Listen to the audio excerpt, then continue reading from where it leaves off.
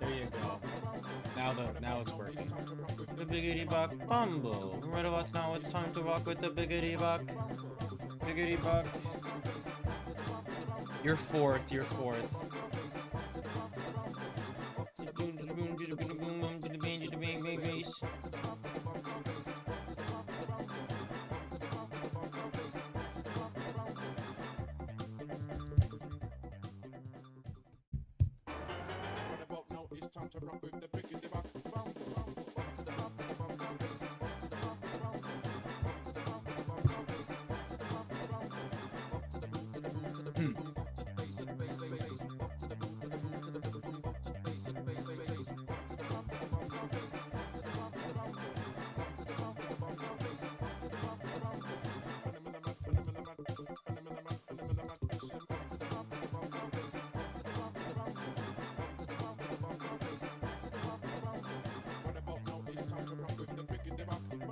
Oh man, single squad, let's go. Waffleman, I'm gonna be real, I'm finding VGC really boring right now. It's just so boring. I used to like to watch it, but right now VGC is hella boring to me.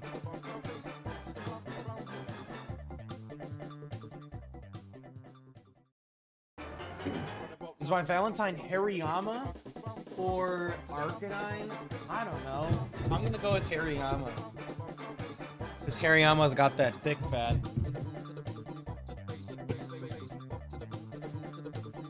Lonely, single, here and ready.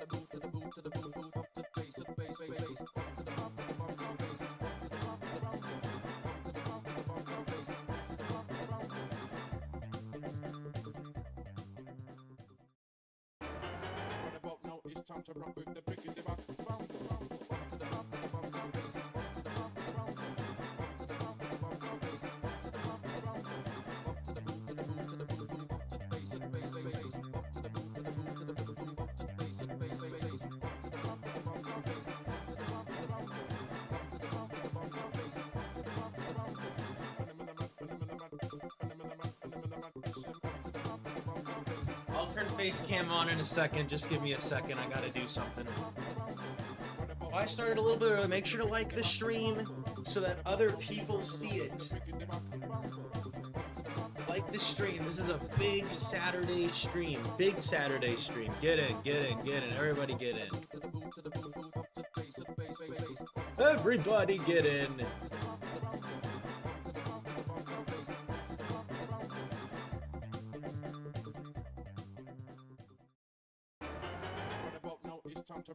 Don't forget to smash that like button, as Cobalt Cruiser says.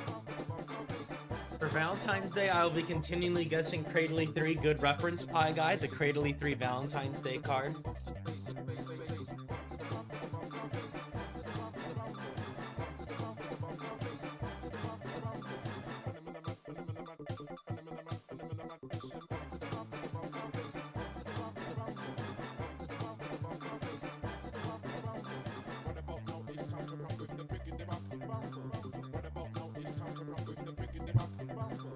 Right about now, it's time to rock. Right about now, it's time to rock. Right about now, it's time to rock. Nothing I love more than a good classic factory stream. Well, same. I like a good classic cup of Joe You know, just a good old factory stream. Good old factory stream. Olfactory. I'm saying it like nose. A good olfactory stream. We love the olfactory. Oh man, how we doing, everybody?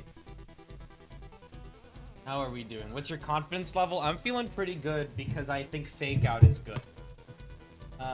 The thing that is scary is, of course, the rock type specialty that we are going to be facing, and I'll be using 2 Pokemon that aren't very good into rock types. So that is definitely spooky. That's the spookiest part, because I will be going Granbull 1 in the back, and I will be leading Hariyama 1 and Arcanine 4. It's not rough. It's really not that rough. I think Hariyama with Intimidate is going to put in a lot of work. I think it's going to put in a lot of work. Oh yeah. Guys, what's up, Paulvite? Paulvite did something I feel like is worth sharing with you guys. Hold on a second. Or it was Paulvite, right? I'm pretty sure it was you, Paulvite. Pretty sure it was Paulvite. Check this out.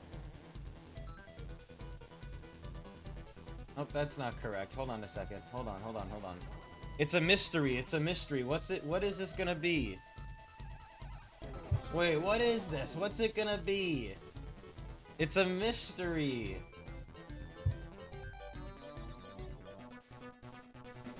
Oh? What is this? Pulvite went on a walk and decided to put my name in the snow. Isn't that awesome? They went on a nighttime cold walk, which I encourage everyone to try, and they wrote my name in the snow. I think that's awesome. Yeah, LRC crop circles. So yeah, this is my advertising strategy for 2026. Isn't that awesome? Guys, I've made it. People are writing my name in the snow. People are writing my name in the snow. Pulvite, I just think that's so funny that you had this idea. Someone saw that I typed it on Google. Yeah, could you imagine? Oh, man. So anyway, just thought that was worth sharing. I think that's pretty cool. What else has my community made in the meantime? We have, Conjure Noon Sloth has made some fun stuff. Like this. 4D Gardevoir. Some chess. A nice thing for Entei. Freeze, Paralyze, Entei with the shades. We love stuff like this. And of course, Protect Golduck. It's always fun to see stuff like this.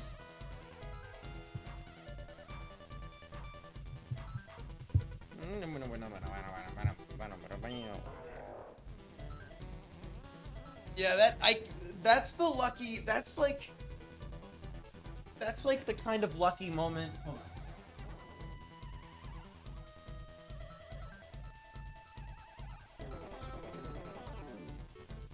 I mean, that's the kind of lucky moment that you need. That's the lucky moment that you need.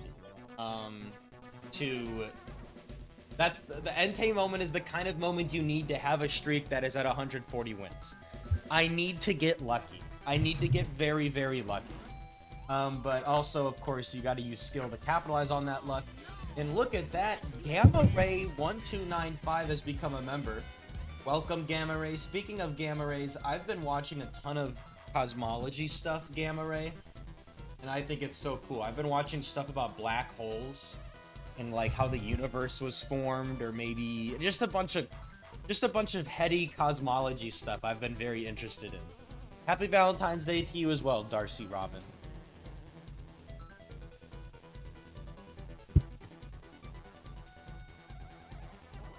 Today I am with my Valentine. Introducing... Alright guys, you ready? Introducing my new girlfriend. Introducing... Oh, she's really shy right now. What's that? Okay, yeah, she just wants to chill. She just wants to chill. So yeah, she's not gonna come on stream yet. She's a little nervous. We just started dating.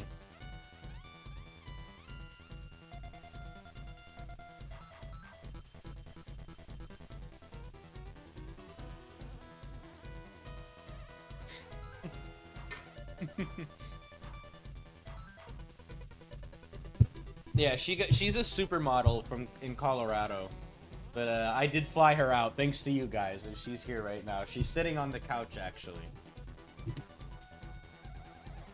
No, it's not Zatu. It's not Zatu. Yo, this is how we spend Valentine's Day. I thought Hariyama's her Valentine. Well, she didn't hear that. Okay, I need a carrot. I need an energizing carrot. Yeah, no problem, Pinatas. No problem. It's gardevoir. I know the kind of man you are. And GG Dragon Dance, welcome back to the bird. Thank you for joining. Thank you for joining. We're 25 members away from 550, which is a big number. Hariyama better not fake me out on Valentine's Day. Okay, I'm gonna get a carrot. Is Hariyama... Would you cuddle with Hariyama?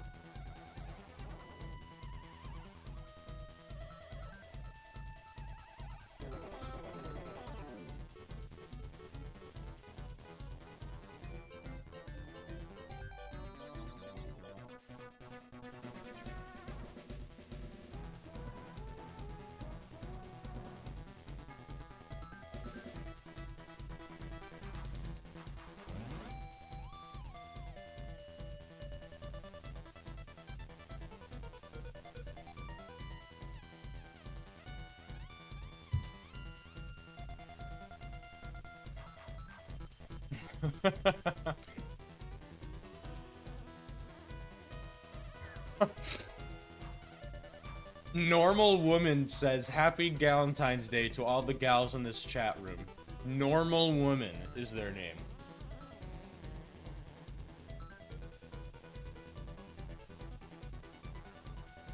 Hariyama is 7 feet tall? No way. What?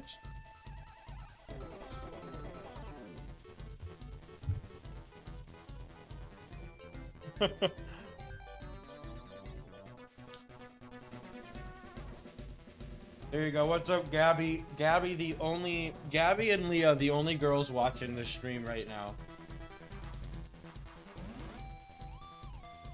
Girls, girls, girls, girls, girls, girls, girls, girls.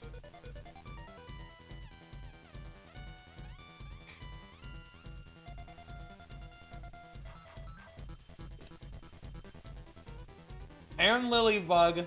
Lilybug. And Normal Woman.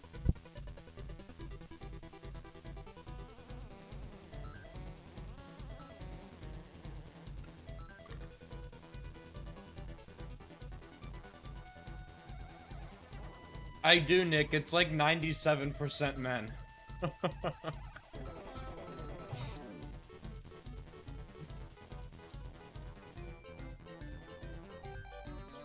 It's like 95 to like 97% men. I mean, it makes sense. It makes sense.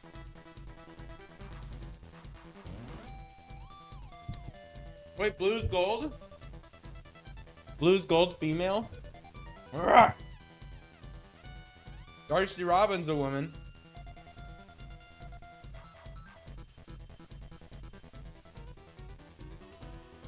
What's up, Ryan? Alexi, certified misogynist, yeah. Your best friend, the token non-binary watching, so you can be woke? Thanks, yeah, I'm trying to be more woke.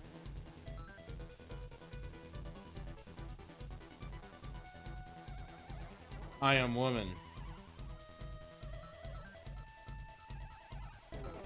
The girlies love Battle Factory. Gabby, the stats show otherwise. my current relationship status and my viewer gender dynamics show otherwise. But that's okay, because we're gonna make a comeback this year.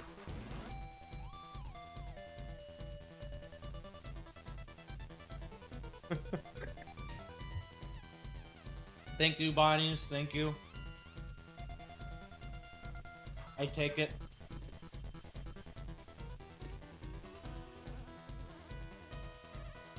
Up top, legendary gamer. Bam.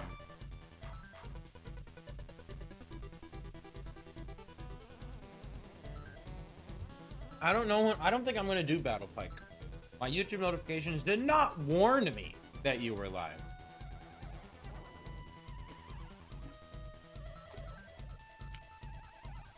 What's up, DG?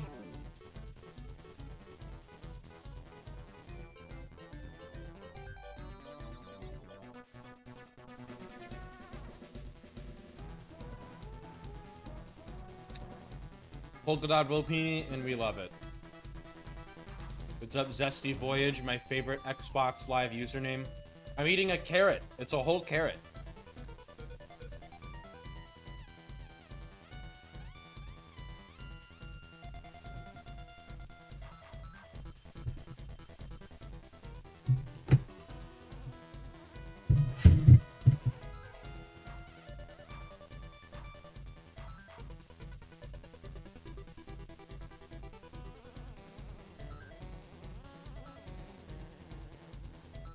Brett, that's awesome.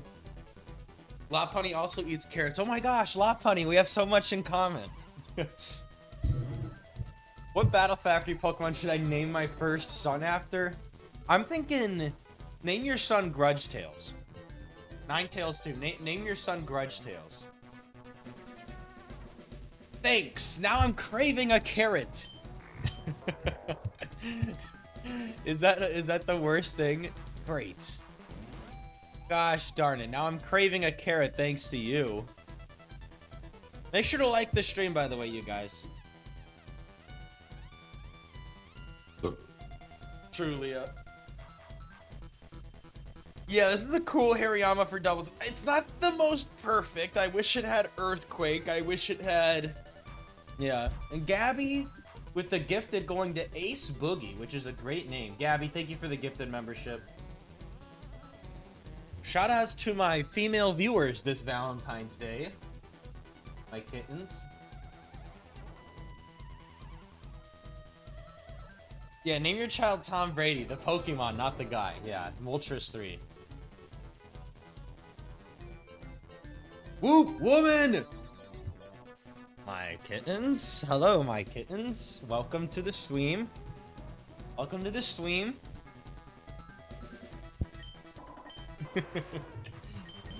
Hello, my kittens.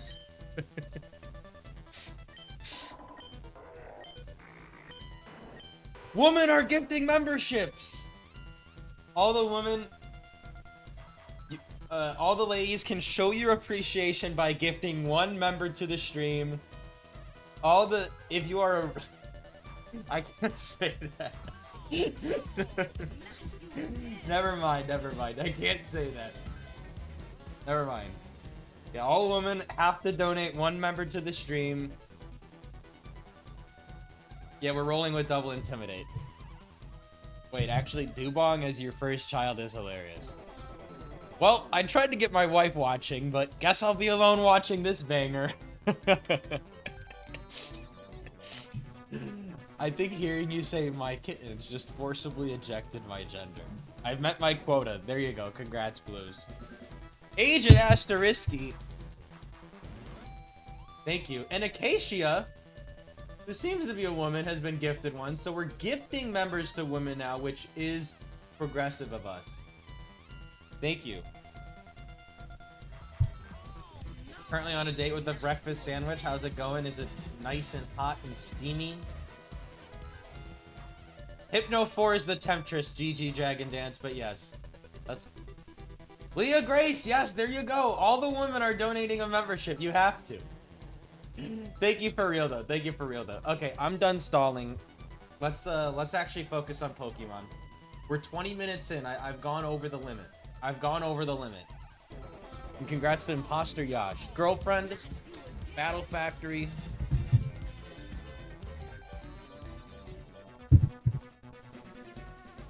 Not the egg emoji, Aaron. Okay. Woman love Pokemon. It's facts now. Yeah, it's true. Okay, here we go. These will be Shuckle 1 and Cradley 3. Team in, I hope so. What's up? Okay.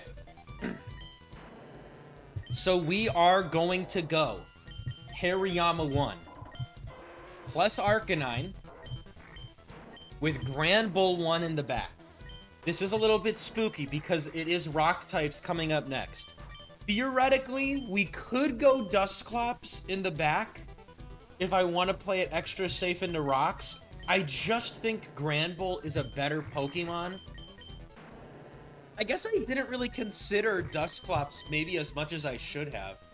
But I just don't think so, right? I think Chesto Rest is interesting, but I think I like the idea of double Intimidate. Maybe I should go... I mean, I really didn't even think about that. I think I still want to go...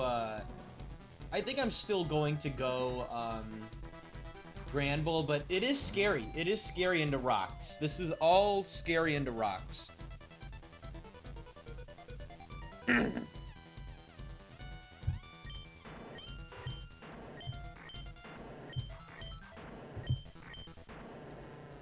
Man, honestly, is Dusclops the play?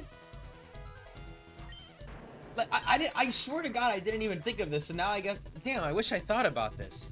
I didn't even think about this, to be honest. Like, I was just kind of locked in on Granbull, but I am, Huh.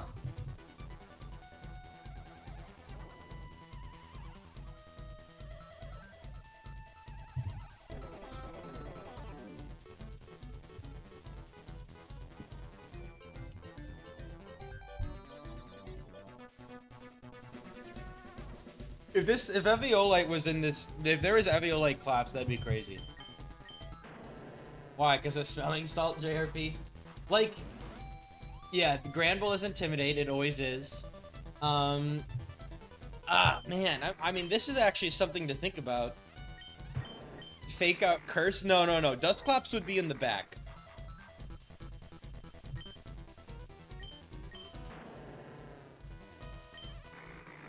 I don't know. I think backline Intimidate could still be very good.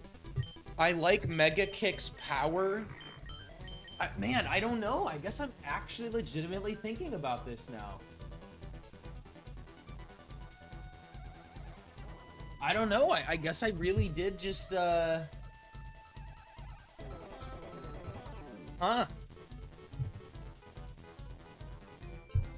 I mean,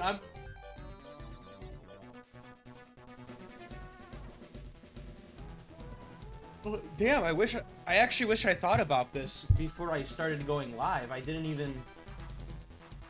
just kind of assumed Granbull was the choice, but the more I think about it, I'm like, you know what? I mean, like,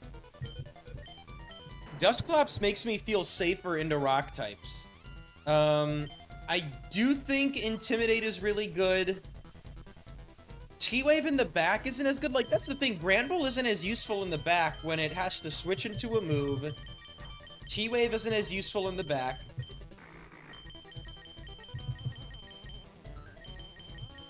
Dusclops technically helps into, like, stall in an endgame scenario, like, versus, like, a Ludicolo or maybe, like, an Umbreon. I mean, I guess I have Yama into Umbreon, but, like... Oh, wow, I'm actually seriously interested now.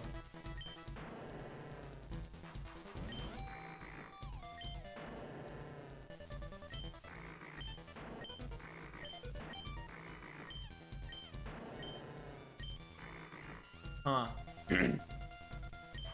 Yeah, it's not really using Dusclops for Curse as much as it would be using Dusclops for, like... What I could do with Dusclops is I could probably swap into an attack and then get a rest off the next turn. Or, Shadow Ball is also good into Psychics. It's not like Dusclops is... Oh man, dude, I'm actually in. I mean, I actually really thought I was going Granbull, but I'm genuinely thinking about this last second.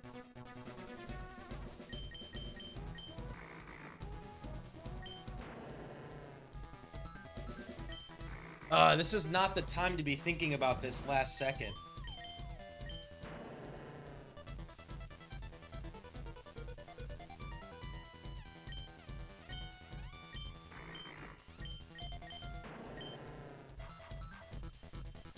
Again, what I really like about Granbull is, again, I think Granbull's Mega Kick power, I really like, right? This is going to, like, this is going to kill things. Mega Kick kills things. And I like the potential that Granbull has on 1v1ing stuff. Instead of Mega Kicking turn 1, I can always, like, T-Wave into Mega Kick, and that gives me some upside. I mean, I really like Mega Kick's power. And also, Double Intimidate feels pretty good. I guess I've never really used Double Intimidate, but, like, surely that's got to be really good. And it's not, again, it's not like Granbull is bad into, like, Lotties per se. I mean, like, I can't really switch into a move necessarily, but, like, I do big damage. No, in Gen 3 it is 60 base power, so it is the same power of Mega Kick when you paralyze. What's up, Wildcat? Oh, speaking of Pokemon, you guys, I do have a shout out to make. So I will not be live next Saturday. Who will be live next Saturday, though, is Wildcat is going to be pushing his single streak to is going to be attempting to push his streak to 200 wins next Saturday. So in a week from today.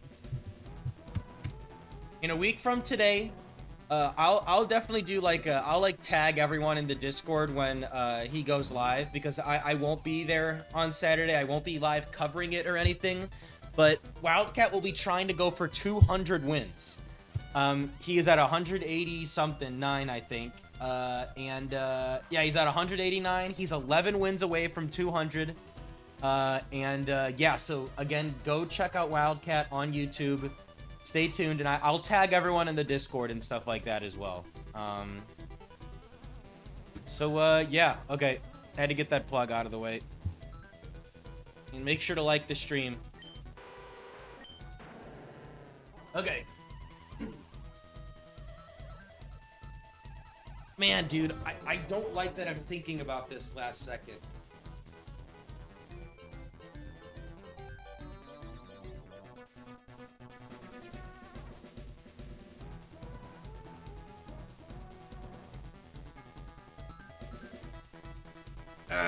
I don't like that I'm thinking about this.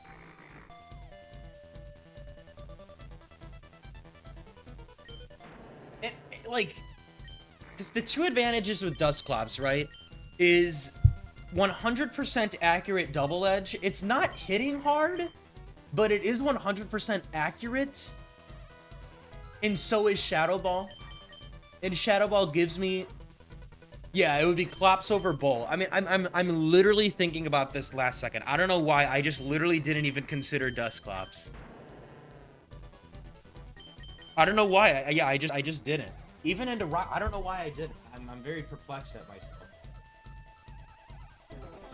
And it makes me feel safer into Rock types.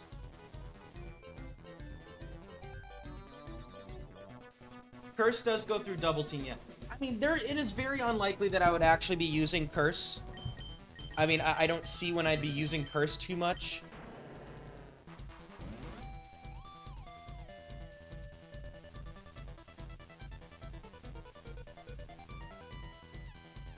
I mean, like, with Double Intimidate, I feel like I shut down every physical threat, right? Which I feel like is a good thing, but the special threats seem scary here.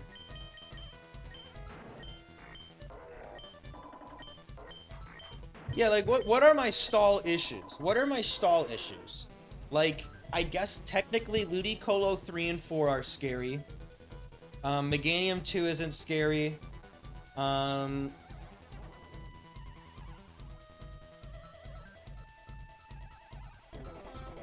Like Suicune 1? Suicune 1? Entei 1? Damn, dude. Wait, do you choose a target with Curse? Wait, how does Curse work in doubles?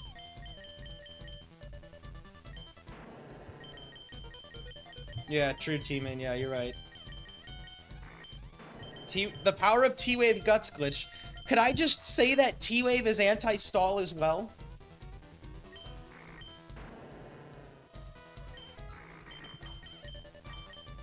Can I just say that T-Wave is anti-stall as well?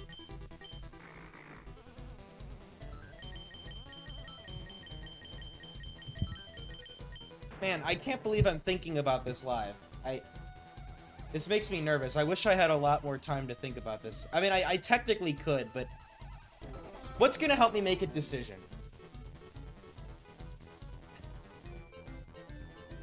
Into this matchup, I think I would still be fine with Granbull. I think I would still be fine with Granbull.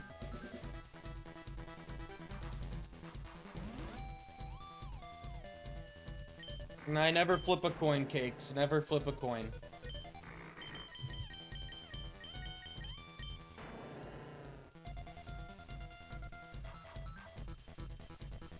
I think T-Wave is still really good in the back. Right? I think it's really, really good. T-Wave is not only anti-stall, but like... Yeah, I'm leaning Granbull still.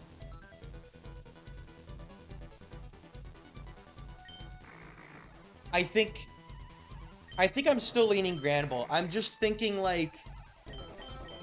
I think T-Wave is still good as an anti-stall tactic. I think T-Wave... Like, when Arcanine... If Arcanine goes down, I still kind of like having T-Wave in the back because it helps not only Granbull themselves, but also Hariyama in Double Intimidate is really good. And I like the instant power. I like the power.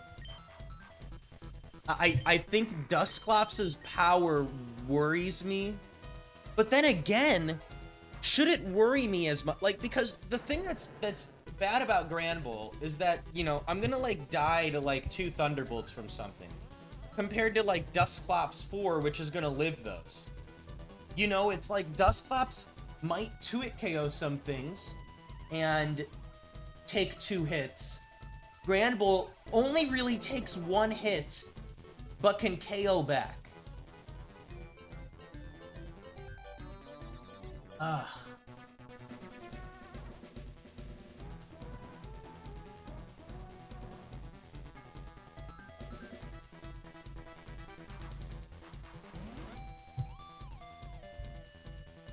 Man, dude, I don't know. I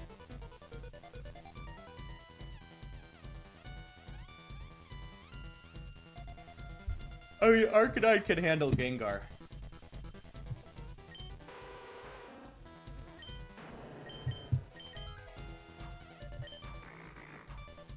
Using Dusclops makes me so nervous.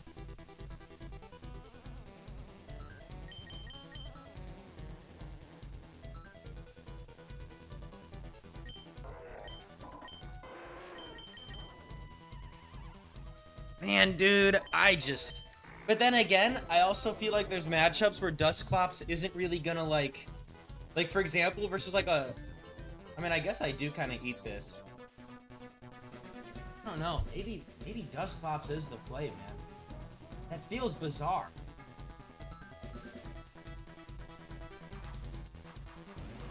Maybe I gotta put some trust in Dusclops 4. Damn. Is that real, dude? Am I actually gonna do that?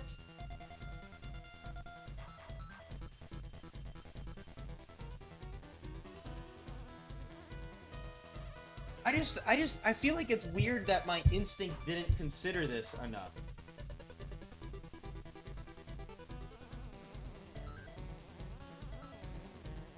I feel like I'm starting to lean towards Dusclops the more I look at shit.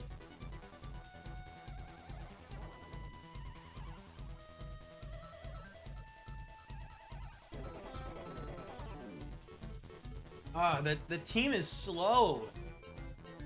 Then again, Granbull's also slow. Ah, man, dude, I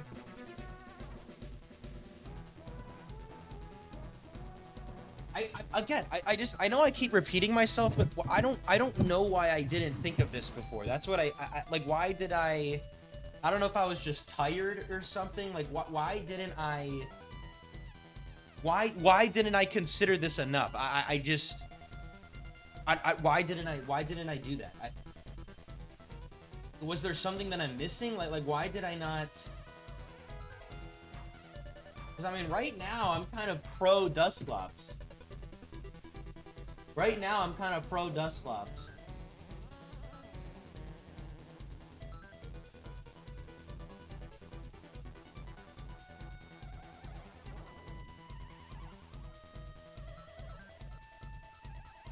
Yeah, dude, I feel like I'm gonna do Clops.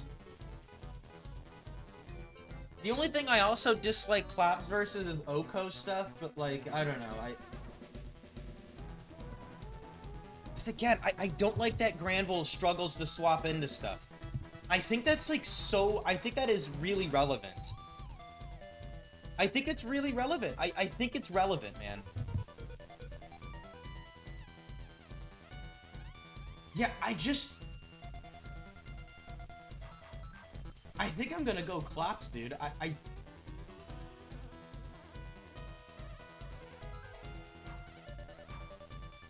Yeah, man, I think I'm going Clops. I really think that's what I'm doing.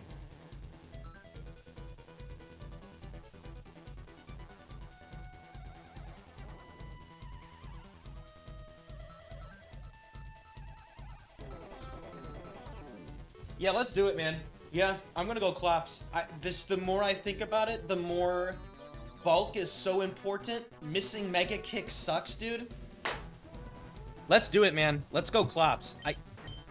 That's so funny, because I also almost put Granbull on the thumbnail. That would have been hilarious. This feels weird. The whole yesterday, I was like, okay, Arcanine, Hariyama, and Granbull.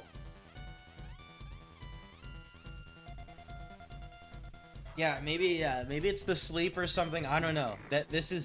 I'm at 140 wins. That's what makes me nervous about this. Yeah, I guess I'm going Clops.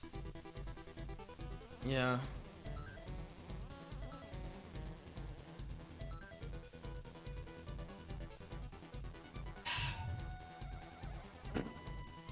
No, Skeptics, I'm not going Arcanine, Clops, Yama.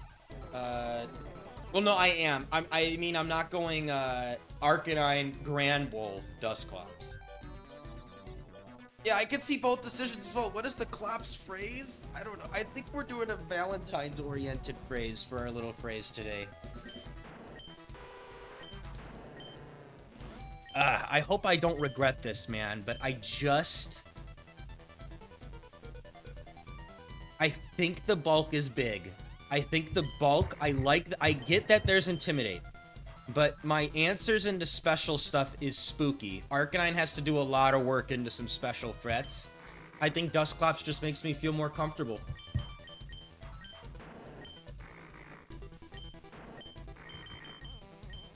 And Resto Chesto is good. Resto Chesto is good. And Dusclops is getting the benefit of Intimidate. That feels strong. It feels strong.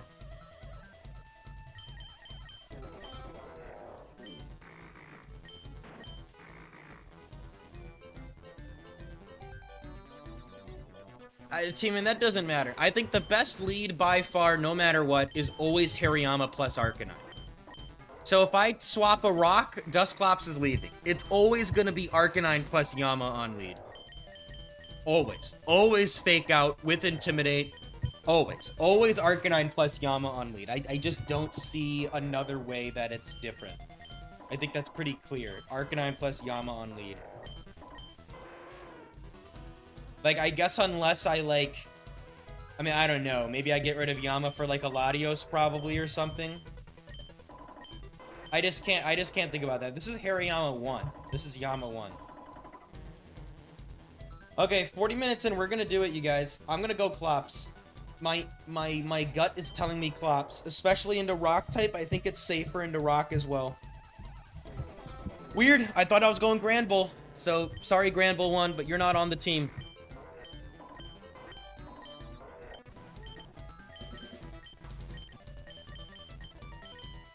The Beckon Pokemon? I did not know this was the Beckon Pokemon. Okay, what's the little phrase? Here we go. Open relationship.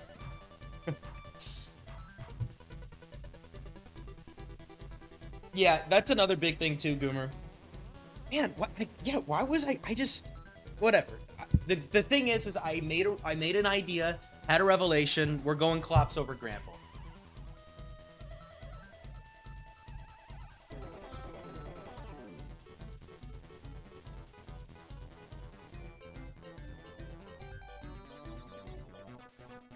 Hot wrestling.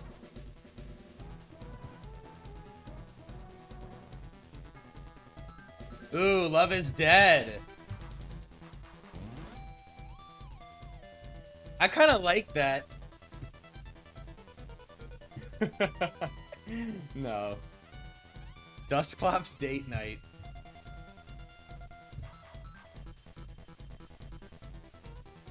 Boy ass team. Sorry, Kate. Hey, every female viewer so far has gifted me 1 member. Are you gonna show that you're... Will you participate? Every female viewer has gifted 1 member so far. What's up, Mr. Leaky?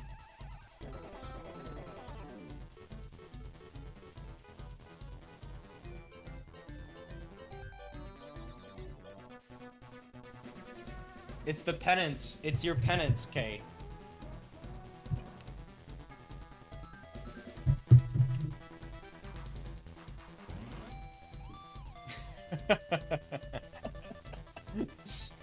Wow.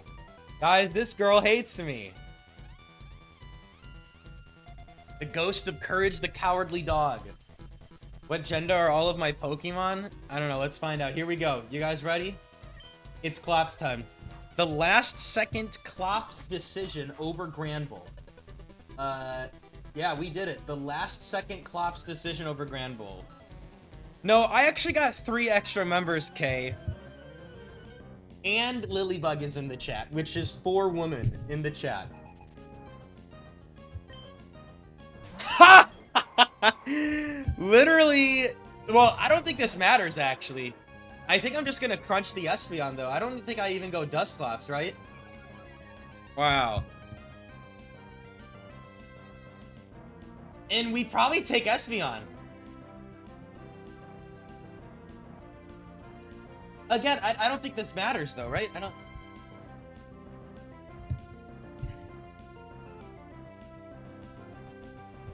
Okay, either way, Maldo plus Espeon. Well, no, this... Okay, no, so what we could probably do is just fake out into Crunch the Espeon, right? This is real... I mean, having Dusclops really makes me feel safer. Wow, that is awesome. Okay. Yeah, I could fake out... Like, fake out Crunch. Or, yeah, do I just go into Dusclops? Because what I could do is I could overheat the Armaldo, go into Dusclops.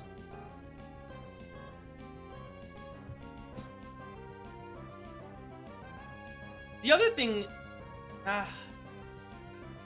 yeah, no, I was gonna say Crunch and go to, crunch and go to Dusclops, but that also doesn't make sense. It could be Armaldo 1 as well.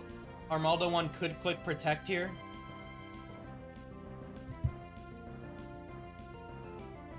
And yeah, I'm still slower than Armaldo with Dusclops. Ah, man.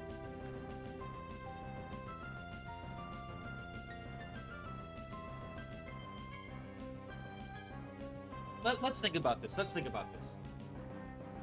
How much does, like, you know, a standard Espeon take from Fake Out from Hariyama 1? It's not going to be super strong. Fake Out does that much. Now, wait. Espeon is 148. I'm 1 point slower than Espeon, which is balls. Arcanine is 1 point slower than Espeon. Because then I could have faked out and just crunched, which would have been nice. The other idea is I could fake out the Espeon, overheat Armaldo, and then, like, make an option play where, like...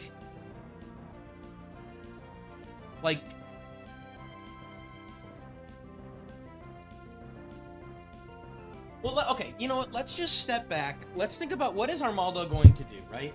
Armaldo 1 is going to protect. That's what they're going to do. Armaldo 3 is very likely to Swords Dance here. Yeah, I mean, they're very likely to Swords Dance, which is scary because then it's a +1 Armaldo with Quick Claw. We don't really like that. That is spooky. That's not doubles Rock Slide. That's...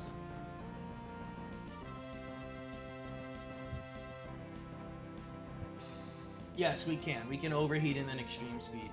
Armaldo 2 is gonna either Brick Break the Yama or Iron Tail the Yama, or Brick or Ancient Power Arcanine or Iron Tail the Yama.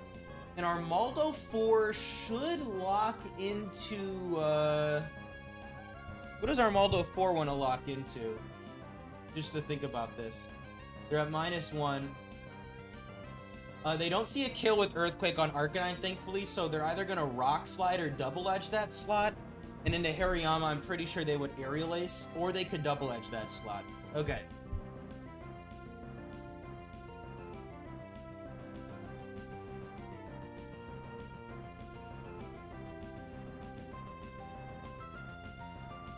So my two ideas right now is, originally I was thinking of going Dusclops. I feel like I still fake out the Espeon because Espeon can Calm Mind, which is very scary.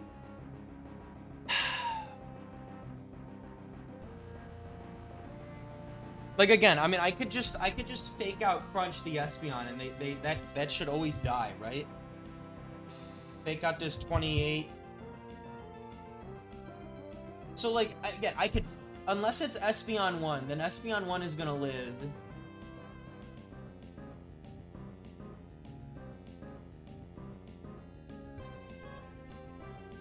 This is where Backline Intimidate actually would have been nice, because I'm scared of SD Armaldo. I could have gone Backline Intimidate. I guess what's nice... See, what I'm afraid of, what I'm really afraid of, is Armaldo clicking Swords Dance and then Aerodactyl comes out. That's, like... That's ultra bad. But what do I really do about that anyway, right? After that, what I would still do is I would probably Rock Slide into Overheat. Or I'd have some sort of play where I go Dusclops into the Arcanine slot to reset Intimidate, and just try to click Rock Slide on Armaldo and Aerodactyl.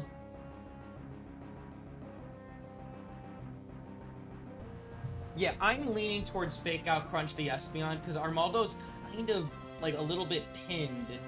The other thing, too, I like about Armaldo 4 is that they're likely to click Double Edge, and if they do, I can just go to Dusclops, and then I'm solid.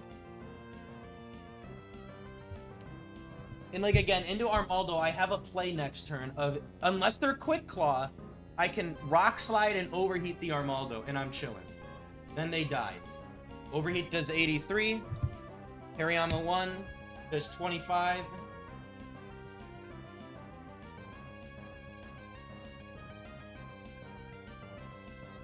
That makes the most sense to me.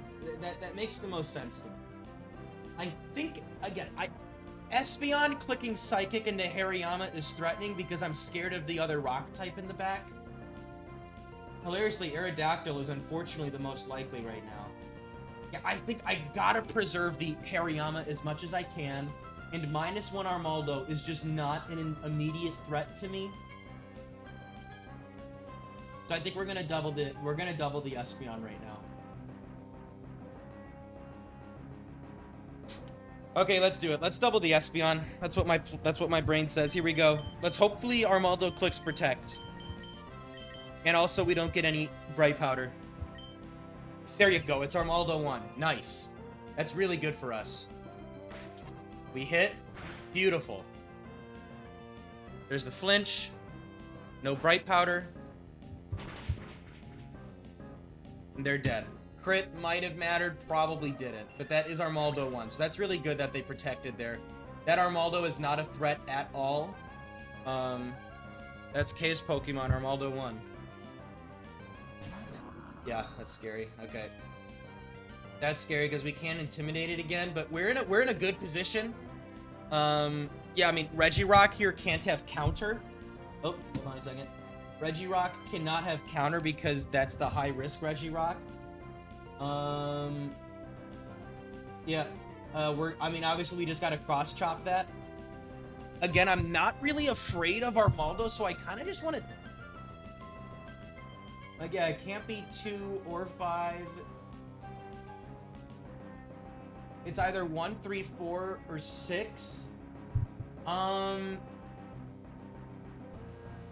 Regirock 3 is a little bit scary with Curse. Curse is very good on Regirock, yes. Yeah, the curse thing is... Another thing I could do is, honestly, you know what? I have a better idea. What if I just knock out the Armaldo, swap Dusclops in, and curse the Regirock? Isn't that pretty good? How does Regirock win? So Armaldo could click Protect here. Can I just get Dusclops in anyway? Like, do I just get it in anyway and target Curse the Regirock? Armaldo 1 does have Scope Lens, which is a little bit spooky.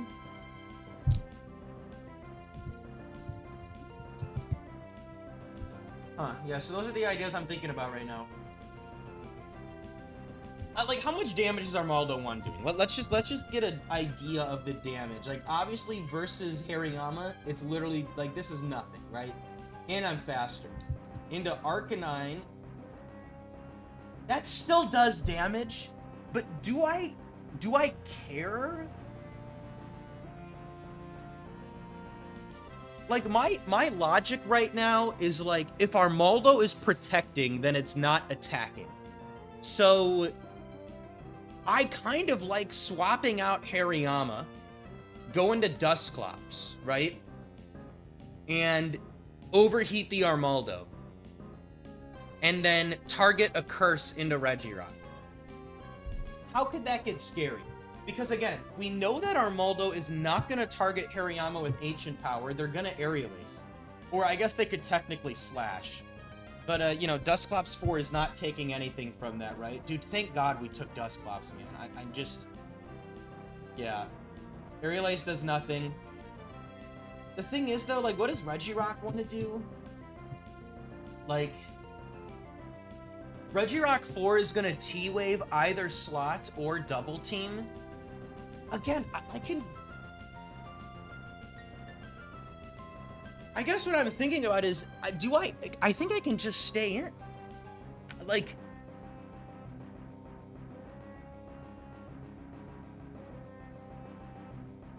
Regirock 3, yeah.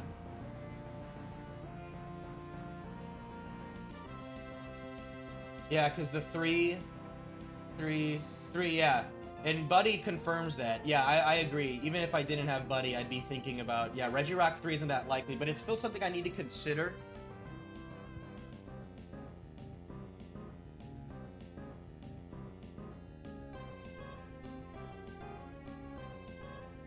I'm just thinking I kind of want to just stay in.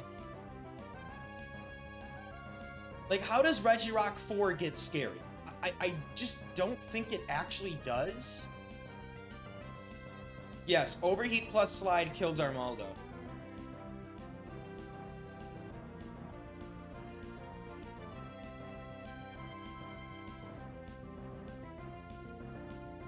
Like, how does this get scary? Obviously, I just don't see it. I don't see how this gets scary.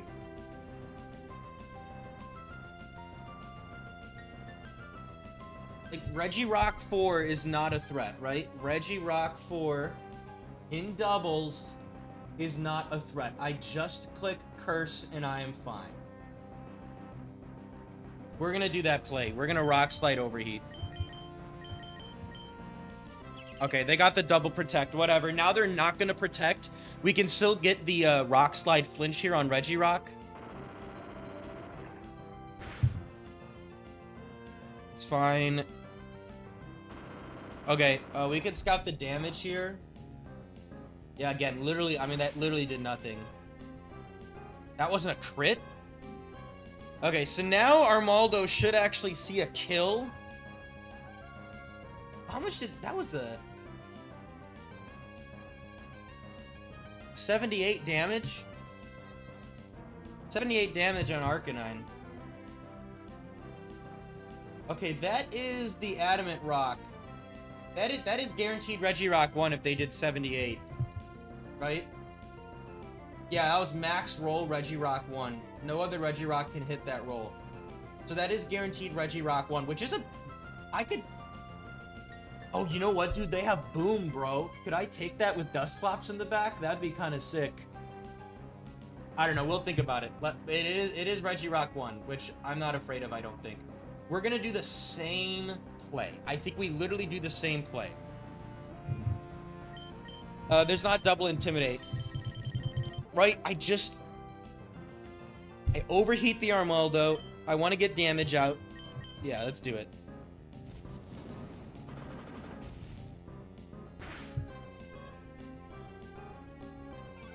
Okay, Hariyama just has to land and follow it up.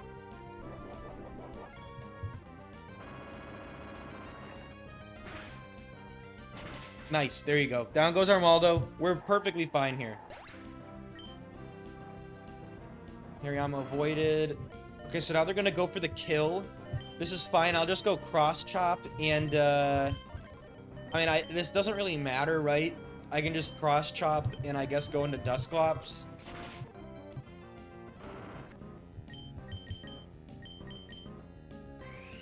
Got him. Awesome. That's another victory. Awesome. Dude, Boom Regirock plus Dusclops is so interesting. I think it's a little gimmicky, but it's interesting. I could go Boom Rock lead and swap Clops in.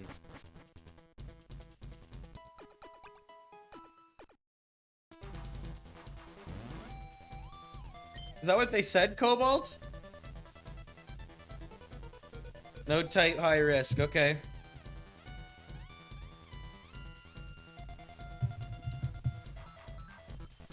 You know, I would have been fine with Granbull there, it seems. Oh, I'm so tempted. I'm so tempted. I'm so damn tempted. But who would I take it over, right? Yeah, I don't know. I think...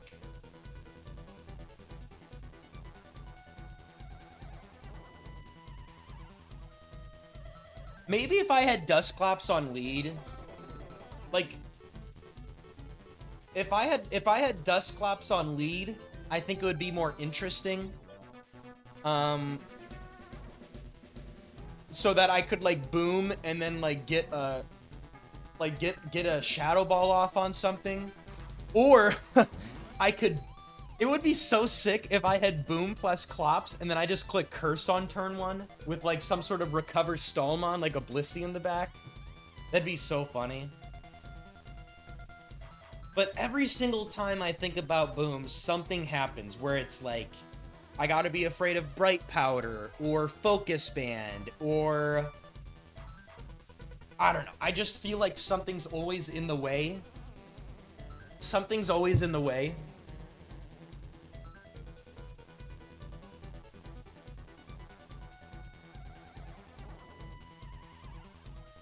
Yeah, what espeon was this? I guess we don't really know, right? It actually can't be espeon 3, which makes me less likely to take it. I think I'm leaning away from espeon because it's less likely to be 3. It's also less likely to be 4, because 4 could have gotten the bright powder. Or I could have, but not anymore, Dubong. And yeah, 4 could have gotten bright powder twice. I don't want espeon 2 in doubles that has no special attack. And espeon 1 is interesting, but I think fake out on Hariyama is literally just so much better. I think fake out is so good on a bulky mon. I think I'm just gonna keep. Okay. The final thought is Regirock over Dusclops. I think I'm saying no. I think I'm saying no.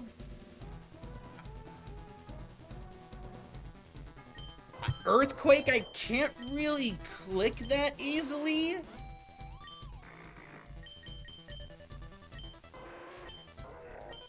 I don't know, like, I guess Rock Slide helps into, like, flyers, but, like, low-key, I think, I don't know. I think I'm leaning keeping Dusclops. That's so crazy, dude. I wasn't even thinking about Clops 4. Also, I need to microwave some lunch, so I'm gonna play a quick ad, you guys.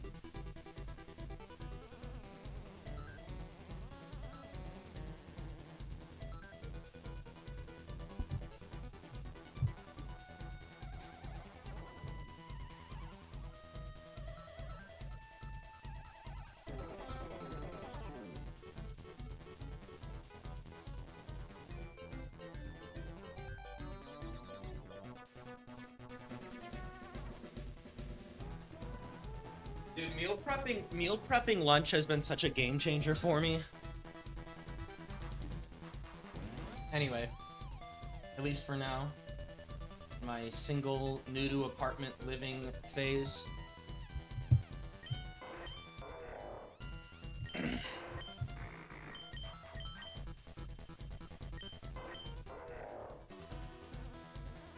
No, we don't, Wildcat. We know it's not espeon 3. Espeon 4 is less likely because that could have been... They could have gotten Bright Powder 2 separate times. I think it is most likely to be 1 or 2. I think the risk of it being espeon 2, I'm just not taking espeon. If I, like, knew it was 3 or knew it was 4, then I think there was a good argument for taking it somewhere, but I'm not taking espeon. It's not worth the risk. I think espeon 2 is just not good enough. Man, Intimidate plus Psychic is really... Like, if it was espeon 3 or 4, I'd take it over Hariyama, I think.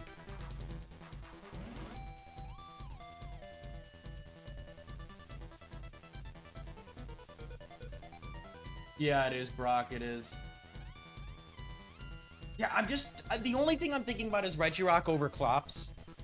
I think Regirock is good. I just, unironically, Curse closing out games is kind of heat. I also like Clops into Lotties, even though Arcanine is pretty good. Clops closing out games is fire as hell. And again, Regirock can really only click Superpower that's powerful. Earthquake is not good on my team. And I like Rest. I think I'm keeping Clops.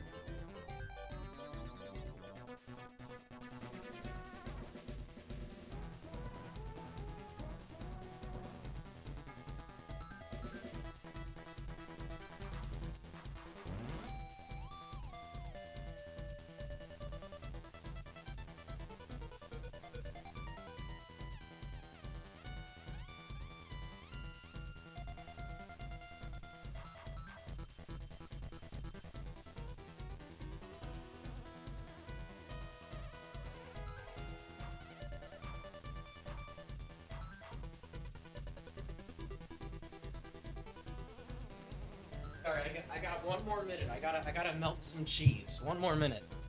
Share stream. Yeah, I think, well, I mean, let's just, we're gonna keep claps. We're gonna keep claps, so let's just go on to the next battle. What's Hariyama bringing to the table that Regirock isn't? Single target cross chop, that's more powerful. And Fake Out. I think Fake Out is just that good with Intimidate Arcanine. I think it's really good. I get the idea of going Regirock next to Arcanine. I just think it makes me nervous relying on Arcanine plus Dusclops into things. I think that is a little scary. I mean, I don't know. That is kind of fire, though. Because, like, I could Intimidate the lead, go into Dusclops as I click Explosion, and then I also not only... then I Intimidate the back. I have Double Edge plus E-Speed into Fires.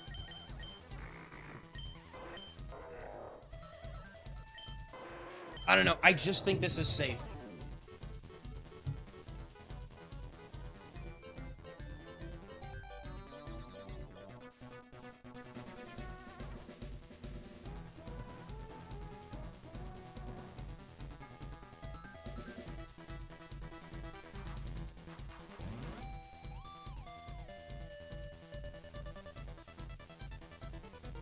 Explosion strategies just make me so nervous, man.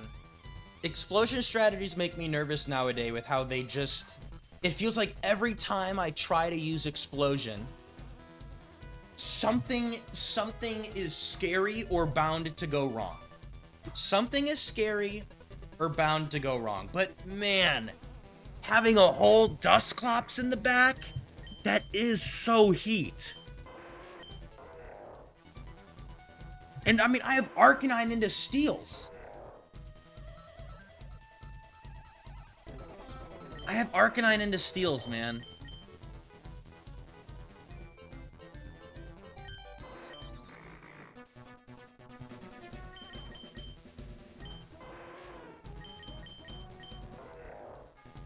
Oh, it's so interesting. It's so interesting.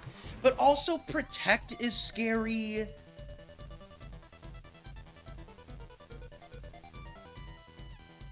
I'm just gonna say no. I'm just gonna say no, and maybe I'll regret it, but I'm just gonna say no. We're moving on to the next battle. Here we go. No type, high risk. We're moving on to the next. I'm just... Maybe I should have done it. Maybe I shouldn't have. I don't know. But, I just... Regirock takes special moves pretty well. But we're just, we're not gonna do it. Boom plus Dusclops is very tempting.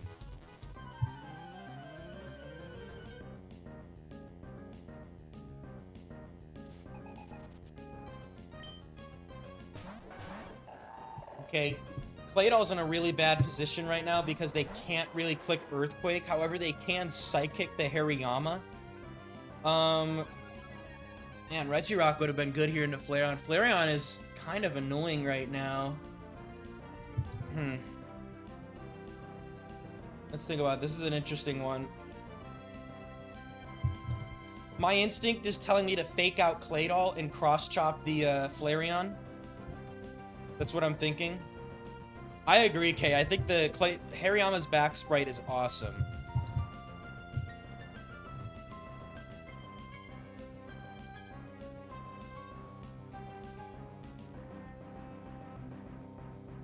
Yeah, I think we're gonna Fake Out and... Wait, I can't Fake Out cross-chop. Yeah, we did keep teaming, yes. I thought heavily about Regirock. But I just think I'm afraid of... Boom just makes me nervous this late in a streak. But if it was lead Clops, I think I would have done it. Okay. So let's think about what Claydol wants to do here. So Claydol 4 is guaranteed to Psychic into Hariyama. Right? Just to be sure, let's just establish that. Guaranteed to Psychic into Hariyama. Flareon is a threat. I kind of want to cross-chop it with... I could also double edge it with Arcanine Fake out Claydol, double-edged Flareon. The reason I'm looking at Claydol 4 is because it's the most likely because it has a high risk move. Okay, so no, they are going to Psychic the Hariyama. Yeah, they're going to Psychic Hariyama guaranteed. If it's Claydol 4. They could boom, but they're most likely to Psychic. How much does Arcanine with Double Edge do to Flareon? I assume I do half. To Flareon 1 I do, but I think Flareon, well, Flareon 4, yeah, see, into Flareon 4 I can Double Edge and E-Speed. Now, what if it's Flareon 3? I guess we'll learn if it's Flareon 3, because Flareon 3 will do a certain damage roll.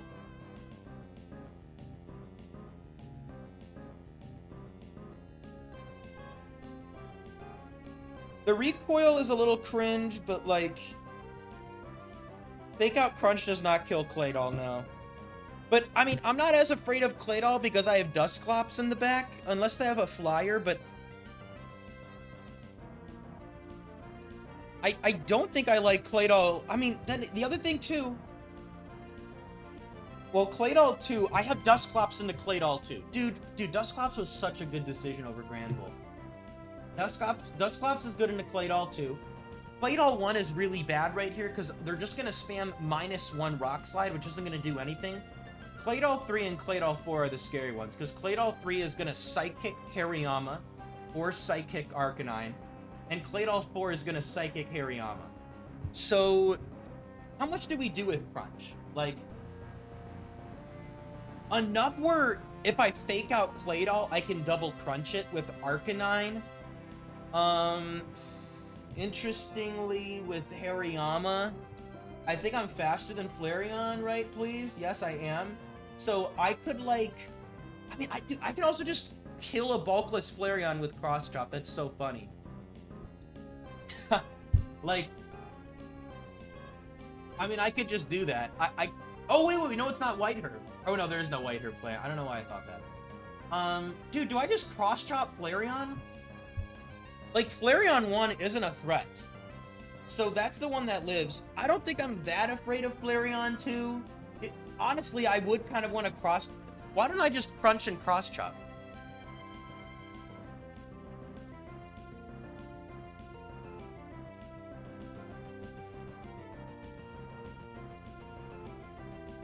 Flareon 3 gets a hit off, but, like, what are they gonna do? I mean, -1 Shadow Ball tickles, both. Yeah, I can't prevent Sand Attack. I'm not faking out the Flareon. I think fake out Flareon. If I'm faking out, I'm faking out the Claydol. If Flareon clicks Sand Attack, it clicks Sand Attack. Good for you, Flareon. Another thing... Well, I don't want to Cross Chop plus Crunch, because then I could waste my Crunch.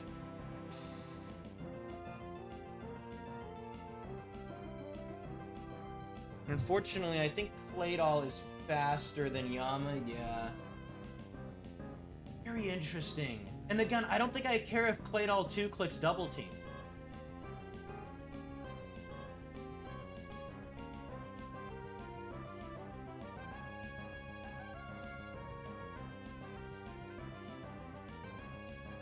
I guess the other thing, like... Is it technically better to just fake out the Flareon? Like, is that just better? What I mean waste Crunch is crunching into Flareon if Flareon already dies to Cross Chop kind of wastes my Crunch if it's Flareon 3 or 4. Yeah, very interesting turn 1 here.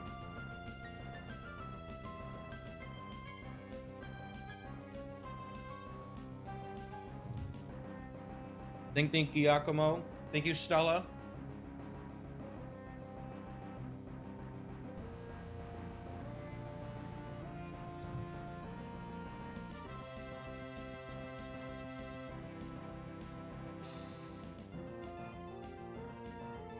Look at how little this does, though. To be honest, this really doesn't do much.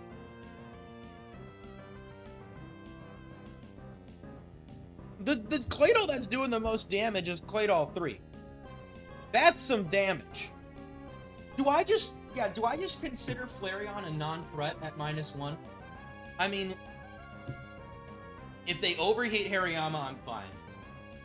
Yeah, dude, honestly, maybe I just fake out crunch the claydol. Fake out crunch, cross chop the Flareon, and crunch the claydol. I kind of dig that idea. I don't think Flareon is scary for Dusclops, but like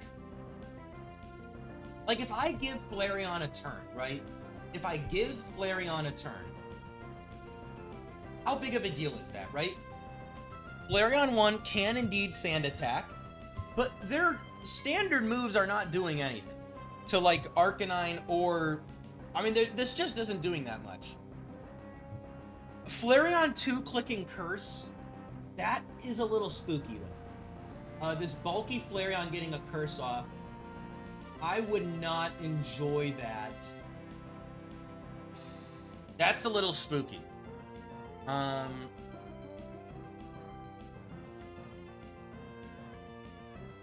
Which again, what if I do just fake out the Flareon?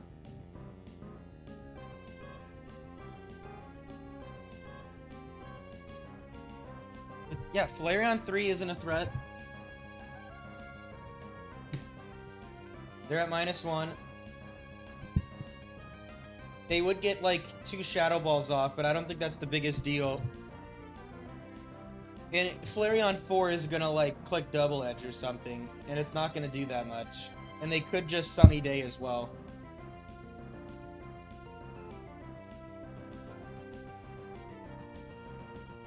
Okay. I think what I've established is Claydol 3 and Flareon 2 are the scary ones, right? Because Claydol 3, but maybe in a way Claydol 3 actually isn't the scariest. Because they only have a 25% chance, well, to Psychic, right?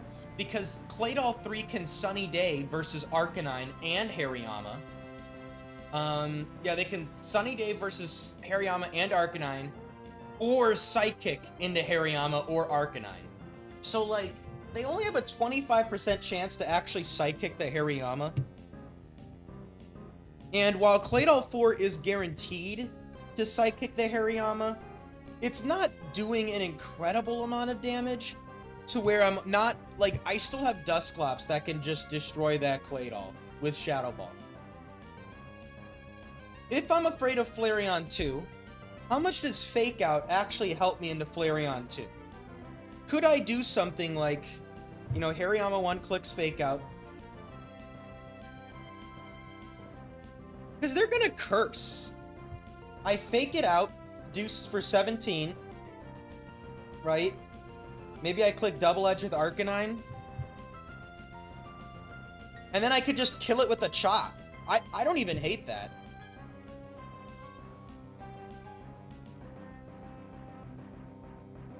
Man, I think I'm actually kind of leaning towards faking out the Flareon. I guess, you know what? I bet Fake Out, does Fake Out help Cross Chop kill Flareon 1?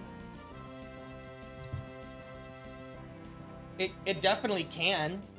It's not likely, but it could help. And Flareon 1 is actually faster than the Hariyama. No, High Risk is not a guaranteed Claydol. It is most likely to be Claydol 4. But because Flareon has 2 sets that activate High Risk by themselves, it could very easily just be Flareon 3 or 4, and then it's like it's a different Claydol, right? Like it's a non-high risk Claydol. This does also make Claydol 3 less likely though, because of the weather move on Flareon 4, which the buddy should confirm. Yeah, Claydol 3 is a bit less likely.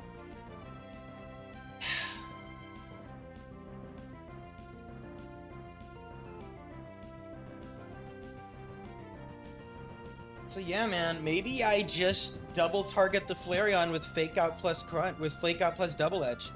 And maybe I even kill Flareon, right? Like, that does 30. Does Arcanine do enough with Double Edge? Yeah, I mean, I kill Flareon 3 and 4 with Fake Out Double Edge. And I do good damage to Flareon 2. I think what I'm really leaning towards right now is definitely faking out the Flareon. I am now deciding between double edging the Flareon or crunching the Claydol. My instinct says I like clicking crunch on claydol, but how does Flareon 2 get problematic if I only get a fake out into it, right? Like, okay. I fake out Flareon 2. I guess I'll know, actually. I will know which one it is, right? So I don't need to play a guessing game. I'll know if it's Flareon 2 because of the damage that I do with fake out. So, okay.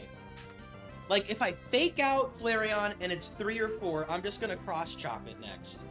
Or 1. If it's 1, yeah, I would just cross-chop it next. Or, like, depending on the claydol, maybe I, like, do something else. Am I afraid of, like, okay, I crunch the claydol, and then I decide I want to crunch it again?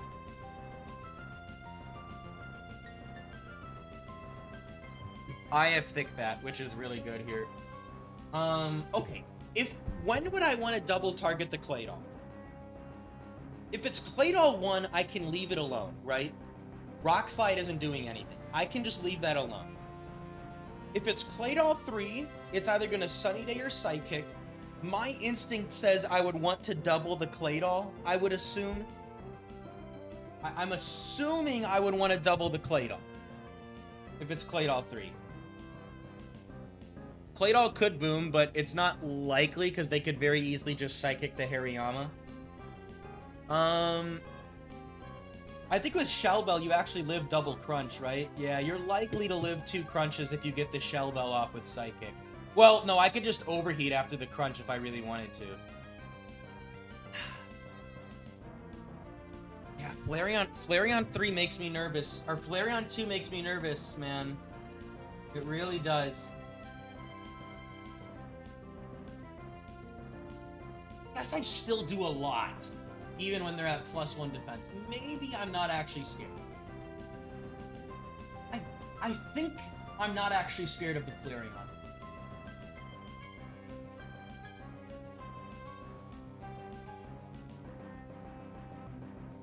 I think I'm gonna crunch the claydol.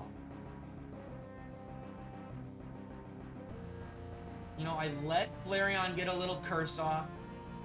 Okay, good for you, Mr. Flareon. You're at +1 defense, +0 attack.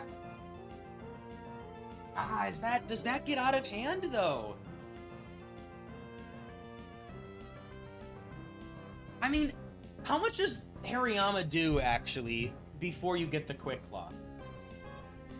I do enough. I do enough. I think...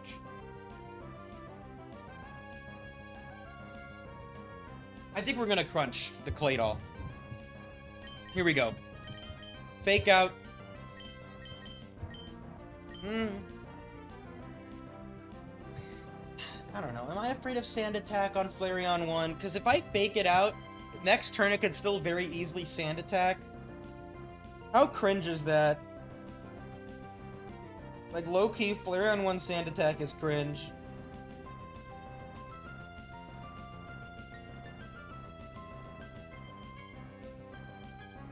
I think I'm still gonna...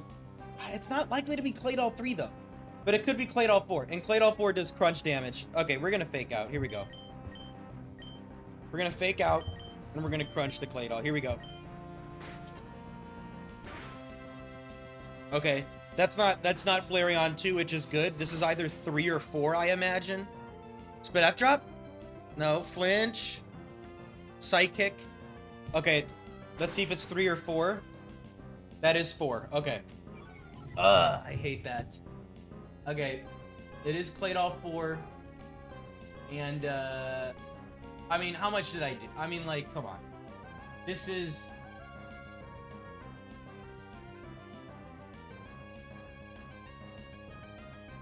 I don't know, man. I mean, like, I did, like, more than 30.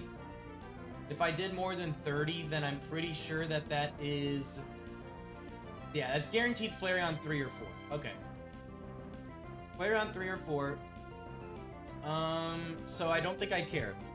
It's Claydol 4. It's Claydol 4 plus Flareon 3/4. Okay. Let's just crunch. I'm not in school anymore. I graduated. Let's just knock out the Claydol. I'm very likely to knock it out. Like, Like, duh, that's what I do. Let's just crunch it. Like, they could live this, but, like, I just gotta crunch it, and then into Flareon, I'm just gonna cross-chop, I think.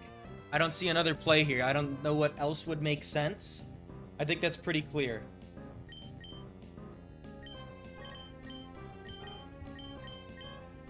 Okay, no Quick Claw from Flareon. Good. Nice.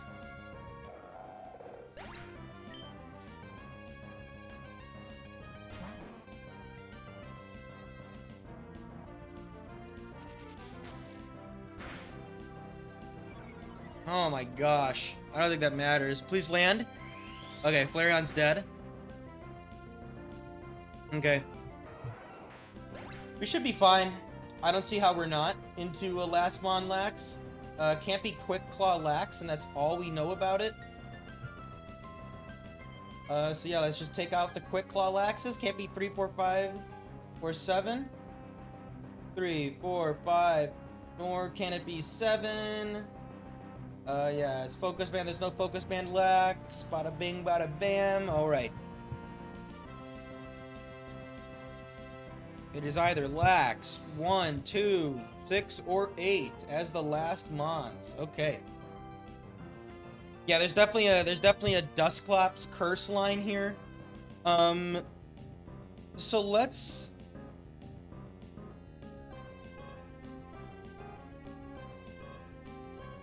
So the only thing that scares me, I think, right? First off, just to establish, Snorlax 6 doesn't see a kill with Earthquake in the Arcanine, right? No. So they're actually quite likely to counter. No, they saw me click Crunch. They could counter the Yama. Another thing to establish is they don't see a kill into Yama. I mean, there's no shot. Do I even need to check this? Do I even need to check this? I don't think so. I think the play is obviously Dusclops is going to curse the Snorlax. Man, and we could take Snorlax over Dusclops actually. Well, we'll think about that later. Let's focus on winning this. We're in a very good position, right? I almost just like what am I cross chop? What is scary here? Like Dusclops is male, right? Yeah. Like Snorlax 2 clicking Curse and Rest. I think I just go cross chop. Yeah, exactly. I think I just go cross chop and I go to Dusclops. And then if need to, I could just swap back into Hariyama and swap back into Arcanine for Intimidate. Because we want to cover for Snorlax 8 shenanigans, Snorlax 8 clicking drum. So yeah, that's what we're gonna do. Here we go. Let's cross chop and go into Clops.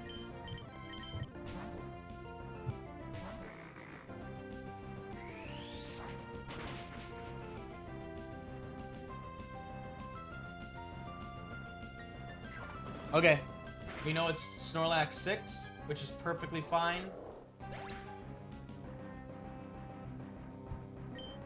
It's gonna have leftovers. We do not lose this. We can scout for Thick Fat here, right? Can't we scout for Thick Fat?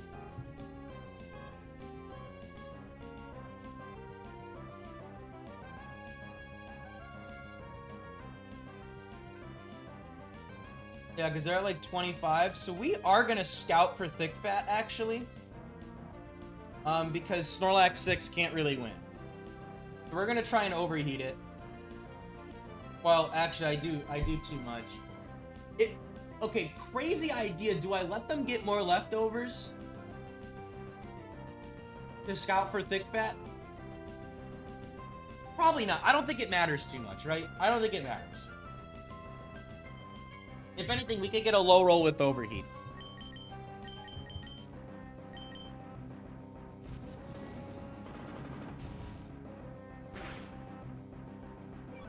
Okay.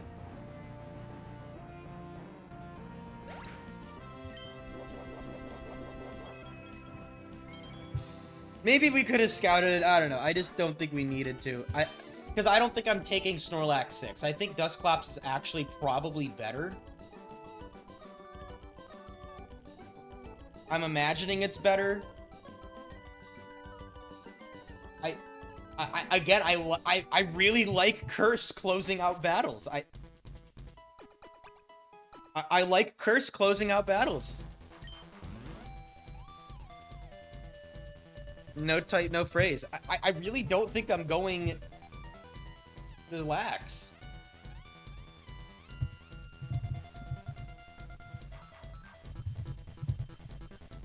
Yeah, I just don't think I am. I don't see it.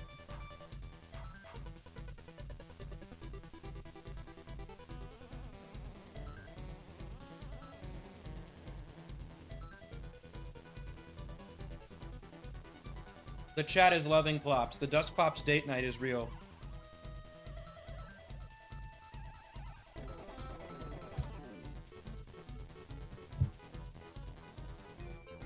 I mean, it doesn't have a normal move. It just has Shadow Ball and Brick Break. I like Rest over Leftovers. Like, Earthquake is cool, but like... How interesting is claydol 4? Not interest... I mean, Regirock is just better. claydol 4 in the back, I guess, is interesting, but I think I'm liking Dusclops. I think I'm liking Dusclops. I really think that Curse is low-key sleeper in the back. Also, like, into things like Milotic and stuff. I mean, I think this thing is good, secretly. Dude, I can't believe I almost went Granbull. Yeah, I think this is gonna work. Here we go. Next up, here we go. Let's see if we get... Flying Pokemon are above the rest. I hope you don't bring flying Pokemon, mister.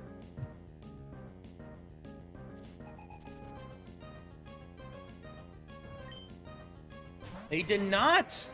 They brought a team that we're gonna overheat and cross-chop. We're just gonna overheat and cross-chop these fools, I think, right? LOL. Surely that's my play. Do I need to think too hard about this? Let's think 30 minutes on this one, you guys. What do we think? I think we should think for 30 minutes. Maybe an hour. This might need an hour of thinking.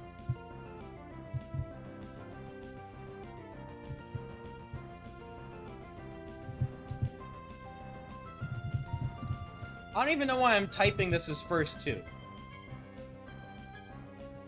Nah, I'm just thinking... Yeah, I don't think I want to fake out. I just want to frickin' hit some things. The only thing I could see you arguing, that I could argue, is Venusaur, like, Venusaur 3 getting a sleep powder off is actually annoying. Like, because I could miss overheat. Fake out technically allows me to miss one of the overheats. So I think that's interesting.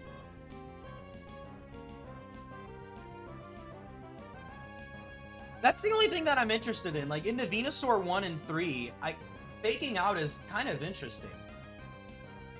Now, you know what, though? I can't let Aggron 2 click T-Wave. I can't let that thing click T-Wave. I can't do it.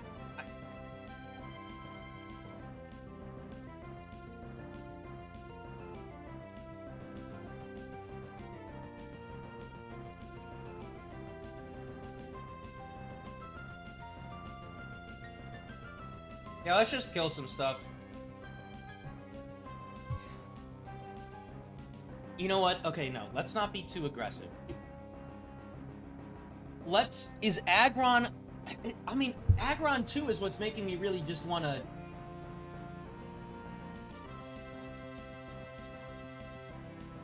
Hilariously, I could fake out Aggron. I really could. But I might want to cross-chop this slot. We're just going to do it. We're just going to double attack. Nice. I think someone could have made an argument for faking out the Venusaur. I just think Thunderwave Aggron is too devastating for me. I don't want Arcanine to get T-Waved. Arcanine can answer Gengar with Crunch, and also Dusclops is very, very good in a Gengar. There's a guard. Is it gonna trace Thick Fat? Ugh. That's fine. We still just crunch it. We're chilling. We have a whole ass Dusclops as well. Yeah, we're fine, of course. Okay, guard is last mon. I mean, we're just, like, is guard ever a threat here? Technically, I'm afraid of Gardevoir 2, the double team one. I'm 100% sure. Okay. Like, no type, no phrase. I mean, less likely to be debond guard. I just... What am I afraid of? Gardevoir 2 is the thing I'm afraid of. So I guess what I'm considering is, do I always go Dusclops into Hariyama? Is that always my play? How do I lose? Like, how do I lose if I go Dusclops into Hariyama? I'm failing to see how... If the Gardevoir doesn't have rest, I don't think I can lose. Because if they... Even if they... Do I want to scout it? Well, I'm not going to kill it with Crunch anyway. So that is, in a way, scouting what it is. Yeah, let's do that. I don't think... Because I think into Guard 2, I want to get... I want Dusclops on the field. Here we go.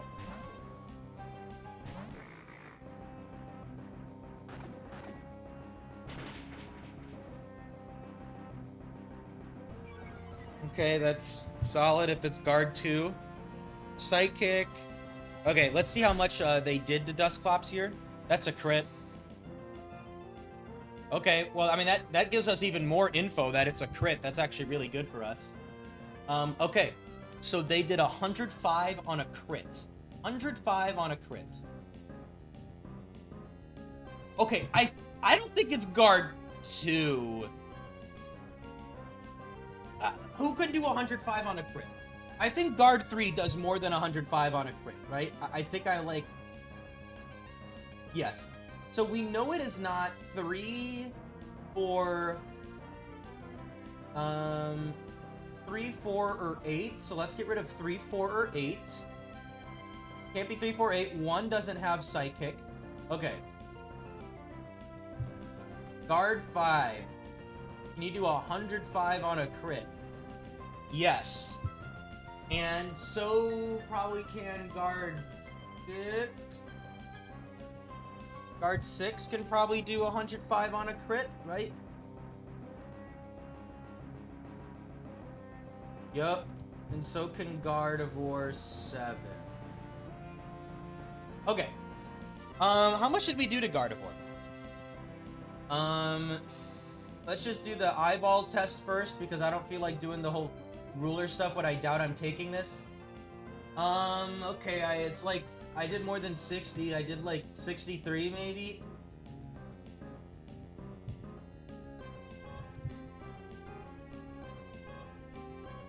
Okay, I don't think it can be guards. I think this is bulkless. Or just like, not that bulky? That's not gonna be guard 7. I don't think that's gonna be guard 2. I think it's guard... I guess it's guard 5? Max roll 61? How did you take that much? Wait a second, what? I think that's guard 5. I guess that's the... That's the least bulky one. I mean, I think it has to be guard 5. There's no way that's guard 2. Am I missing something? Yeah, that's got to be guard 5.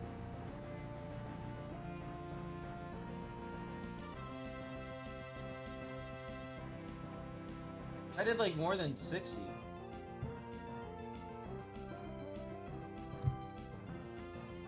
Yeah, we're gonna say that's guard 5, which is an endured Destiny Bond Gardevoir. Should we scout? We could probably scout right now. Should I like play it super safe and scout for it? I'm like pretty damn confident that's guard 5. Just the, I mean, that has to be guard 5.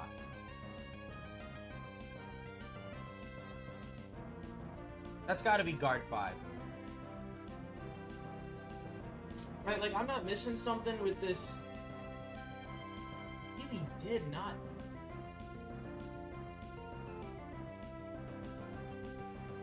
How did it do that much? How did, I mean, that is max roll guard 5. Wow. Yeah, but even if it's a little bit too far, it's still fine. Like, this is... I know that there's a little spot here. Like, there's a little spot here. But, like, it doesn't matter.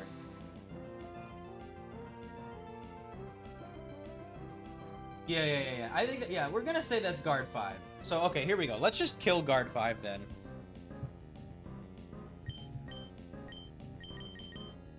Maybe we get an Endure. Nope, you're dead. No, yeah, we were just thinking about it for scouting. I wasn't afraid of losing. Is guard 5 a shooter with D-Bond and Endure? Ugh.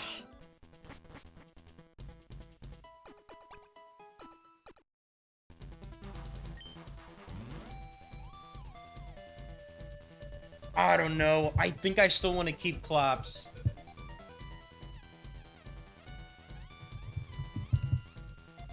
It's cool, but my initial instinct is to keep the Dusclops. That's my initial instinct. That's my initial instinct. I mean, this is a cool doubles mod.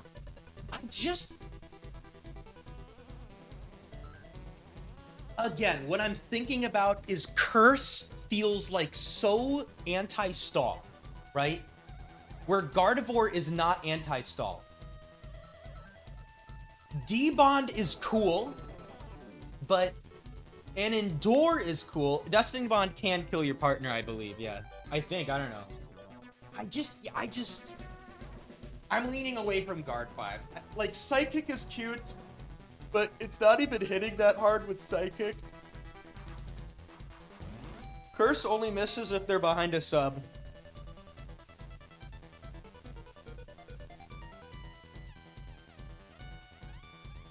Oh, okay, B-Breeze. Also, what's up? What's up? I saw your streak ended to Quick Claw Boom.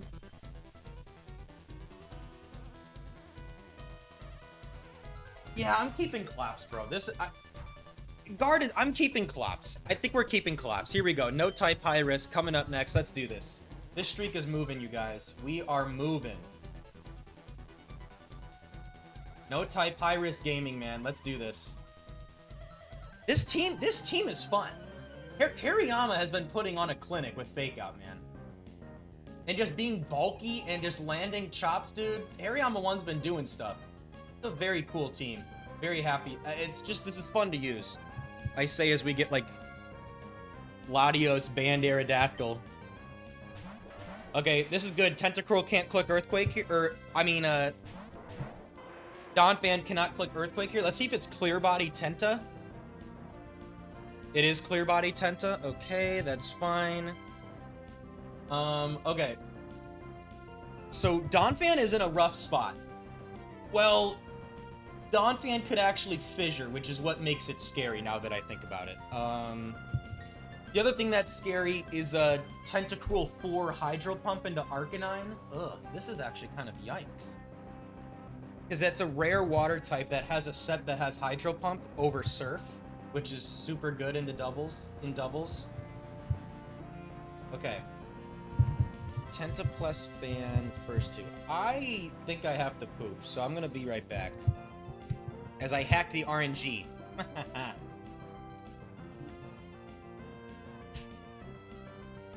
You ever have, like, you think you have to poop, but you don't know, so we're gonna go see if I have to poop.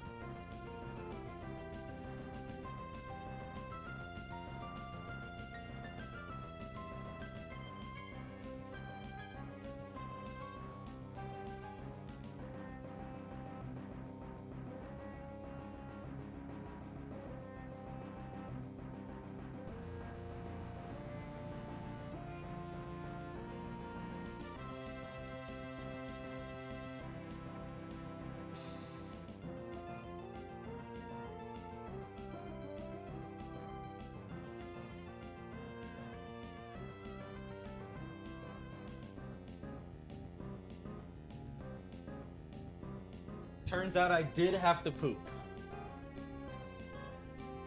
I am tall. I'm 6'1". Thank God I'm 6'1". Okay. Let's think about this. So, Tentacruel 1 is not a threat. So, Snail Fan, Surf is bad because Surf's power is halved in doubles. So it's only a 47.5 power move. Earthquake damage is not weakened in doubles. So Earthquake is full power. That's why Earthquake is not bad in doubles per se. Yeah, what team is that? Yeah. Okay.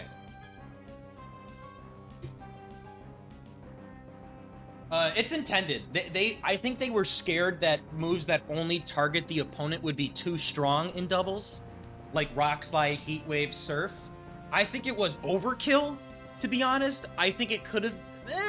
I mean, I kind of like it. I think it could have maybe been 3/4, like a 1/4 reduction, but it's fine that it's half. I think it could have been a 1/4 reduction though. Anyway. Or maybe like a 1/3 reduction, honestly, would have made sense. A 1/3. Yeah, yeah. What team? I think I would have supported if it was just a third instead of a half. But anyway. Okay, so let's think about what the Tentas want to do. Tenta 3 could very easily just mirror coat. Tenta 4. Does Tenta 4 see a kill with Pump? I'm afraid it does, right? You're so cringe. You're so cringe. Oh, I hate that. I hate that so much.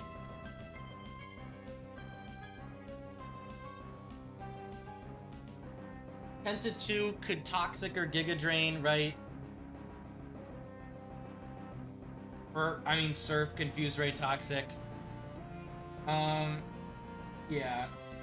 What's nice about Tenta 3 is Tenta 3 should actually want a mirror code. I mean, 37 isn't too rare, but yes, if they could, they also still, even if they get Hydro Pump, they could just mirror coat the Hariyama. They could mirror coat Hariyama because, you know, we didn't click an attack yet. If either of the foe's types is special, no scoring change. Therefore, it's a 50% chance for a +4. So they could mirror coat the Yama. That's why I am leaning towards the idea of fake out overheat the Donphan. Now, don't I actually just kill Donphan with overheat? Oh, that makes me want to fake out the Tenta. Oh, that's so interesting. Like, fake out is anti-Quick Claw, I guess. I don't know. I guess securing the roll. Faking out Tenta seems really strong, though. But what's interesting, I will say what's interesting. Yeah, fake out covers for overheat miss, but also. Again, Tentacruel is really likely to click, Tentacruel is really likely to mirror coat here if it's 3 or 4, which are most likely because they both have a high risk. It's most likely to mirror coat.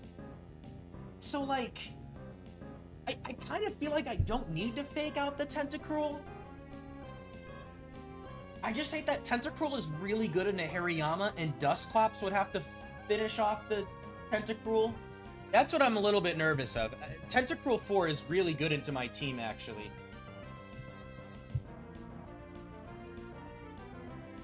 I do get some good damage with Shadow Ball, though, so that is nice. But yeah, that Tentacruel scares me, man. But, you know what? Yeah, I don't. It does scare me. It does scare me. So yeah, we're clearly going to overheat the Donphan. So is that my camera? It can. It has a chance to. It has like a 30% chance to. But what's interesting is that their move Mirror Coat can also get +4 versus Hariyama 50% of the time. So like, they might not pump the Arcanine. Also, Hydro Pump can miss.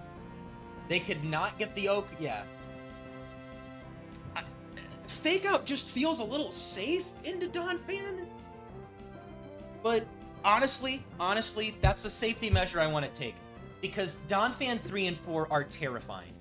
Donphan 3 and Donphan 4... Well, actually, first off, wait a second. Don't they actually KO Arcanine with Earthquake right now at -1? No, I'm cringe. I'm wrong. They don't. So, Donphan is guaranteed to fissure. That's what makes it scary. Donphan 3 and 4 are both guaranteed to click fissure right now. That's terrifying. And they could get Quick Claw. I could miss the range on Overheat. This gives me a play into me missing Overheat. Yeah, that's too spooky, man. I think I gotta think. They're not gonna Rock Slide Brock. They are guaranteed to fissure. They're guaranteed to fissure, because fissure's at +0 and Rock Slide is at -1. The only reason they Rock Slid is because it was, what, Gengar Ments or something? That's the only reason. Because I was immune to fissure on both of my mons.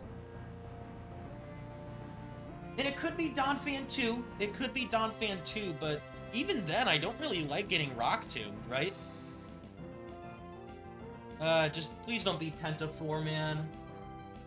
Oh, it's so scary that it could be. I guess I am very heavily leaning faking out the Donphan. I guess I'm just deciding, is it too safe? Is faking out the Donphan too safe?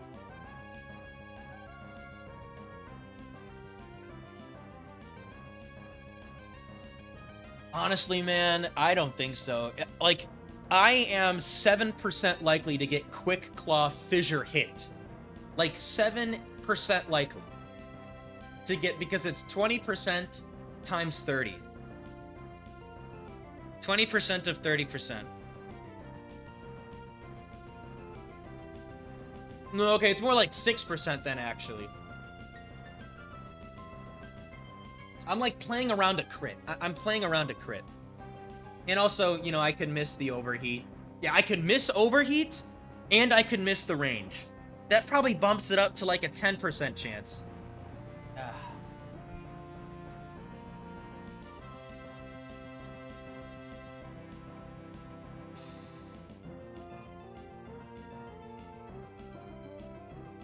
Yeah, damn, dude, this just feels weird. This Tentacruel is so scary.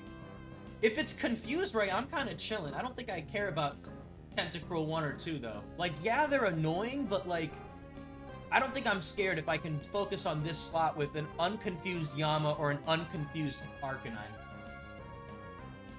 Okay, they're not gonna Rock Slide, they're gonna Fissure. Okay, let's do it, man. Let's fake out Overheat the Donphan. I think that's my play. Here we go.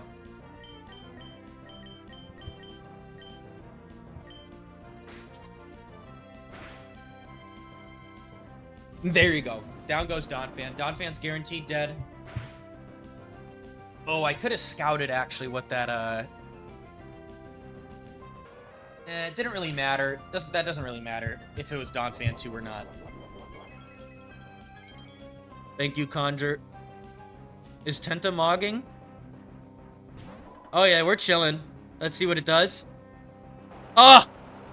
Oh, my God. Please live. Oh my god.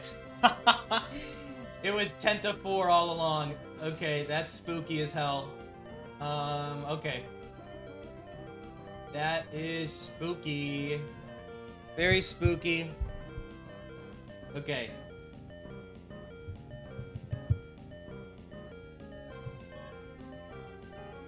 Tenta4 plus Medi last 2. God, I hate to say it, but technically it could be Metachamp too because of the,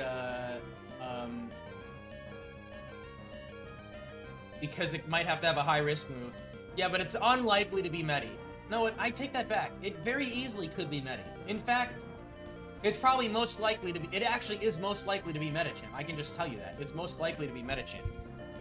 Even before the buddy, I can just tell you that right now. It's most likely to be Medi too, yeah, by just a little bit.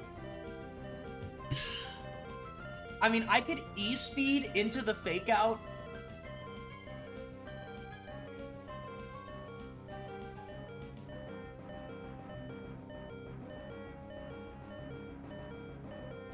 What I'm thinking about, actually, is If it's Medi 2, I don't think I care. Ooh, no, I do. Ah, Tentacruel's gonna get a Hydro Pump into Dusclops. Damn it. Okay, low-key, do I swap out of Yama into Tentacruel? I mean, into Dusclops so that I get a Fake Out again? My idea is to swap Hariyama into Dusclops, and with Arcanine, I kind of just want to go for an attack. I don't even think I want an E-Speed necessarily. Because then I get another Fake Out. I think that's my play.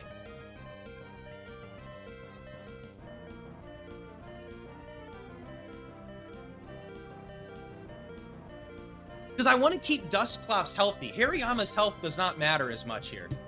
Yeah, Hariyama's health does not matter. Dusclops being healthy matters. I do not want to get crit by... I definitely can't. I don't even need to check. I will just for you guys, but I know that Shadow Ball KOs this thing. Come on. Come on. It's like 150 min, I bet. Okay, I'm very wrong, but still, I do a lot. Yeah, that's got to be the play. Yeah, I think I go Dusclops into Yama. Now, what I want to decide is I'm almost thinking of not clicking Extreme Speed. The idea of me not clicking Extreme Speed is if... Or do I? Yeah, I could E-Speed the Tentacruel is another idea. Yeah. Yeah, E-Speed Tentacruel is probably better. The idea was that if it's Medicham 2, Medicham 2 doesn't threaten Dusclops at all. Like, they do 0 damage. So, like, maybe I just actually want to overheat something like Medicham 4, which does threaten Dusclops with Shadow Ball. Like, that is scary. That is objectively scary.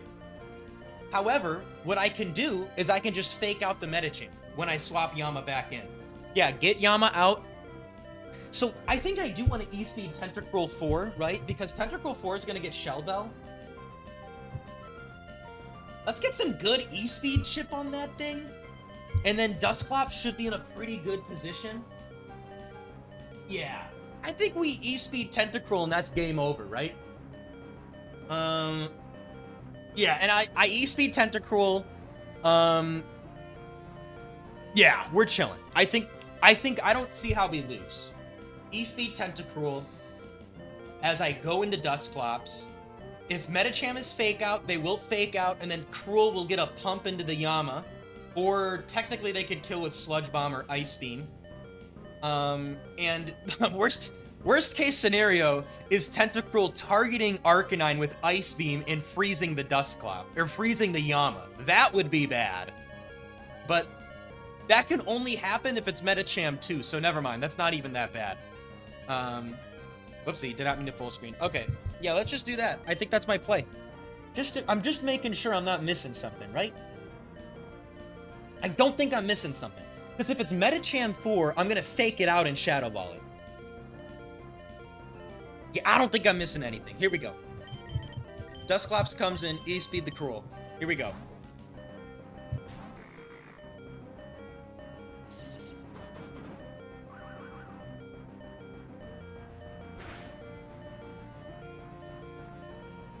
Okay, it's Medicham 3. That's fine.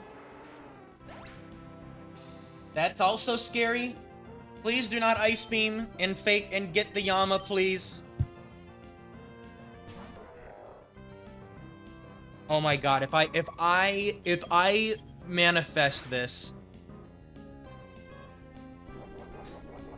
Thank god. They tried with the crit. They tried to tell me something. But it didn't work. Okay. 10 to 4 plus Medi 3 is the last 2. So let's think about this now. So Medicham 3 doesn't seem like a threat. But yeah, why can't I just fake out the Medicham still? Tentacruel could Mirror Coat into the Dusclops right now, which is funny. And even if they don't, let's just fake out Shadow Ball the Medicham, and we'll move on from there. I think we're chilling there. Yeah, we're afraid of Ice Punch, you know, even Fire Punch, Thunder Punch shenanigans. There's the flinch. They mirror coated beautiful. We're safe here. Let's Shadow Ball and Rock Slide. There's the pump into Clops. It does some damage. That single target Rock Slide and Shadow Ball should knock it out. Good find by me on the swap to Dusclops route. Not that it was the biggest brain find, but I am happy that I saw that. Sometimes it's hard to see those, like, the weird swapping a Mon in so that your Mon ends up on the other side of the field kind of plays. Those are a little bit tough to spot sometimes. But yeah, that was optimal. Okay. Nice, nice, nice, nice. Okay. See, we get no type. Ooh, Imposs. No type impossible. Okay. So again, we're 100% keeping Dusclops into Curse here. We're afraid of Curse and resetting Fake Out. Yep, exactly, David. That was, you know what? I'm gonna give that was kind of cool from Tentacruel 4. That was I think that was the first time I felt threatened by specifically Tentacruel 4. So that was kind of neat. Good for Tenta 4 having a doubles moment. Tommy, thank you for the 5 gifted. You rock. We are now at 534 members, which is 16 away from 550. Thank you, Tommy. Boop It, Slinger, Annie, Michael, and Pacini with the gifted memberships. Enjoy the emotes. Thank you, thank you, thank you. There will be some members-only streams this month. I do plan to at least have 2 members-only streams this month. Probably 3, honestly. I want to do some blindfolded practice, so there will be some members-only streams this month. Okay. Yeah, we're just not doing this. We're not taking anything else. This is very clearly a no swap. I do have to poop again. So I think I might go do that. It's on the cusp. I'm sorry. I don't know why I'm saying this. Forgive me. And see, now it's on the internet forever. I just said I don't know. Okay. Next battle, note type impossible.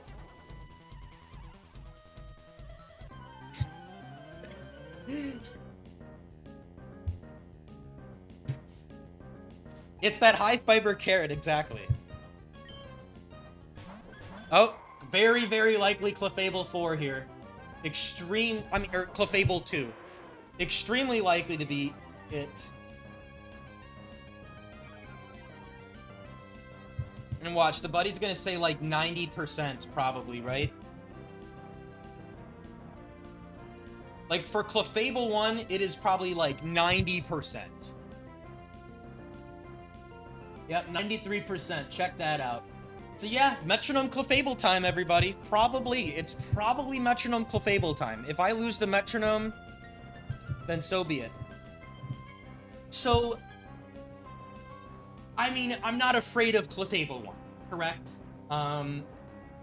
I feel like this is a overheat Armaldo and Rock Slide kind of deal. Like, I'm not afraid of Clefable 1. Yes, it has Metronome. And Metronome can make me think silly things. But, like, what is it gonna do? It could follow me as well, which would be funny because Overheat is a contact move. Oh, that's not funny. Overheat is a contact move, which means that I could get cute charmed by Clefable. I still think I overheat the Armaldo. I still think I just overheat their ass. How is that not the play? They're more likely to double team anyway, and I have Cursed Clops into Clefable 1. How could Clefable 1 even beat Dusclops? Literally, I think Clefable 1 can literally not beat Dusclops, right? It would have to get Metronome crit Shadow Ball, Metronome crit Shadow Ball, or like Metronome crit crunch. Something just like ungodly, or Metronome Taunt. Metronome Taunt would be really funny. Anyway. Okay, whatever. We're done talking about Metronome.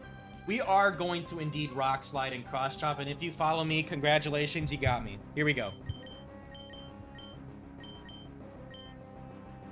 Quick Claw. That's Armaldo too. Oh no!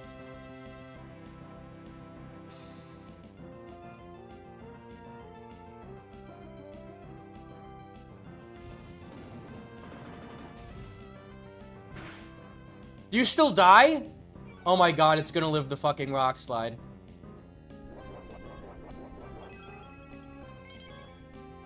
Please don't miss.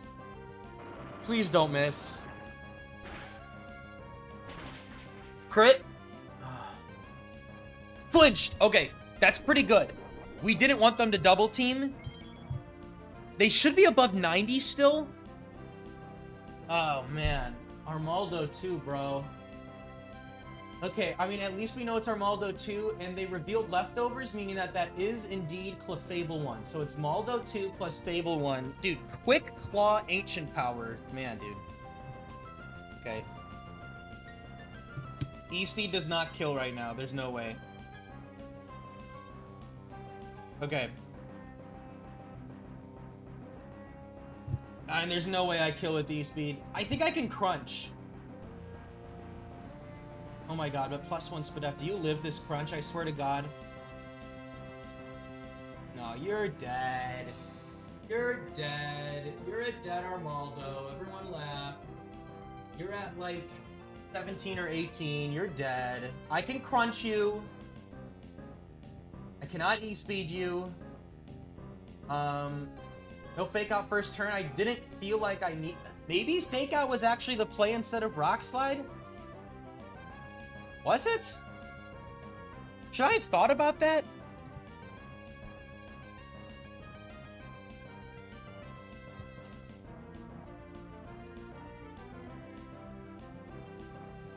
No, because... well, if fake out overheat doesn't kill... I mean, maybe that was actually the play over rock slide. That's, I mean, that's an... Yeah, maybe I should have done that. I don't know. Either way. We are terrified of Armaldo right now. I mean, I'm scared of this thing. Obviously, they're gonna target the Arcanine right now with Quick Claw.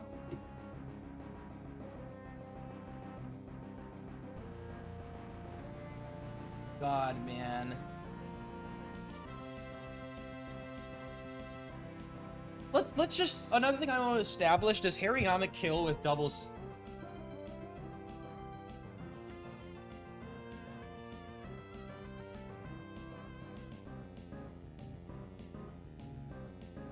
Oh my god, they could literally live the rock slide. Basically, I think I am still leaning towards crunching the Armaldo.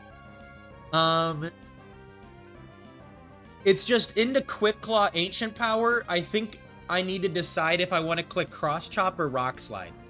Because what's nice about Cross Chop is that it gives me upside into the left Mon. I don't know. I think I Cross Chop it. Oh, damn, it's faster than Hariyama, though.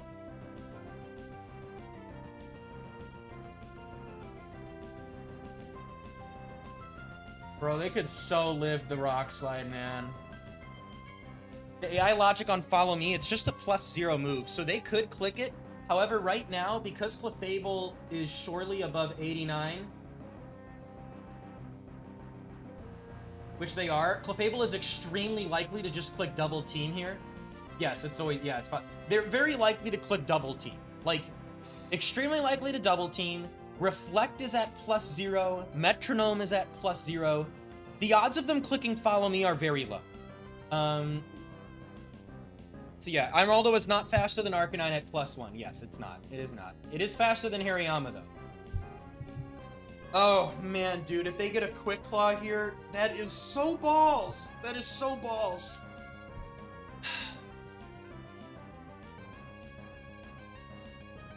Yeah, dude, I mean, that just sucks. There's a part of me that considers going into Dusclops. There is a part of me that is like, do I just go into Dusclops?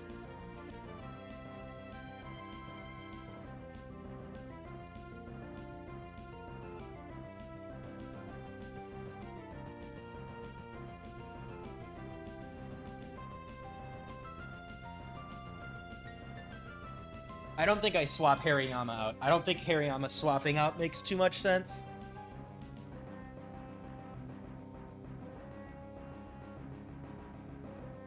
Again, thankfully Clefable's not a threat. Like, that's what we're thankful about right now.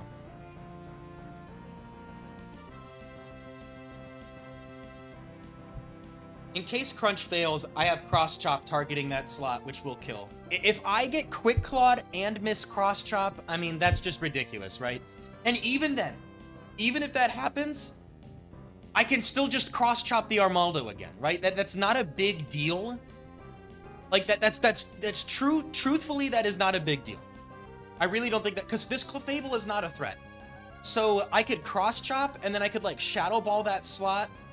Or I could curse that slot, I think is interesting. Yeah, I just don't think it's that big of a deal. Okay.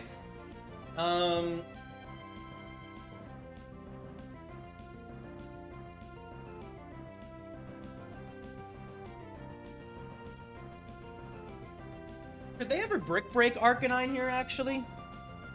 I don't think so, right? No, they do not have a chance. They will guaranteed Ancient Power that slot, though. Is that too much damage?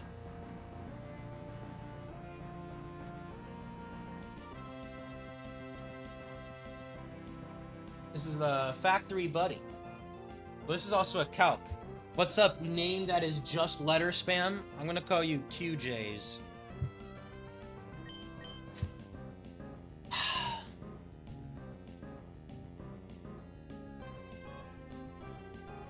I lean towards Crunch. Again, I trust Dusclops into Clefable so much. And I really think that Dusclops plus Hariyama can handle whatever the last mon is, right? I can handle whatever that last Pokemon is. It's a 2v1. But is it better to save Arcanine and go into Dusclops and take an Ancient Power?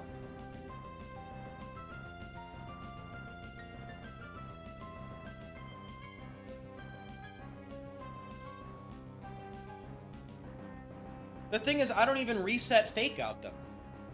I go Dusclops into Yama, okay, I guess. Like...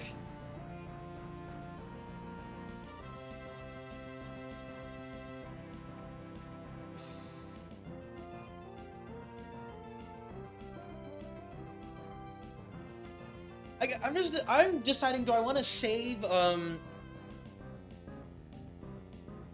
I mean, I guess I could, like, think about it like I'm going Dusclops into Arcanine, cross-chopping the Maldo, and then, like, that gives me the ability to swap out Hariyama into Arcanine to Intimidate, which gives me Fake Out again in the back, and then I have the Dusclops. Because I want to keep the Dusclops healthy. Just because... I just don't want Dusclops to die to whatever this third mon is. Because I want Dusclops into Clefable to secure that win.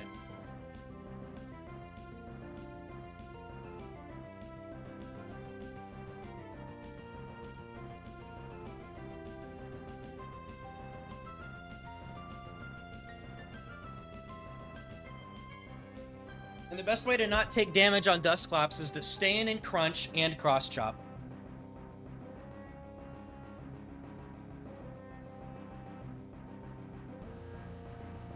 I don't really care if it knocks off. That would be funny if it clicks knockoff. I don't really care, though. Into Dusclops, I don't think I care too much.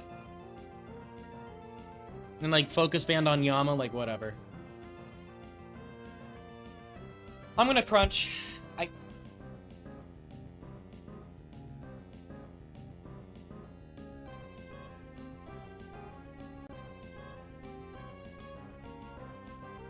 Yeah, I mean, I'm leaning Crunch. I really want to go into Dusclops. Again, into me getting Quick Clawed, would I rather have Armaldo likely dead to Cross Chop from Hariyama? Like, would I rather have that, right? Or do I want to have Dusclops on the field and, yes, Fake Out Shadow Ball? That's the question. Or would I rather have Dusclops on the field to Fake Out Shadow Ball?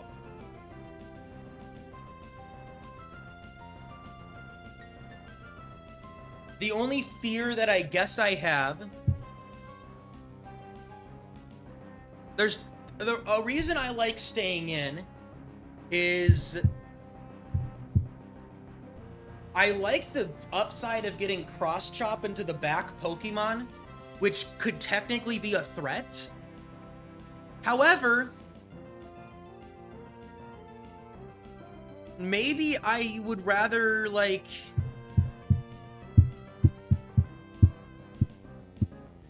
maybe that gives me an opportunity to, like, get a curse off into that third Pokemon, which could be scary.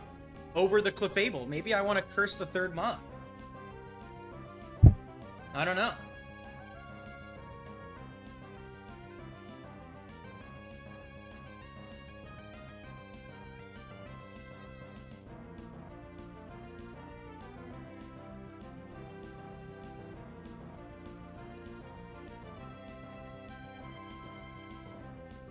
Resetting Intimidate is also kind of fun. Yes, it's the guaranteed threat.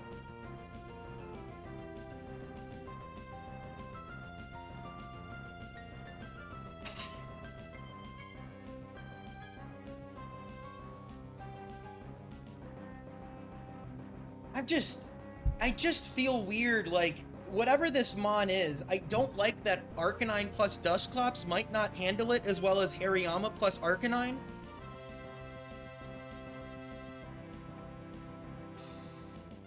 Like, what I then start to get scared of is, let's say I land the Crunch, which is 80% likely. I land the Crunch, and I go into Dusclops, right? I'm just afraid of insert Pokemon that Arcanine can't kill, and Dusclops getting critically hit by a move, right? I don't know. Maybe that's not that scary, because it's likely that Arcanine plus Dusclops attack plus Arcanine E-Speed could kill this Mon, or Crunch, whatever this back Mon is. I guess that's pretty likely. I'm just afraid of Dusclops getting crit by the back Mon. That feels weird.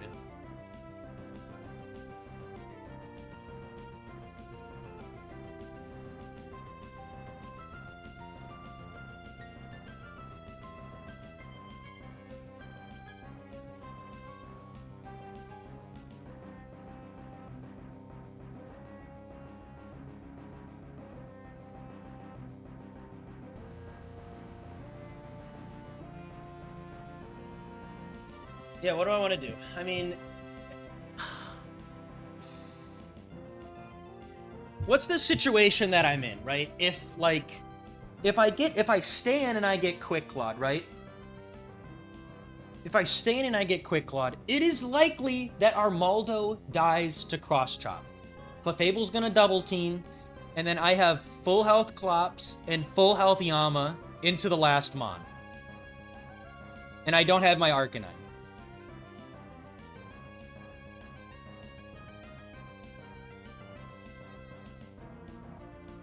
I could, if I stay in and I miss Cross Chop and get Quick Clawed, then that is spooky, right? Because then, you know, they could get damage into, they could get crucial damage into Hariyama with, like, Iron Tail, or they could do something into Dusclops, like Ancient Power, and, like, you know, what if they then get a crit with Ancient Power? Like, you know, just something like that, I guess.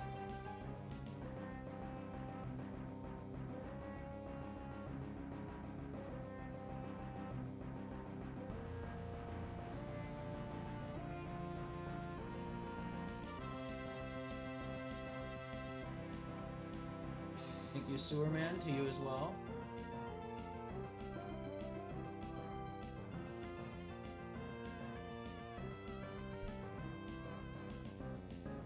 I'm just thinking if the Dusclops swap is too safe.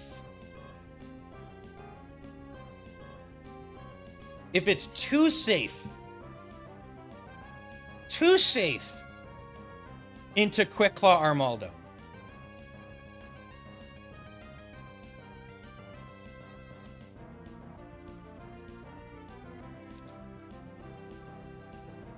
I don't know, maybe it isn't.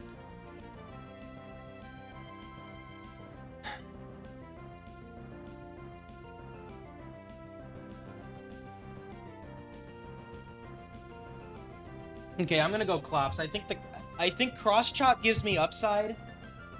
I guess it's just like, I don't know what I'm gonna need that cross chop into necessarily.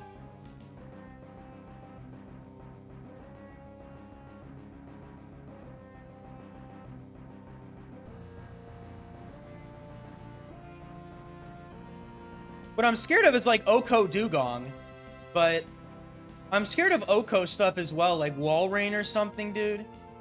Lapras with an Oko move is spooky as hell.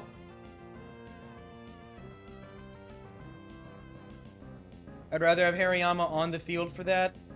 But these are minor things. These are very minor things.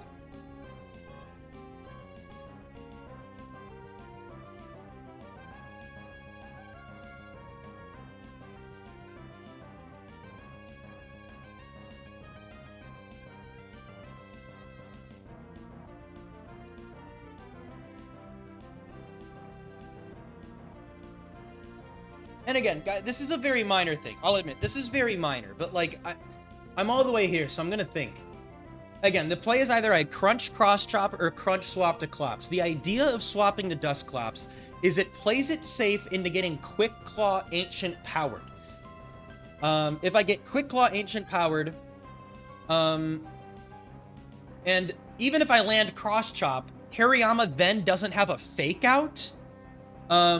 If I do get Quick Claw Ancient powered, what Hariyama swapping onto Dusclops does is I can fake out Shadow Ball the Armaldo, killing it, right? I can fake out Shadow Ball the Armaldo.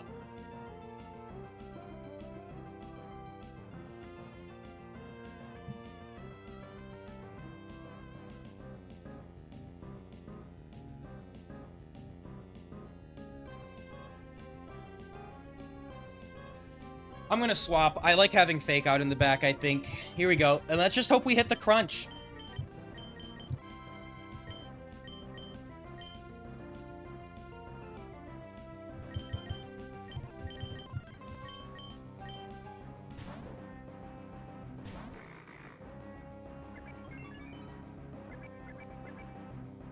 That's fucking crazy.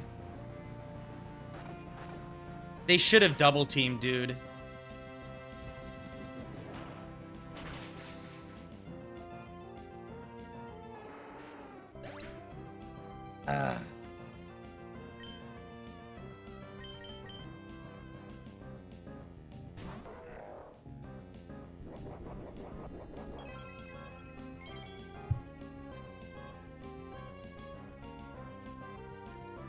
If I lose to this fucking follow me shit, dude, I'm gonna flip.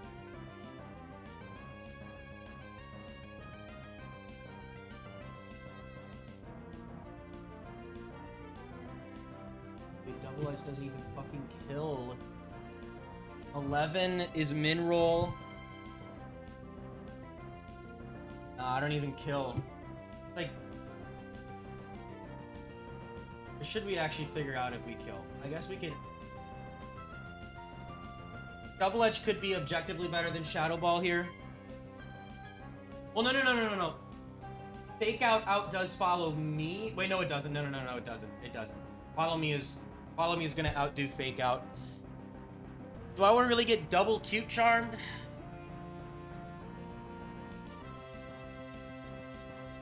And Armaldo is at what?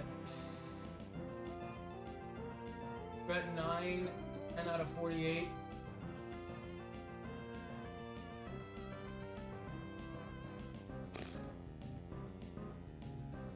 Let's do some math.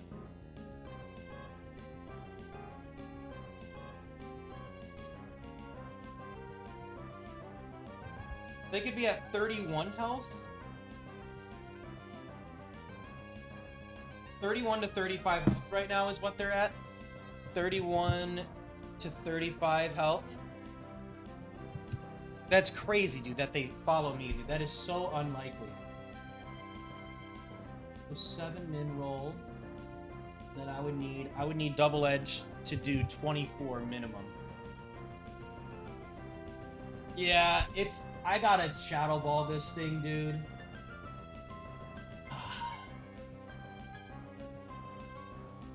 That's just crazy that they didn't that they follow me there, dude. Like genuinely, that was so unlikely that they followed me. I can't believe that.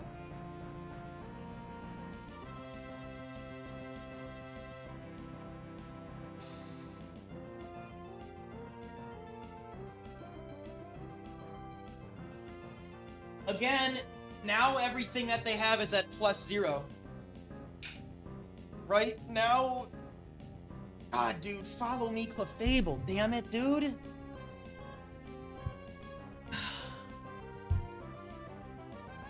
No. I'm pretty confident there is no... Maybe there is? I don't think so. No, there isn't. Follow me is literally just always +0.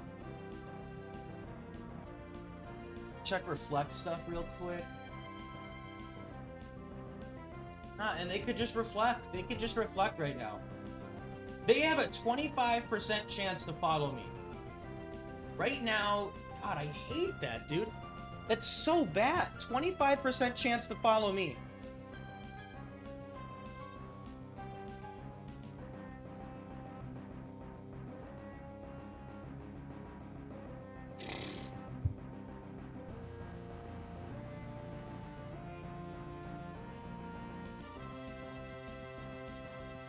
I think I just have to... Like, Armaldo is still not doing that much damage, right? They really aren't, necessarily. Like, this is some damage. Iron Tail or Ancient Power. Hariyama will also take an Iron Tail, right? I don't think they're ever gonna knock off, right? I kind of forgot what knockoff AI looks like.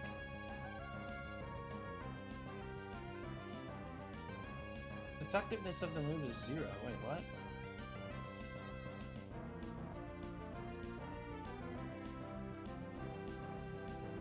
-1. Okay, there's like a slight chance that they knock off, but it's not very likely.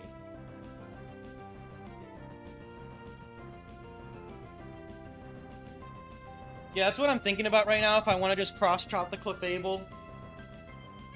The idea of keeping Clefable alive is I feel like the Mon in the back is a threat.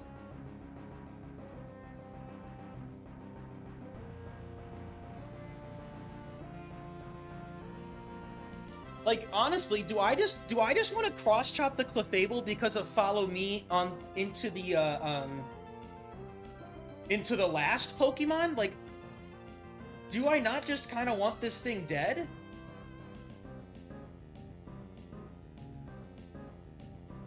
Like, I don't even think I want to cross-chop target the Armaldo. I think the fact that this Clefable can just simply choose to follow me 25% of the time is terrible right now. It's so bad.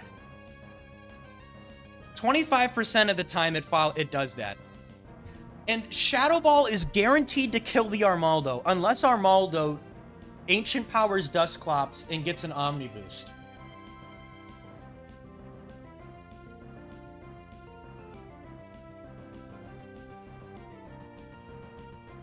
Man, dude, I think I gotta just cross-chop the Fable.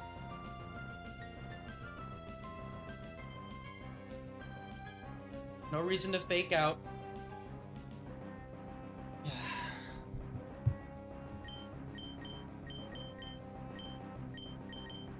Yeah. No, it doesn't. You can follow me as many turns in a row as you want. Yeah, I think I'm gonna cross-chop the Clefable, man. I'm so scared of the Mon in the back. I'm so scared of it. This is so terrifying, man. I think I'm more scared of it, though, if 25% of the time I'm getting follow me'd. So I gotta do it. Here we go. Just to be sure, Dusclops kills Armaldo, right? I'm pretty confident I do. Yeah, I mean, you're dead. Okay. Yeah, hopefully they don't Iron Tail the Dusclops. Here we go.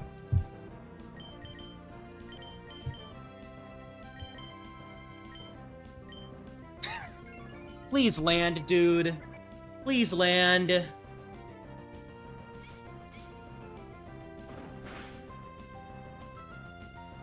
Yes! There you go. It's dead.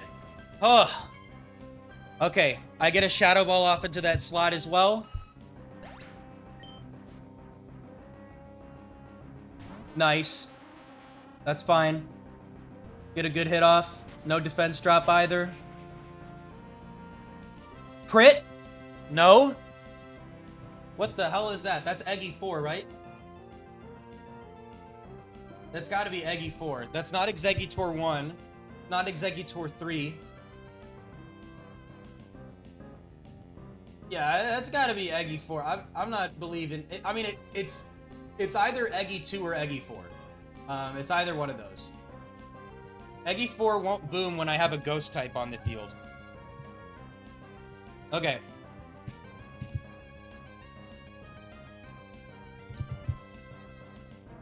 Okay, so here... Yep, exactly, Nimish, because follow me still... It's still... Shadow Ball is still follow meing that slot. Even if Exeggutor does that, I mean, I win. Okay. So, what do we want to do here? Eggy 2 is going to click rest. So, they're going to go sleepy time. Armaldo, I need to double target the Armaldo right now. Because... technically, Armaldo could get a quick claw... a quick claw Iron Tail critical hit, or a quick claw Ancient Power critical hit into the Armaldo, into the Dusclops. So that's what I need to do. Pretty confident I don't rest here. I just Shadow Ball that. I shouldn't.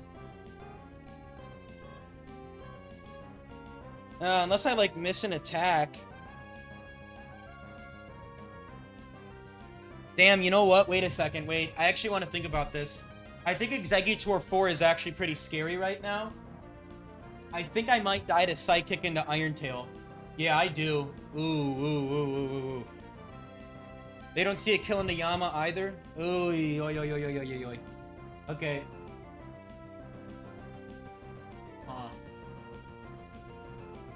I think there's like 70. Yeah, okay. Yeah, this is scary. Okay, so...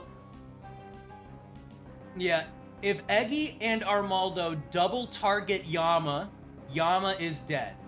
If Eggy and Armaldo double target Dusclops, Dusclops is dead.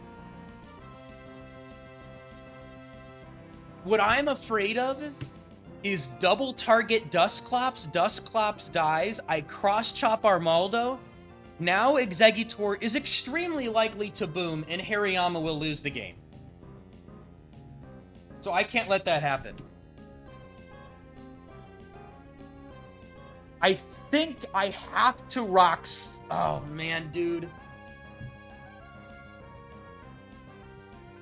Okay, so here's what I do then. I rock slide with Hariyama.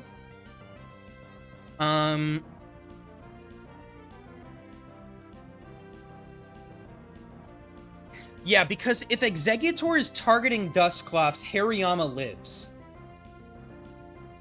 And even though Rock Slide doesn't kill the Armaldo, I just Rock Slide again and I shouldn't lose. I could also counter, actually. Counter will be safer than Rock Slide at the end. So, okay, I Rock Slide. Who does Dusclops want to target? No, I think Dusclops actually should be targeting Armaldo. The reason that Dusclops wants to target Armaldo is because if Armaldo and Exeggutor... well, does that matter? If Exeggutor and Armaldo double target the Yama, doesn't matter who I Shadow Ball. I don't think that actually matters, right? Yeah, it just doesn't matter. I'm gonna kill Armaldo with Shadow Ball, and then I just have to dodge a crit on Exeggutor.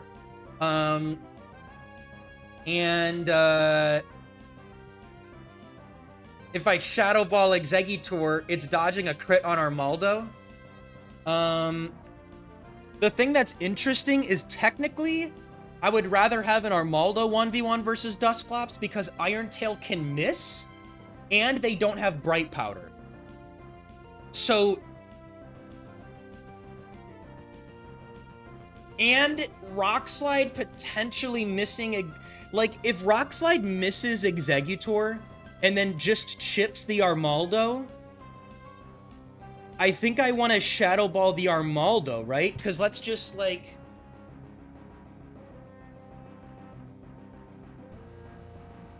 Dusclops takes Psychic, Hariyama takes Iron Tail.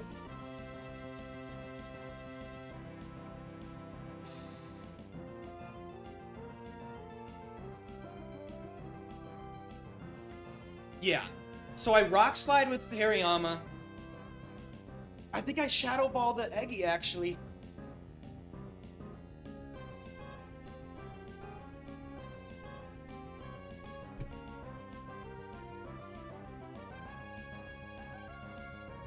No, surely I don't curse. What I don't like about Curse is Curse loses into double target Hariyama. I think that's not a good play. I don't think that's a good play at all. Now, of course, this could just be Exeggutor 2, and then I'm fine into Eggy 2. Like, I'm chilling if it's Eggy 2, I think. We don't really know. I'm just deciding if I want to Shadow Ball Maldo or not. If it's Eggy 2, do I technically want to Shadow Ball it, I think?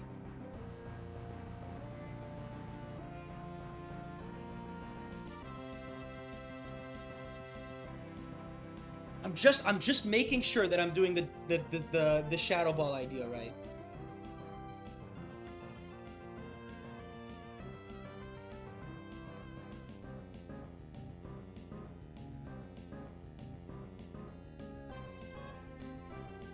Yeah, I gotta Shadow Ball the Eggy. I very clearly Shadow Ball the Eggy. Yeah, okay, here we go.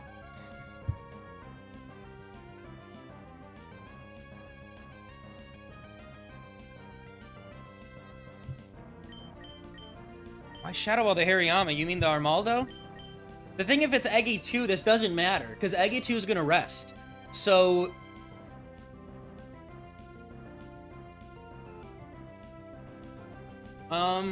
if Rock Slide misses... Let's think about this. If Rock Slide misses, as Eggy rests, Shadow Ball doesn't kill, they're just gonna rest again. However, the issue there is that then Armaldo lives. And if Armaldo lives and hits Dusclops, it's going to hit Dusclops again and I'm going to die. That's bad, right? I miss Rock Slide into Eggy 2. I miss Rock Slide into Eggy 2.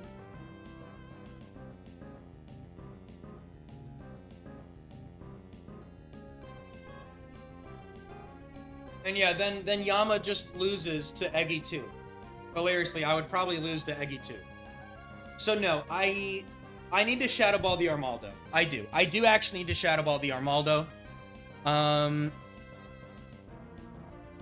Yes, Bright Powder is scary on Eggy 4, but I think that the Eggy 2 scenario is honestly so likely that I have to Shadow Ball the Armaldo.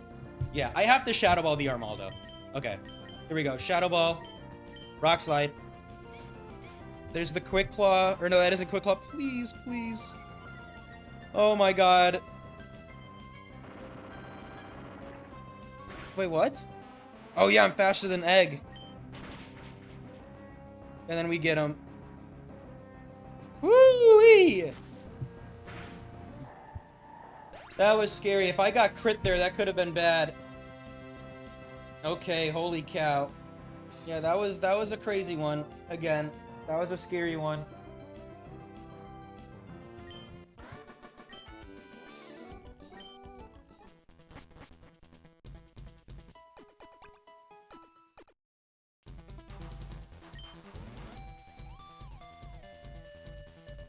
No type high risk. I know, everyone. Take the clef! Take the clef!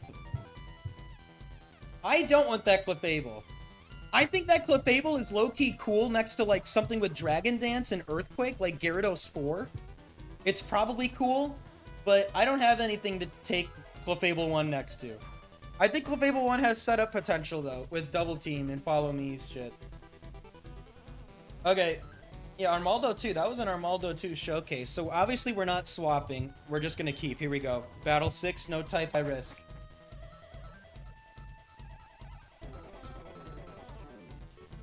None of those guys had speed. They were all slow as balls.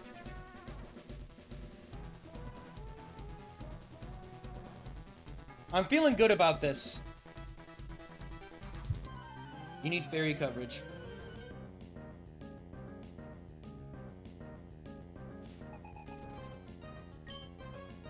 Oh my god.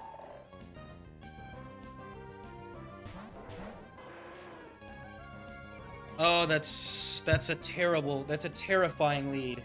Yo, Rashi, thank you for the 10 gifted. I really appreciate that. Akiko Sonata with the 10 gifted.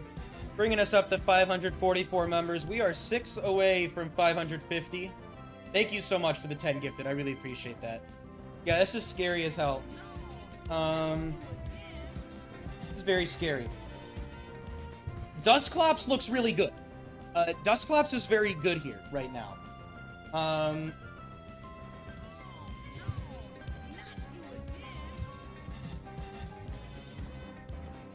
Okay. Claydol 4 is very likely, of course, which makes sense because of high risk. Claydol, as we know, what does Claydol 4 do? Claydol 4 is going to Psychic the Hariyama slot no matter what. Snorlax is a different beast, though. I'm afraid of counter Snorlax. That's something that makes me nervous.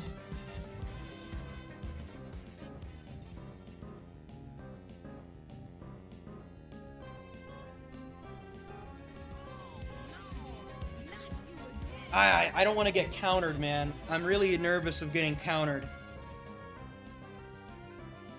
If it is the counter Snorlax, right? Like, let's say it's... The other thing, too... Actually, you know what? Snorlax could also very well just click Earthquake right now. However, they actually want to... If they have counter, they're most likely to counter into the Arcanine. Like, because they don't see I have a physical type, which is weirdly backwards. They have a 50% chance to get a +4 score of counter into Arcanine. If they don't, then they're going to Earthquake, because Earthquake is +3, or well, +2 next to Claydol. And that would be if it's Snorlax 6. Snorlax 3 is going to Mega Kick. Snorlax 2 is going to Curse. Snorlax 8 is going to Drum or Ball. Snorlax 1 is going to Double Team. Snorlax 6, Earthquake or Counter, very likely Counter. 4 and 7 are very likely to Curse. However, Snorlax 7 could definitely just Earthquake. Like, they could very easily just Earthquake. And 5 is most likely to Counter, and 4 is most likely to Curse.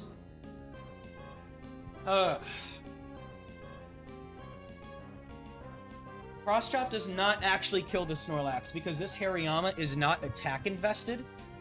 It's no attack Hariyama. It's a very bulky Hariyama, so Snorlax is just gonna live the chop. Now, I could double edge and chop. Like, I'm interested in double edge and cross chop. Because, again, same deal with Claydol last time.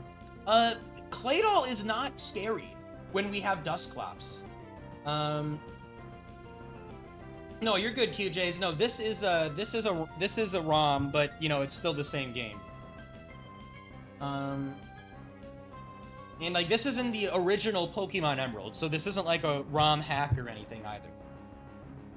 And hey, if you have other questions, I have the place for you. The place for you is joining my Discord, which you guys should do if you're new as well. We talk Factory, we talk Pokemon, Frontier, football, all that stuff.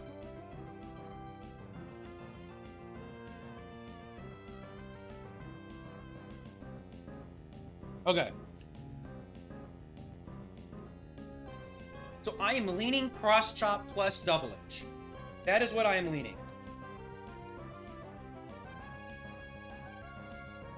That is heavily what I'm leaning.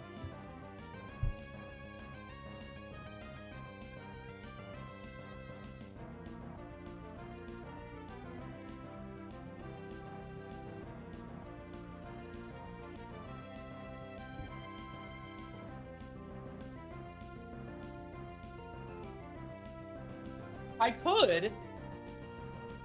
I could also fake out Snorlax and crunch the claydol. That's kind of interesting. Because then we'd know if it's... We'd have an idea if it's counter, because if it's leftovers, then it's very likely counter. Huh. Oh, you know what else? You know what? I just thought of something too. If I fake out the Snorlax and then I crunch with Arcanine, Snorlax will then know that Arcanine clicked a special move and won't counter the Arcanine. Meaning that Snorlax then only has a chance to tie Mega Kick into Hariyama with counter. Huh.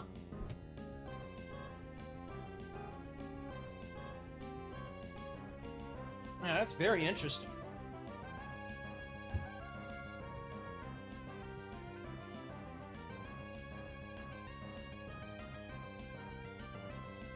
But again, do I need to crunch Claydol? I feel like I don't need to crunch Claydol. I don't think I'm afraid of Claydol, so... Yeah, because what? We're afraid of counter. We're afraid of cross-chop miss into them countering the Arcanine. I guess what I could technically do... Fake out Double Edge. And also, I mean, isn't that actually good? Because doesn't Snorlax 2 actually eat cross-chop into Double Edge, probably? No, they actually take less. Yeah, like fake out Double Edge, I guess. And then cross chop and crunch. I mean, yeah, that's interesting. Obviously, Claydol 3 becomes spooky then if they psychic the Yama, but that's not the most likely.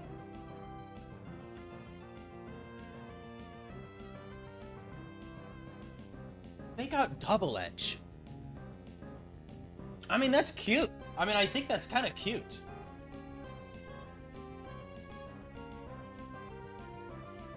I think that's cute. Yeah, I mean, we're afraid of counter lax. I mean, they could very easily counter.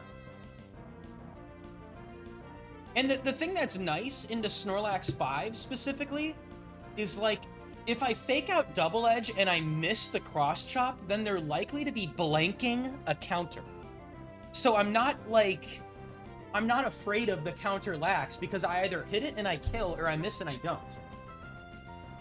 So I think fake out Double Edge makes sense to me. Yeah, I mean, literally what T-Man just said. Yeah, fake out Snorlax, Double Edge it. Yeah, that's kind of interesting.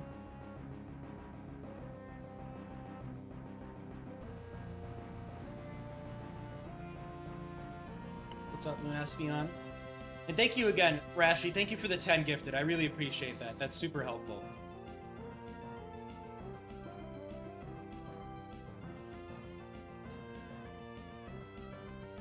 I don't like crunch, man. I mean, Claydol 3 scares me.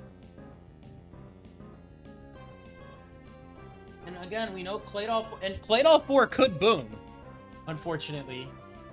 But I hate they do some psychic damage to Yama, and they're gonna get the psychic twice.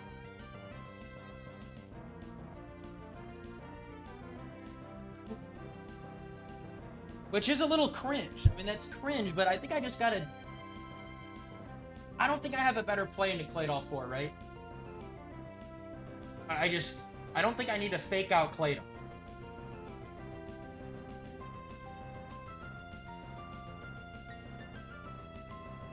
I kind of like that fake out is anti-Quick Claw into Curse as well.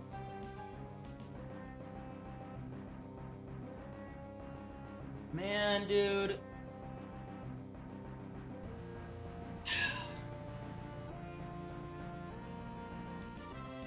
But again, another thing I could do, right, is I could fake out Double Edge, take a Psychic, crunch the Claydol Cross Chop, and then maybe if I feel like it, I could also, if I feel like fake out is relevant, I could just go into Dusclops on the Psychic, and I'm not really going to take that much, right?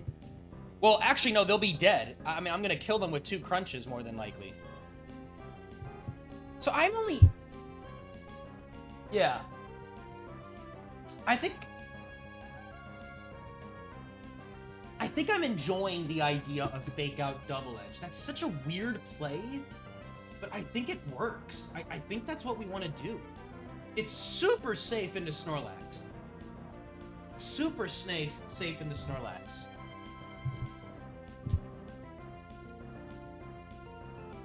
Do I need to be that safe?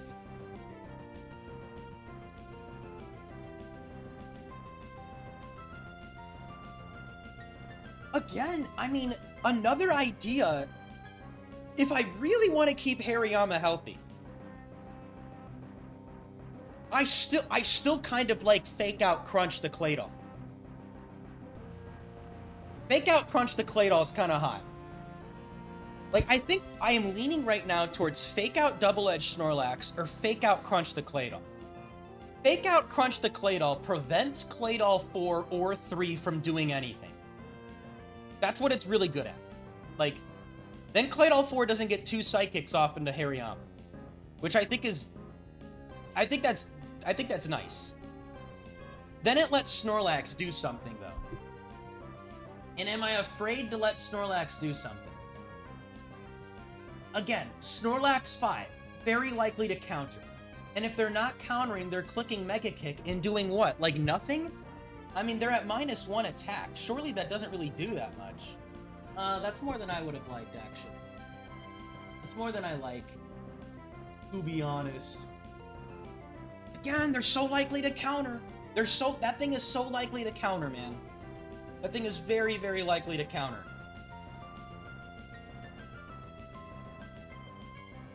Then again, I guess I let it curse.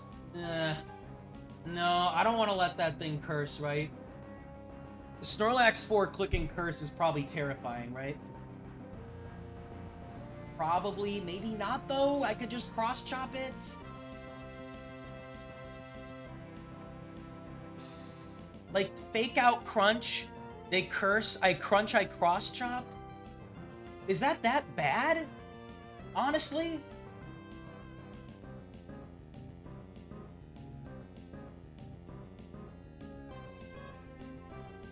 I don't know, I feel like that isn't that bad.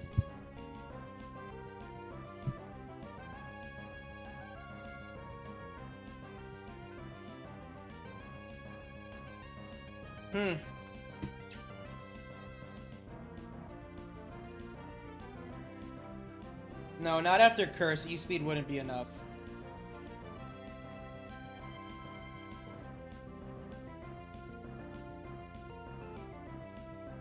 And like, Snorlax 7 could just be spamming Earthquake, which, am I okay with that?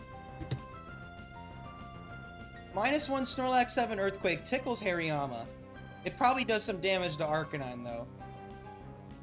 Like, they low-key want to Earthquake more than Curse, and I could get them to Earthquake their Partnermon if I fake out Crunch and then Crunch again.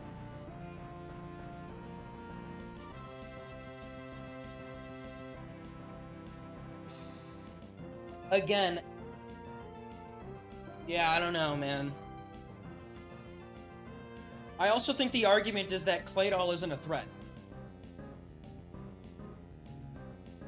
I think I am afraid of Snorlax cursing and me missing like a cross chop or something, right?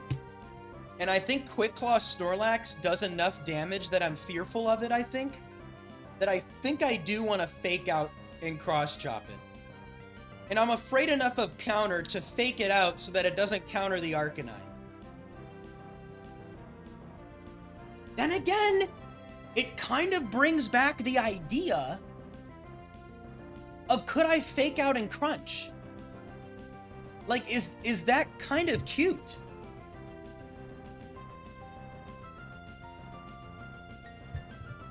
I don't know, that could be kind of cute.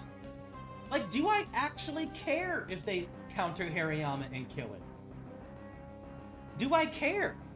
If, like, I crunch Claydol, fake out Snorlax, crunch Claydol again and cross-chop it, like, do I care? I don't know if I even care.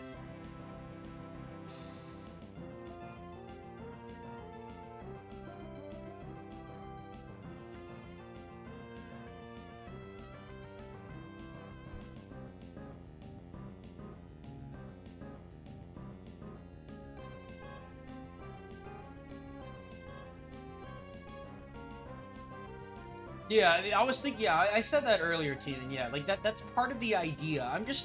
I'm nervous about the damage Claydol's getting on Hariyama. I'm a little nervous about it.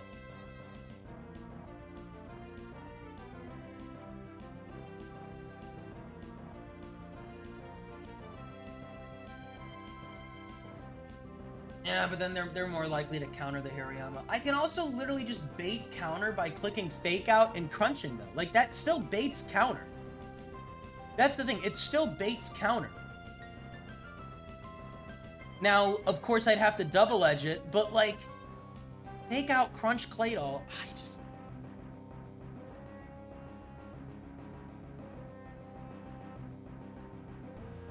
Damn, dude.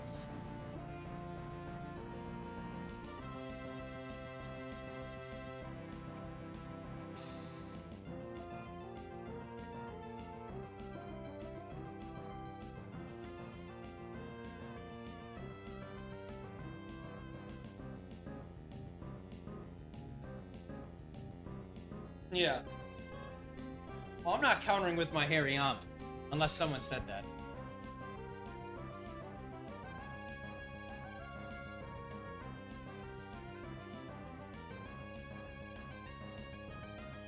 Oh, you were asking a question. My bad, my bad. What's up, M. Gordon? Gosh darn tootin', I guess. Do I care about Claydol 4 getting damage into Hariyama? Again, maybe I really don't. That's big damage, though. That's annoying damage.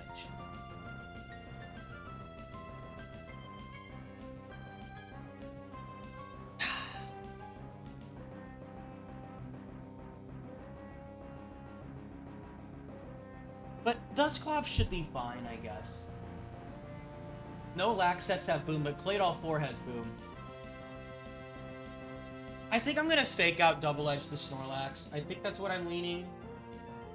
So I don't really like how much damage I do to myself with double edge on Arcanine, but like... Yeah, I'm gonna fake out double edge the lax, and then I'm gonna follow it up with the chop chop.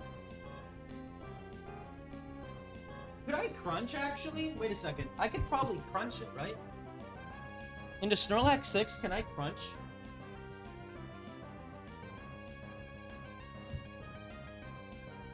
No, I want them to see counter. No. Double Edge helps them see counter. Never mind. Okay. Let's do it. Or... Wait. I think I can E-Speed, actually, right? Can I E-Speed?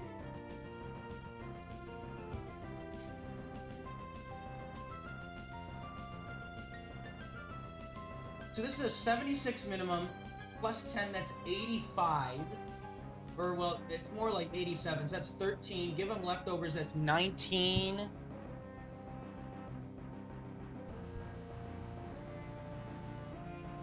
Technically, they could live. Technically, right? That's like 18... 28... Technically, they could live, but that would have to be triple min roll. I think I actually value the health enough that I think I am going to E-Speed over double edge. I think that's what I'm going to do.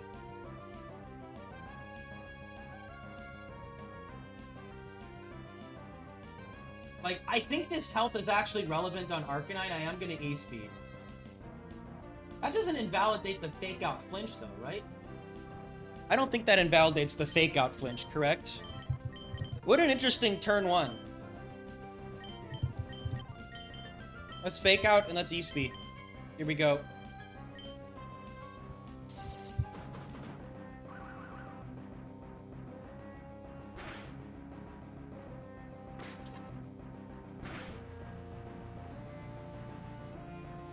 Oh, that's Claydol 3. Yeah, that's Claydol 3. That's a scary Claydol. That's a scary Claydol, man. I know that's Claydol 3, right? That did 67 damage. Oh, I said it! Yeah, it's Claydol 3. Which I was terrified of. Okay. It's not leftovers either. So it's not 1 or 6. No, claydol 2 never does that much damage, ever. It's claydol 3 guaranteed. Claydol 3 plus snorlax first 2. So... Damn, dude. Dude, what sucks? I still want to cross-chop the snorlax. I hate that claydol can...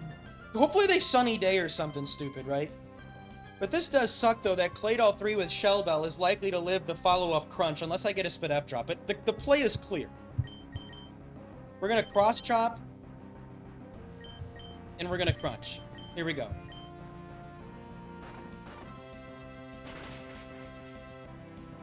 Spit F drop, please. That's fine. Yes! Good sunny day. There you go. Good sunny day. No Shell Bell recovery. Land. Beautiful. Beautiful turn. Beautiful turn. Beautiful turn. Beautiful turn. That's exactly what we wanted to see.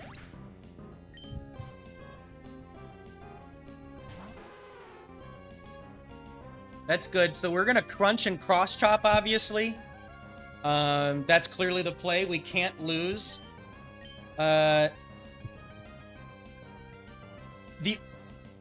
The only thing is, do I ever want to go Dusclops to cycle out, fake out?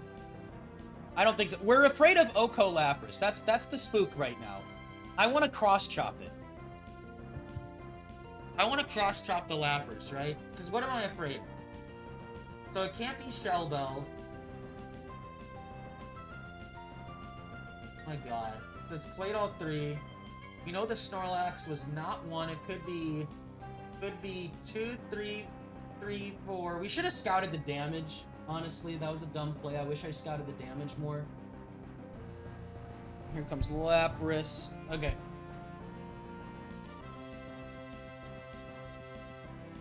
And why can't it only be Lapras 3 or 7? Why can't it be Chestoberry? The reason it can't be Chestoberry Lax is because we know it's claydol 3, so Snorlax has to have a high risk move. Meaning that has to be 4, 5, or 7. So because Snorlax has to be 4, 5, or 7, we also know that it has Quick Claw.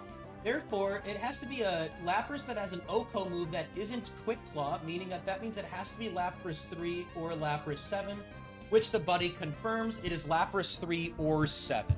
So, claydol 3 plus Lap 3 / Lap 7.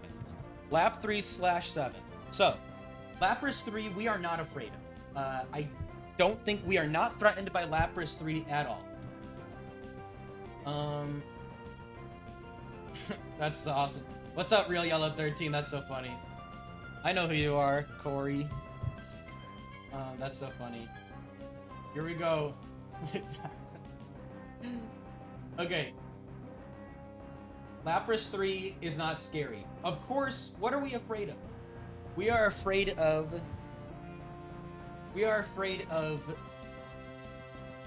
Casino Lapras. Casino Lapras is spooky. claydol 3 wants to Psychic either slot right now.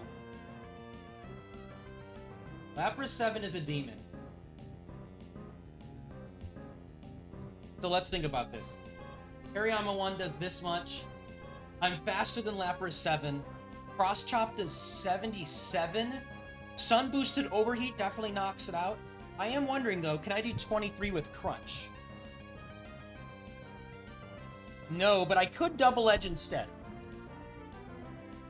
Now, the argument for not clicking Double Edge is that Overheat has more upside to do damage, so that Dusclops might finish it off if it needs to.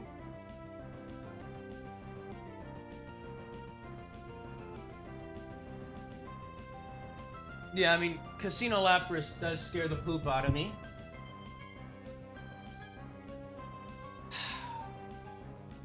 Yeah.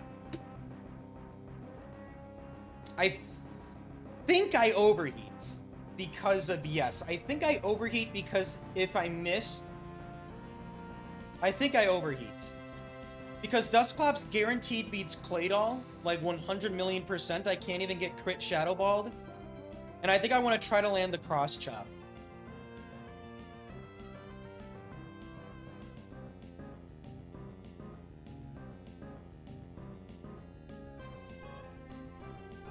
No, it doesn't, Teeman, no.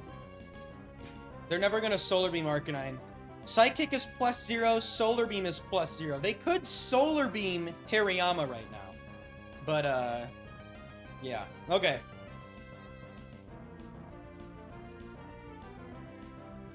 Yeah, that's definitely the play. Here we go. There you go, that's really good. If we land Cross Chop, it's game over. I mean, it's actually still game over. I'm just gonna double edge. Unless I miss Cross Chop, get O-Code, and claydol crit kills the Arcanine or something.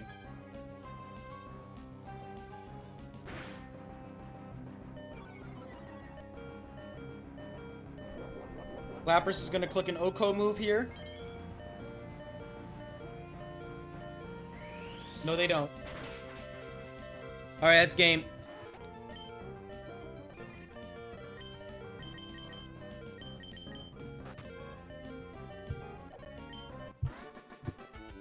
Nice, nice, nice. That is 146 wins, and we are on the last battle of the round. Win or lose, it's last battle of the round.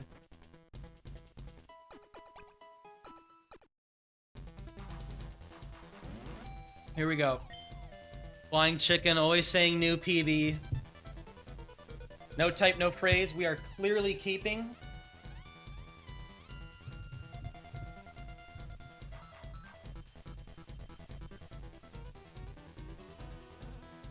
Right?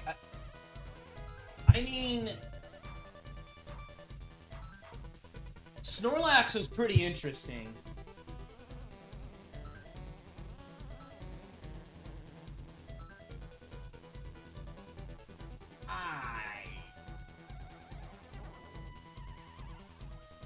I should have scouted the Snorlax. That's what I should have done. I could have scouted it a little bit. I think I'm keeping Dusclops. I just think it works. Same team, and I'm really surprised by its 31 IV calcs. I think I'm keeping Clops, man. I think I'm scared of Mega Kick Lax. I think I'm scared of not having Ghost Curse unironically. I think I'm keeping the Clops.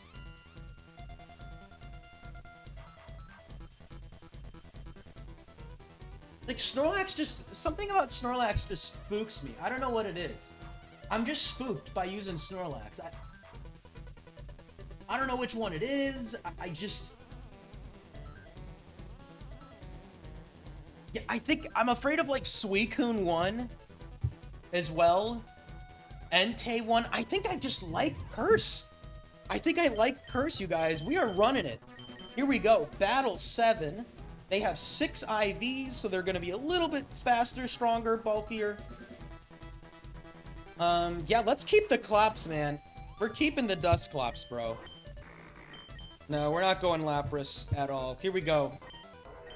Hariyama 1's been putting on a show as well. Fake Out has been so useful. So useful, as I thought it would be. Very happy that we got Hariyama 1 on this team. Here we go. My Barrage will slam you. Signature move of Execute and Exeggutor that we never get to see.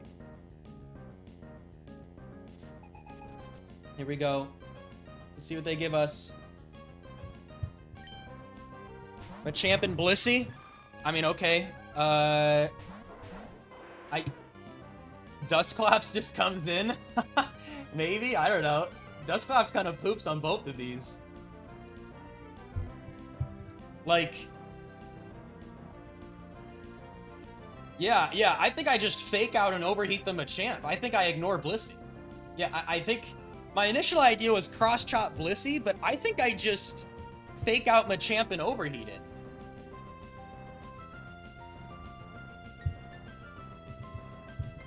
This is like some Zoomer offense in ADVOU or something. Let's think about it. I mean, we have time to think about this. Let's think about this. Here we go. Blissey plus Machamp. Again, I am so unafraid of Blissey that I just want to double target the Machamp. Now, Machamp should live Yeah, and that's bulkless Machamp. So Machamp 1, yeah. I mean, I like Fake Out into Overheat. It's not gonna kill Machamp. But yeah, like 70. It's not gonna kill Machamp. But like, that's fine. The other thing too is yes, yeah. Like, let's see. Yeah, Blissey Sing. Yeah, I would. Blissey Sing. I mean, whatever. Can I say that? Like, honestly, like whatever.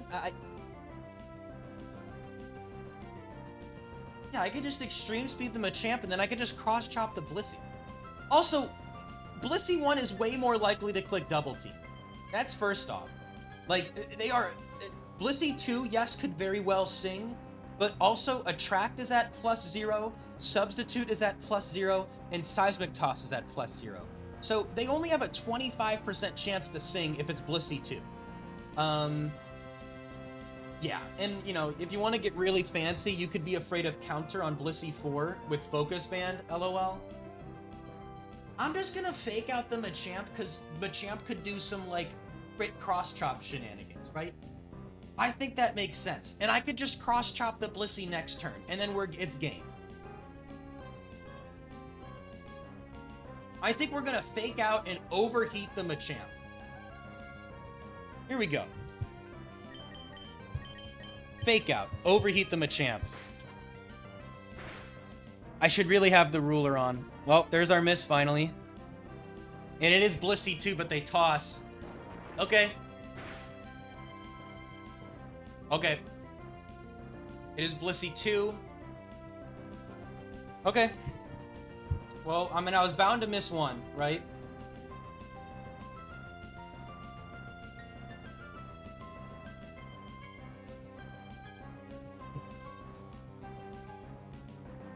Huh.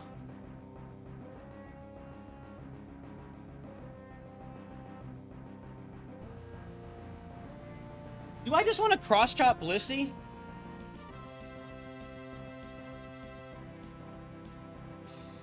Because, I mean...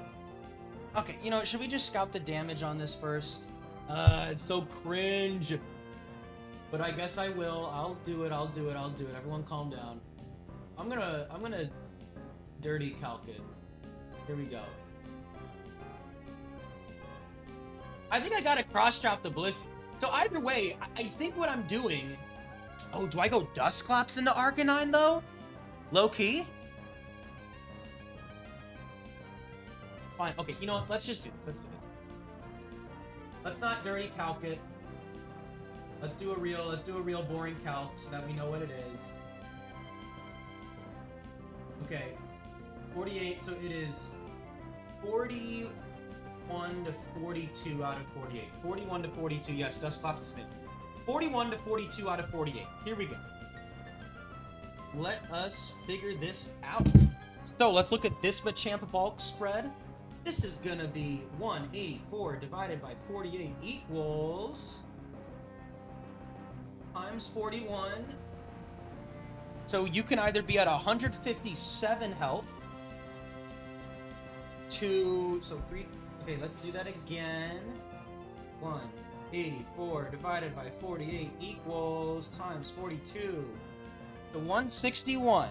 That's the first bulk spread. And I'll you know what, let's move the let's move this down so that you guys can see what I'm doing, I guess. That's Machamp 1 bulk spread, max HP, max attack. Now let's look at the Machamp 2 bulk spread. It's gonna be, this is so cringe, 174 divided by 48 equals times 41. So this one can be at 148 to, let's see, 174 divided by 48 equals times 42 to 152. And then the last bulk spread is no bulk Machamp, which is going to be something like Machamp 3. This is going to be 153 divided by 48 equals times 41. This one will be at 130 to about, let's see, 153 divided by 48 equals times 42 to 133. Now, let us see. Let's go to Machamp 1 first of all. So Machamp 1 is at 157. So let's go to the max roll, right? 184 minus 157. 27 is the max roll to Machamp 1. Yes, we can do that. So it objectively could be Machamp 1. Yeah, we can't rule out Machamp 1. Let's rule out Machamp 2 if we can. That is going to be 174 minus 148, which is 26. I can do 26. Yay! That's funny. Okay.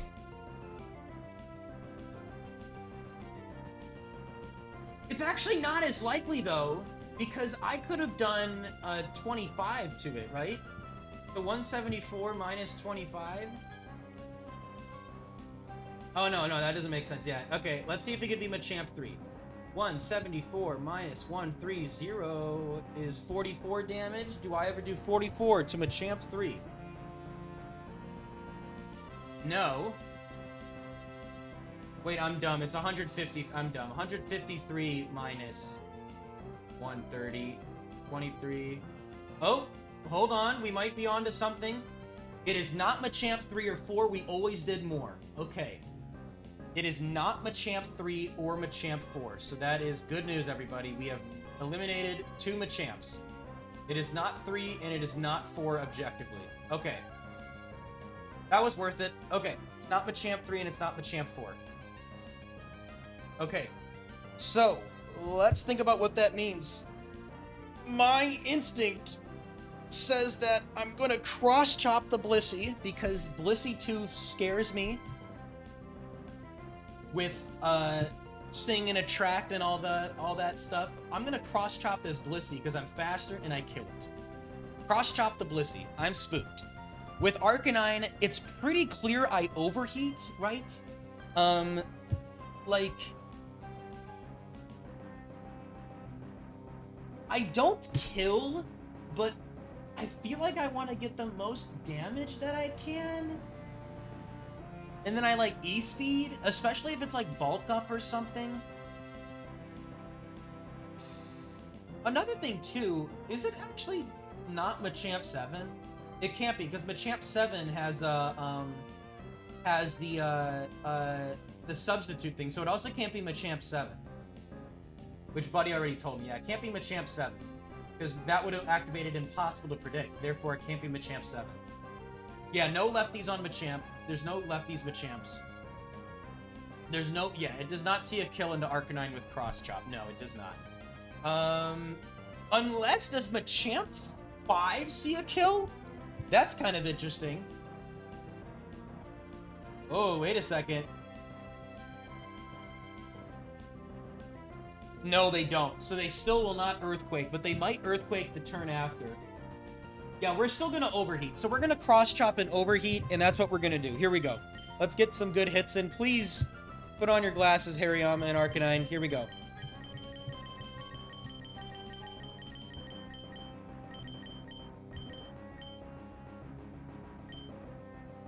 There you go. Good hit. Now we can follow this up with E-Speed guaranteed.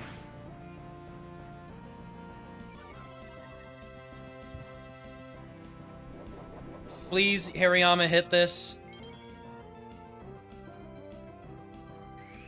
There you go. Down goes Blissey. Awesome. This is a really good turn for us.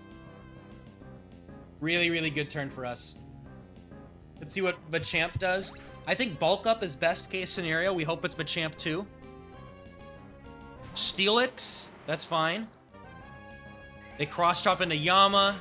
Please no crit. Nice. Beautiful. Okay. So we know it's not Machamp 8.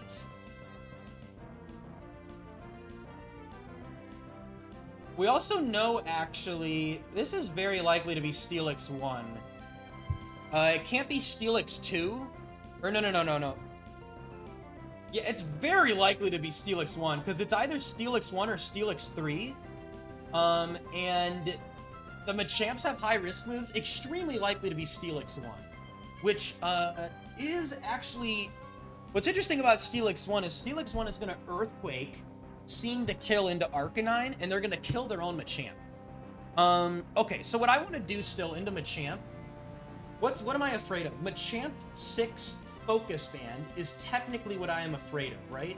However, they were so likely to click Counter or Rock Tomb that I think this is very likely Machamp 5. Machamp 2 wanted to bulk up, and Machamp 1 wanted to Counter or Scary Face. I'm going to say this is Machamp 5, and therefore I'm going to say this is Steelix 1. Okay, however, let's think about this. If it is Steelix 3, I don't care if they get Quick Claw Earthquake, because they'll Quick Claw Earthquake kill their Machamp. So that's perfectly fine. Holy shit, Scary Face, Logan, be careful. Okay. That's the funniest thing. Okay, so what do I want to do? Let us think.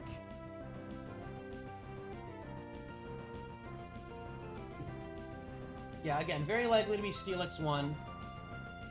I'm not afraid of this Machamp. Dusclops is gonna poop on it. No, but they could Earthquake twice. No, I think, let's... If I overheat, I kill the Steelix and it's game over, right?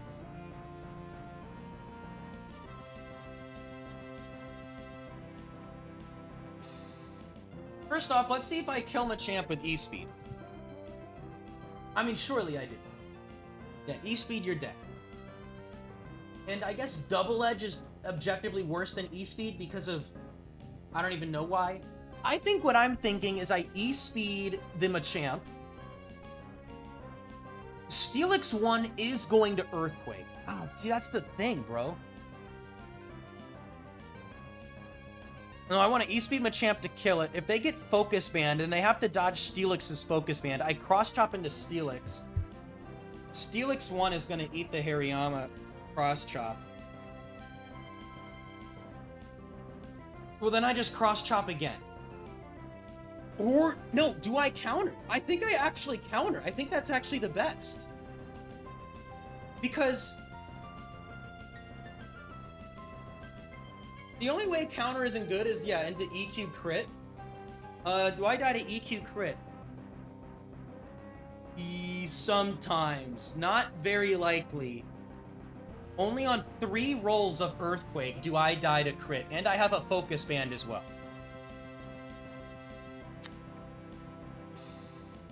Yeah, isn't Dusclops faster than Steelix, though? Oh, they could actually Rock Tomb as I curse, though, and then they could kill with Earthquake. I can't do that. Okay, this is actually a little bit more complicated than we think.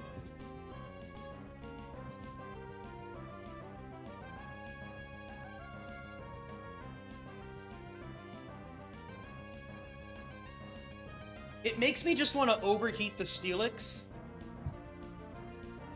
The logic of overheating the Steelix is that, first off, if I kill that Steelix, that's game over. I win the game. They can't win. Like, they can't...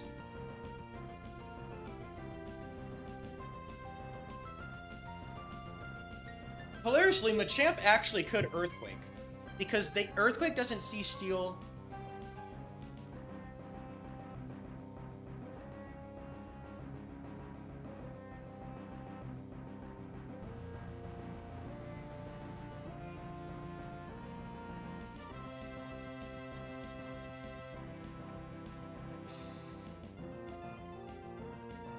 Yeah, then I just Shadow Ball with Dusclops.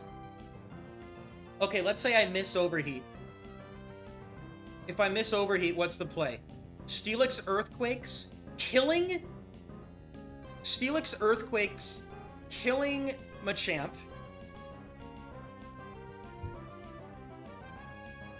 Ah, wait, you know what? You know what? Machamp 2 could click Rest. Hold on a second. Is that scary? Machamp 2 could click Rest, right?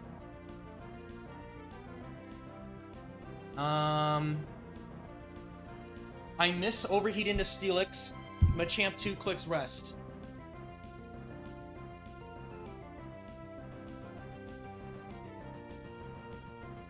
Maybe Dustclops probably just poops on Machamp too, though, right? Or is Bulk Up Earthquake actually scary? See, if they Earthquake me twice, that's bad.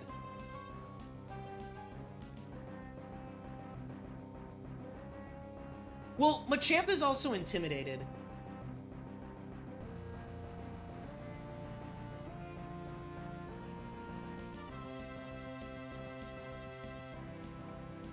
Yeah,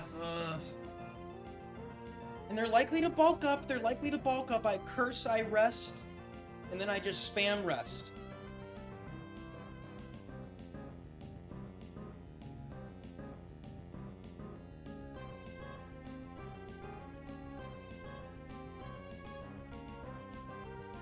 I think I want to cross-chop the Steelix still. If I overheat and I miss... If I overheat and I miss... I think I really want to cross-chop it. Because what's going to happen... God, that's so scary. Because I... Ugh, that's so scary, actually. I don't know what I do there.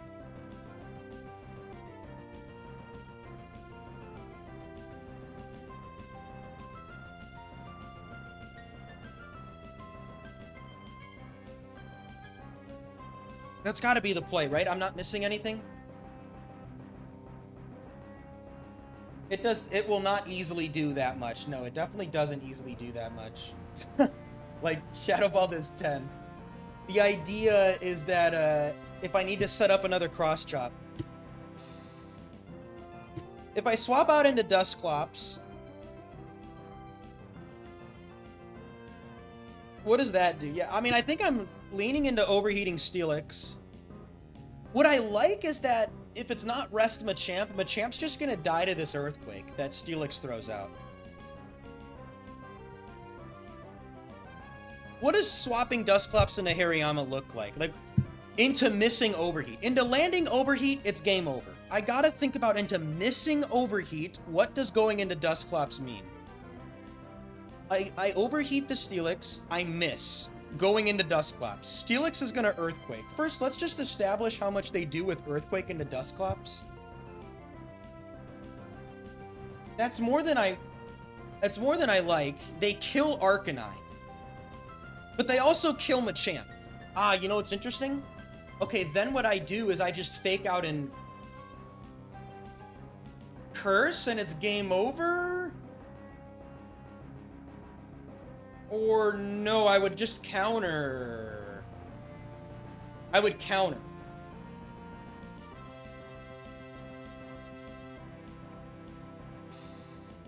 I would rest and counter and that's game over.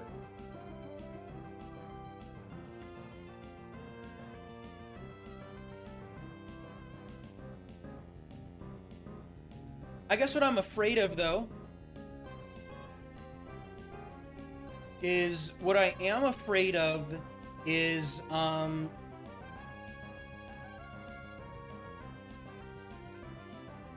what I'm afraid of is Machamp 2 resting as I go into Clops.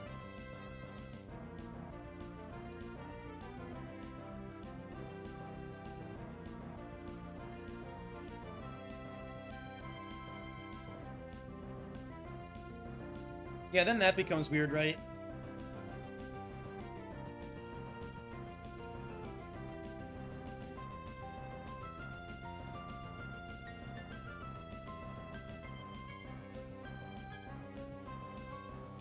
So do I need to do this overheat thing? E-Speed Machamp, I'm scared of Focus Band. I could just counter. That's what I'm afraid of, though. I'm afraid of E-Speeding Machamp 6, getting Focus Banded. Now then again, I think it is very unlikely to be Machamp 6 because they very easily could have clicked Counter or Rock Tomb the last turn. The fact that they clicked Cross Chop... Oh, you know what? Actually, didn't they Cross Chop the Hariyama just now? Couldn't I actually just... Wait. I could probably see the damage. Wait a second. 22. They did 62. Wait a second. I'm dumb. We can know if it's Machamp 2. They did 62.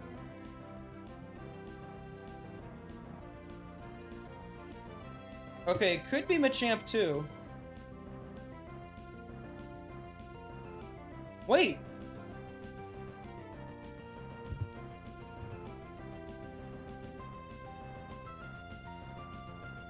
No, it is guaranteed Machamp 2. It's guaranteed Machamp 2. This is 62, right? Am I missing something? 22 plus 40, that's 62. Machamp at -1. All these attacking, that's Machamp 2. Yeah, that's Machamp 2. I'm just gonna E-speed. There you have it. Yeah, I mean, that's guaranteed Machamp 2, LOL. So this could be Steelix 3. LOL. Okay, so how do I lose this? I E-speed, and then counter is the best move. Because I can't control the crit Earthquake, and even if they crit Earthquake, I live. Yeah, there you go. Okay.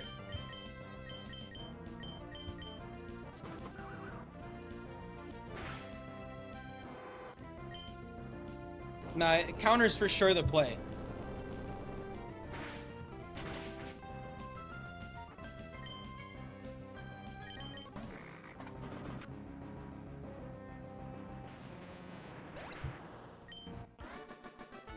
Oh, we're taking a while on these, but that's another win, you guys. We are closer and closer to our goal. That's a win. That round took longer than I thought, to be honest. But there are some weird scenarios. Whew! There you go. All right. Good job, Hariyama 1. And you guys know the drill. It's time to guess that Pokemon. We're 147 wins in. If you guys are new here, guess the first Pokemon in the draft and you will win a special prize. Type a fully evolved Pokemon. It can't be jump left. Put a fully evolved Pokemon and a number 1 through 4 after it and you have a chance to win. Go, go, go, go, go. Guess the Pokemon. Thank you for the gifted, Tim. Congrats to Sonic Joshua.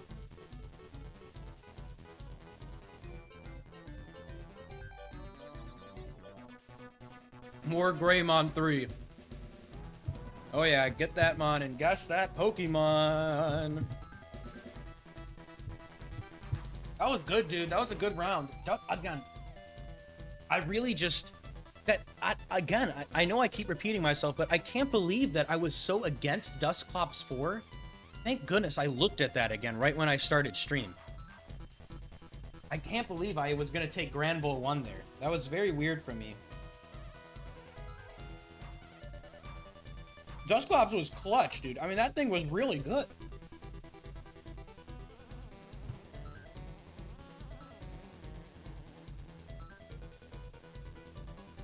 Yeah, Teeman, it is interesting. Okay, get your guesses in. Get your guesses in. Go, go, go, go, go. Okay, I'm going now. Get your guesses in. Let's see what the phrase is. Here we go.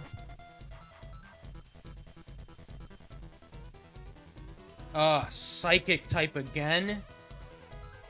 Psychic high risk. Okay. That is spooky. This is, we need a good draft here, man, because I am nervous of Latios and Starmie and Metagross. These are all scary Pokemon. And Guard. This is a tough one right away. Psychic high risk. Okay, here we go. Let's see what we get.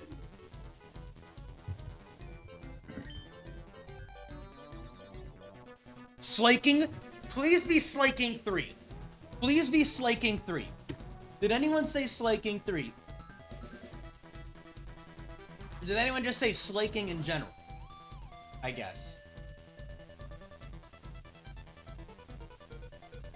I don't see a Slaking guess. No, no one guessed Slaking. Please be banned Slaking. Slaking 2 would also not be terrible. Just don't be Slaking 1 on lead again, please. Yes! Yes! Yes! Yes! This thing's gonna be huge! Yes! Now, Truant is worse in doubles. I haven't used Slaking 3 in doubles, okay? I haven't used Slaking 3 in doubles, but surely it's not terrible. Again, Truant is bad. Truant is not good in doubles, because then you have 2 Pokemon attacking you on turn 1, and 2 Pokemon that can attack you on turn 2. This is not as good as it is in singles, easily. It is not as good as it is in singles. This is my second favorite Pokemon in the factory, though. It's Slaking 3. There you go, baby. Slaking 3. Here we go. Okay, well, we're not taking Shuckle 3. That's not happening. Sorry to Shuckle 3. Memorize this Saturday. SATD. Shuckle 3 is not on this team. And unfortunately, it took away my leftovers, so how dare you? But yeah, okay. Ooh, Entei 3? I doubt that's gonna be used. Maybe? Yeah, it's the Max Attack Entei. Max Attack Entei is weird. It does have Lum, which is kind of cool. Swagger Psych Up is low-key anti-stall, meaning that this Entei isn't like the worst into something like Blissey. Yeah, so we have Entei 3. Yeah, Swagger Slaking. Okay, here we go. I want something immune to Earthquake, man. Come on. Okay, we got Ampharos 4, which isn't terrible. It's just not immune to Earthquake. It's relatively bulky. Static is good. It can T-Wave something. Oh no, this is Ampharos 2. It has Focus Punch. This is Ampharos 2. Ampharos 2, it's the Focus Punch Ampharos, which is a bit worse because it doesn't have any HP investment. So never mind, it's Ampharos 2. Okay. We still have 2 chances for a good Mon. Our Lum is gone. Okay, come on. It can't be Latias 1 now. Our Lum is gone. There's item clause in draft. It can be Golduck 1, though. Golduck 1. Okay, this isn't Golduck 3. This isn't the beloved one that got me my PB. This is Golduck 1. With Cloud9. Okay. Yeah, dig to die to my own Earthquake.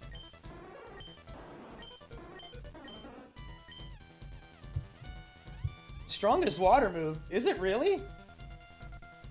161 pump? Really? Isn't, is Starmie weaker? Yeah, no, Kingdra 1, right? It's tied with Kingdra 1 as the strongest Hydro Pump in the game. Tied with Kingdra 1. It's tied with Kingdra 1.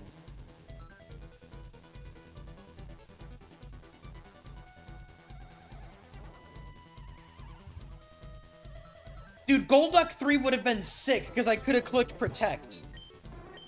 Okay, I mean, yeah, this is awkward right now, man. This is definitely awkward. Let's see what our last Mon is. Here we go. Give us something that flies above the ground.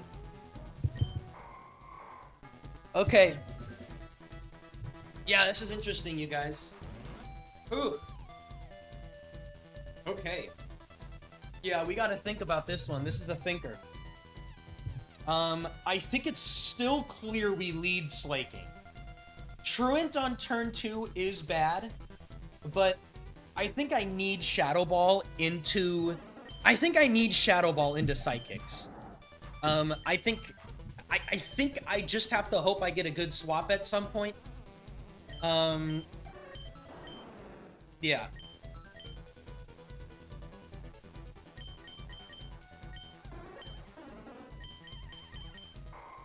I mean, I just don't see another play.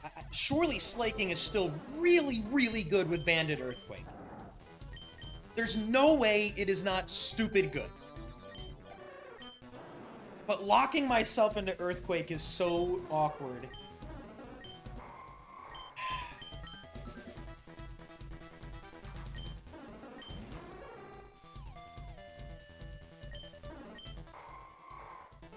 Yeah, it's funny teaming, yeah, because of Cloud9 potential.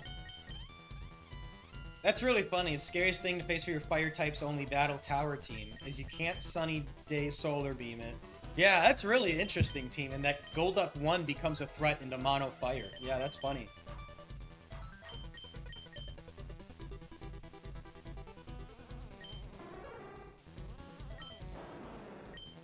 I've heard I haven't really used choice band in doubles, right? Like, I think I've used Armaldo 4, but I don't think I've used choice band on lead. Dave talks about how banded mons are sometimes a trap in doubles because if your side mon dies, then you're locked. Being locked into Earthquake sounds terrifying with this team. Because I might just end up killing my, like, Ampharos. I mean, does this just mean that I take Entei still? Because Entei's faster than Slaking?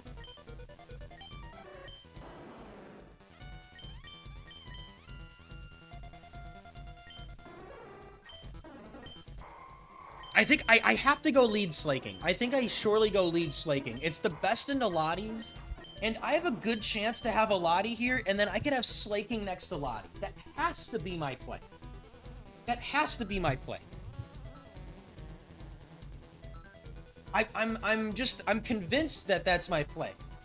Let's just say if I had to choose right now, it'd probably be like Entei Slaking Golduck, I guess, is what I'd lean towards. And then let's just say we drop Shuckle, Maldo, and Ampharos.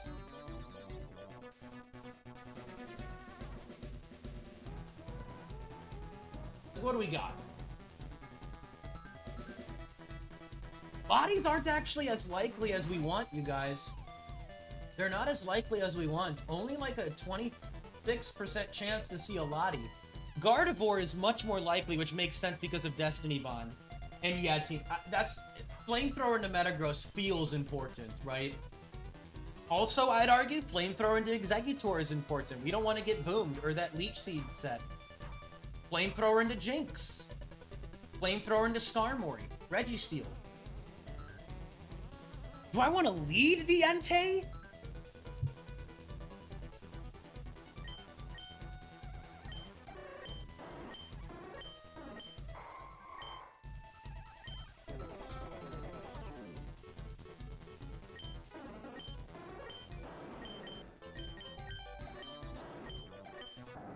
Starmie, I just Shadow Ball it, Pillow Bro.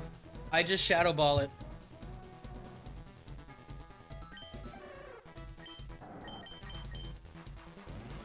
And yeah, I agree. That's why I'm thinking, my problem with Ampharos is Ampharos doesn't give me the lead Earthquake play because I just kill my own Ampharos. What I like is that there are going to be scenarios, I think, where, hey, maybe I just play sacrificially with Entei, right? Because I think Earthquake is that good, where it's like I Flamethrower something, bam, Earthquake. Then I'm scared. I'm scared out of my mind of it being a flying type in the back. And then Golduck, not only does Golduck have to beat the flying type, but it has to do it quickly, because Slaking's gonna Banded Earthquake my Golduck. Which is making me think about Armaldo in the back as an idea. Here into the Psychic type trainer, I don't think I'm locking into Earthquake. I don't see that happening. I think Shadow Ball is going to be too useful.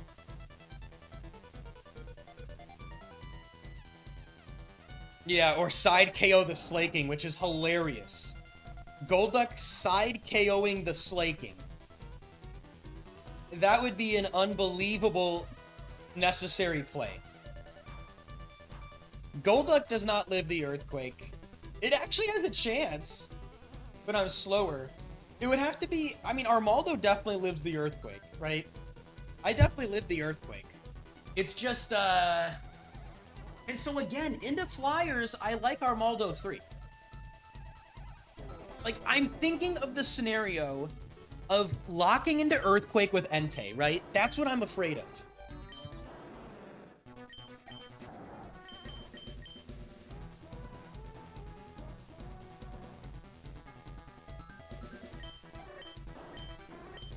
Man.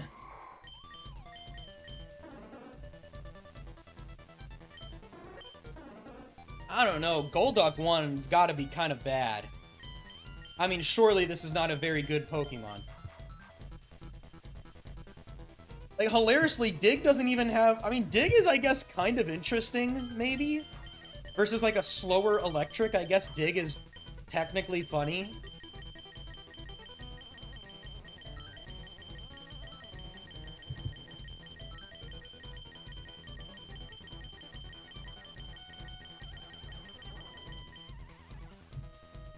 Yeah, like, do I just go slaking in the back? I don't know. Like, I don't know. Maybe it's too risky to lead slaking, man.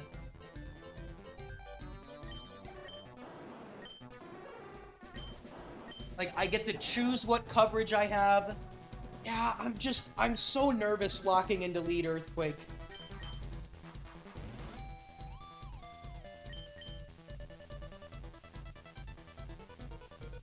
I'm so nervous doing that. Man, there's so much upside, though. I mean, could you imagine if I get Lottie here? Could you imagine if I get Latios or Latios? Ugh. And slaking plus Lottie would be crazy.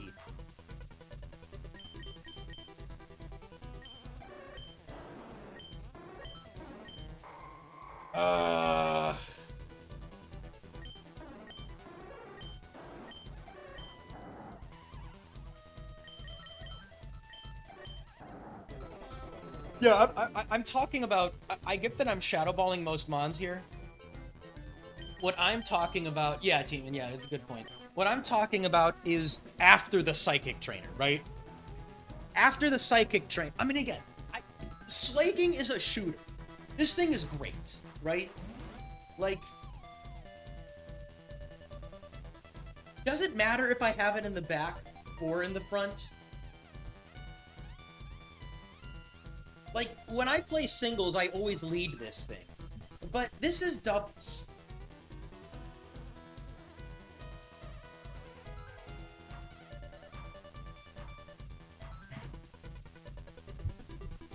In a way, I think it makes sense to keep slaking in the back. Like, Banded Earthquake is such a trap.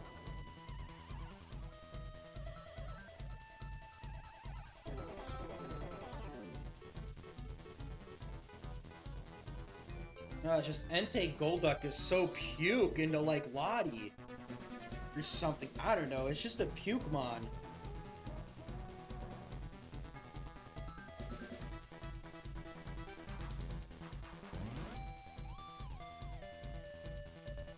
Yeah, I mean, it's just the more I think about it, the more I'm like...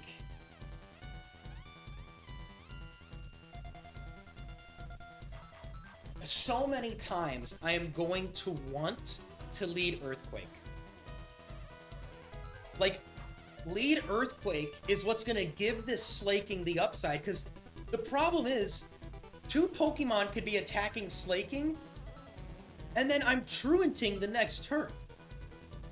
Like, slaking could be super low at that point.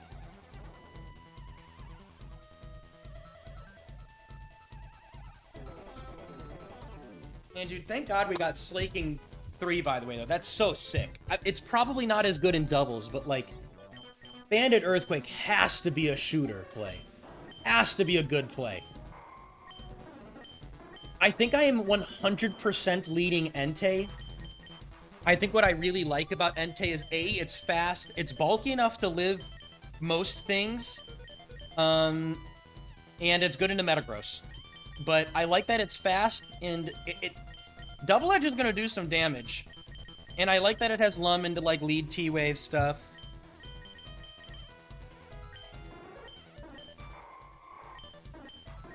I'm not going Shuckle next to slaking.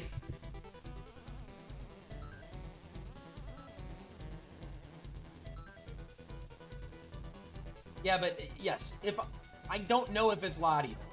If it was like a dragon-type trainer, I would actually probably lead slaking, because then I have the Salamence, Altaria, Lottie, Flygon upside. Yeah, I just think it's too aggressive.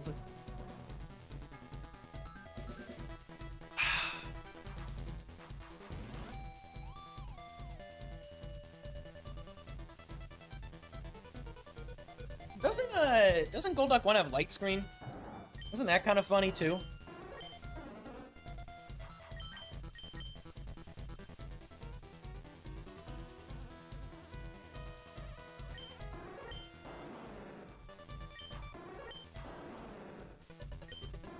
This begs the question of Ampharos lead, though. I don't think so. That's so weak to Earthquake. Golduck 1 is just weird. That's another good point, Joe, dude. Yeah, Intimidate. That's another good point. Duck is not faster than Slaking, no. This Golduck 1 has no speed, and it's quiet-natured, actually. If it wasn't quiet, then it would be still 1 point slower. But it is quiet. Ooh. No, that's okay, Kay. It's okay, get it out. Get it out.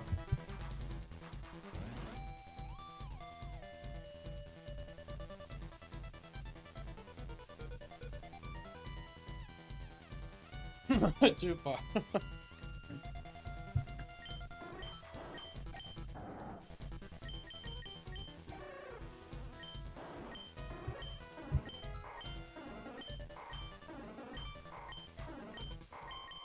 Yeah, light screen isn't that good in doubles. Yeah, this is just weird, but I think I do go. I wish I have used Slaking 3 in doubles before. I just haven't, but my brain does suggest that Slaking is a really good cleaner when I know not only what the opposing sets are, but if there is a flyer or a levitator in the back. I just think Slaking in doubles thrives on information. I think it thrives on information. And yeah. My issue is that I think Entei plus Golduck is such a weak lead. But however, I think there's a good chance that I get a good Mon here, right? I think Gardevoir, any Gardevoir really would be pretty good on lead, right? Metagross would be... We don't really use meta that much in doubles, it seems, I will say. Meta would be interesting, maybe. Again, Latios or Latios would be awesome. Starmie would be awesome. Yeah.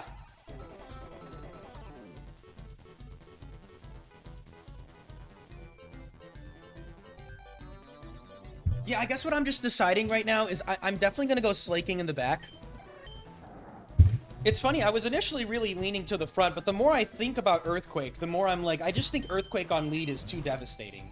In terms of putting me on the back foot, / being risky, / getting intimidated. This guy's going to be an awesome closer.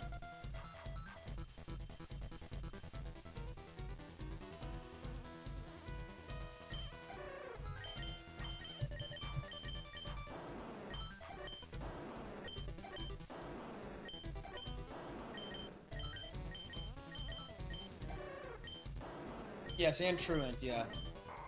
Yeah, that's what I'm thinking about. I think it's not Ampharos. I do think it is Golduck on lead. This thing just seems balls, man. But I don't know. It does help into rocks, into grounds.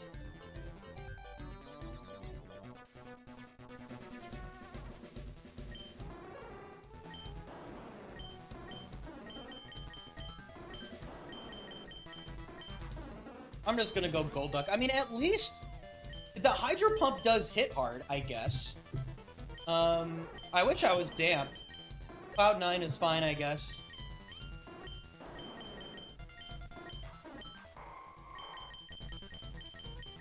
The only reason I would take Armaldo is, if I get a Levitator on lead. Then obviously I like Earthquake plus Levitate.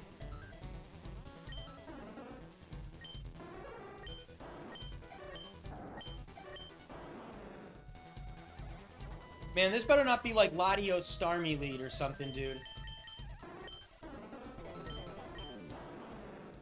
Latios Starmie lead would be so cringe. I just hope it's not, like, yeah, Psychics that wall both of these guys. Like, Starmie, Latios, Slowbro, Slowking. These guys suck for my team.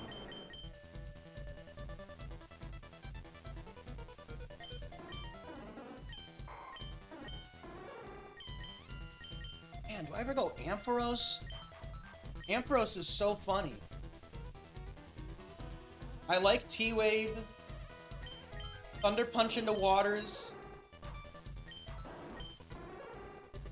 Good into Starmie, Slowbro, Slowking. But I don't know, I feel like the EQ weakness is so cringe.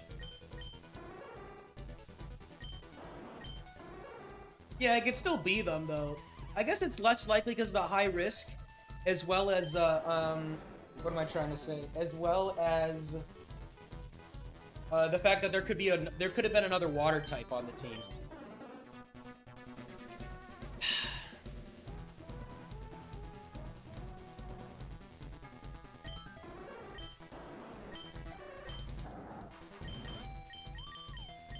I mean, it's huge value, Swaggo, but I'm just thinking about other games.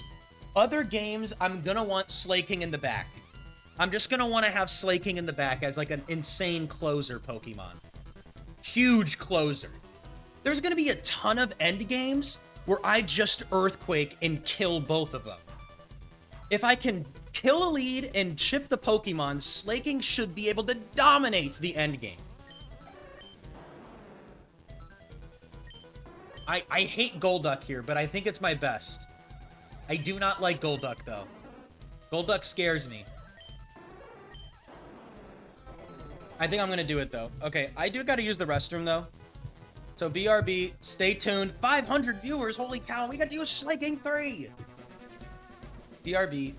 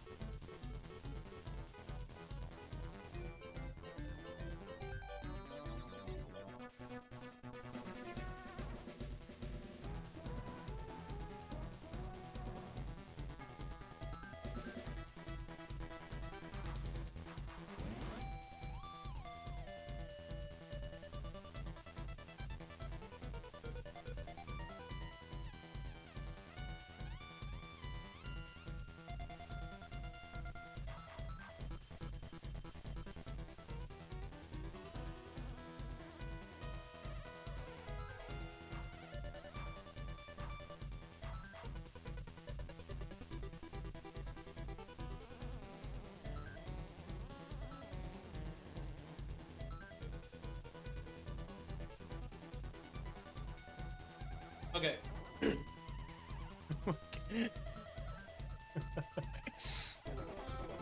You guys failed. You guys are failing. You know, you guys literally failed. You guys literally failed. No, you didn't. That was 2 U's. That it has to be in succession.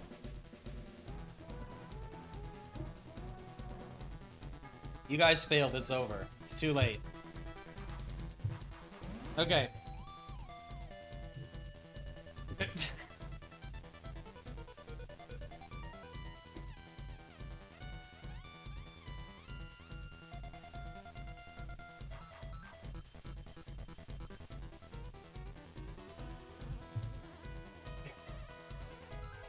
Pull? Okay. Unfortunately, I'm going Golduck. I've hacked the mainframe, and they told me that Claydol is coming out. Man, dude, if I miss out on Lead Slaking plus Latios, I'm gonna be sad. Lead Slaking plus Pistol would also be awesome if it's Claydol 3, but... ah, that would be so nice. The Duck does suck, but... It does stuff. Damn, dude, do I just go Ampharos? No, Claydol is so scary. Claydol is actually terrifying. Do you die to, like, a Thunderbolt? No! The goat, Golduck. The goat Golduck does not die to a Thunderbolt.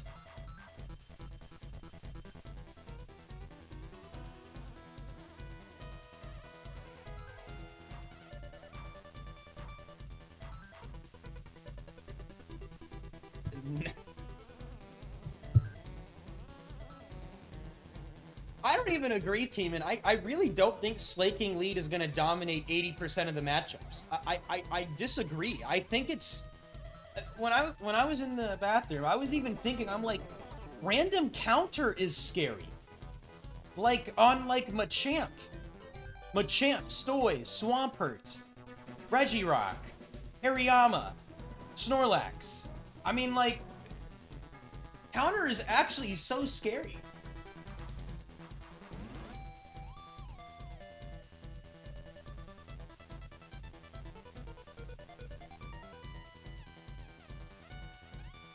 Oh man, dude, but just imagine 26% of the time I get a lot. But again, Entei plus Latios, is that really bad? No, it really isn't.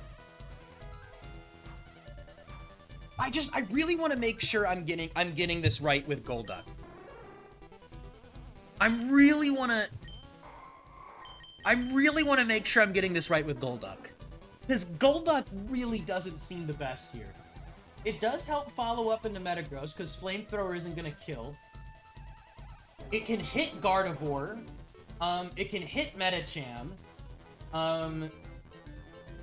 It's very good into Claydol. It can hit Hypno, hit Mr. Mime, hit Zatsu, Espeon, Zam.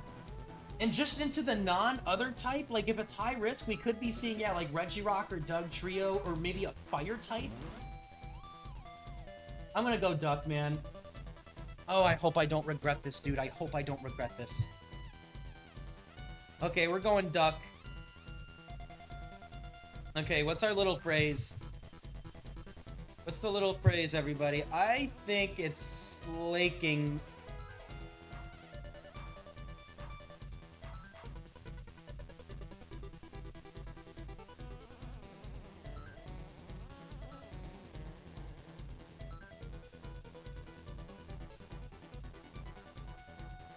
What's the team?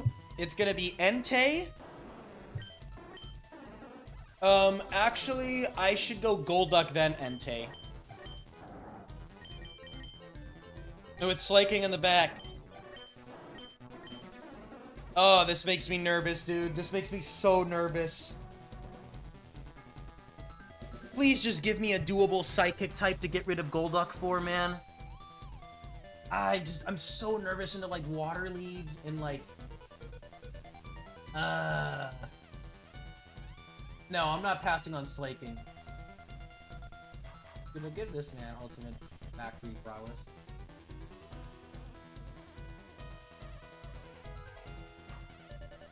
Guys, I'm on such a big streak, dude. This is crazy.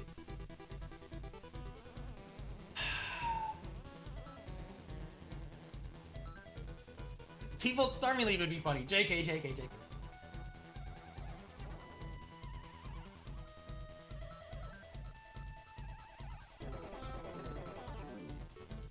Okay, let's do it.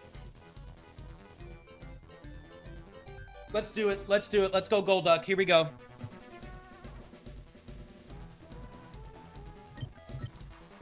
The question is, do I want to lead Entei on the left? If I get a Levitator to the right, then I can check for Arena Trap.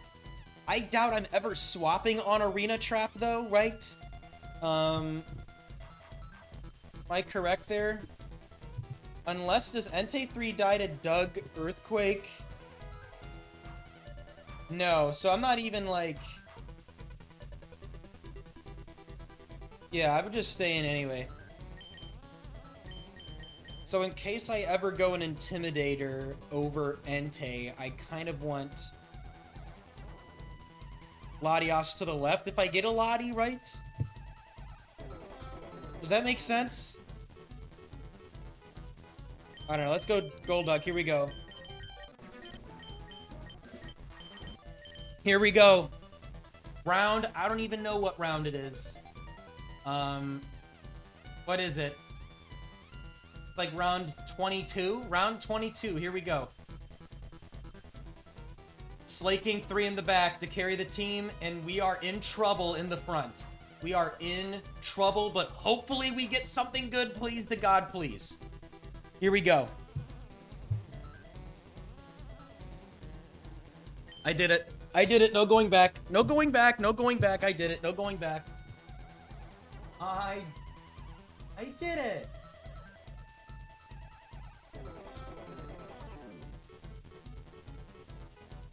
Golduck. This has to be Rage Bait. Golduck 1 is better than you think. I don't know. I've actually never, ever used Golduck 1 in singles or doubles, so this is a first. Here we go. Okay. That's why we take Golduck, baby. That's why we take Golduck. That's why we take the duck.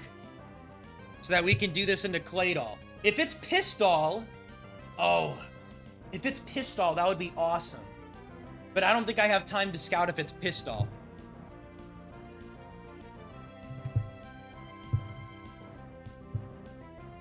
Which is claydol 3, by the way.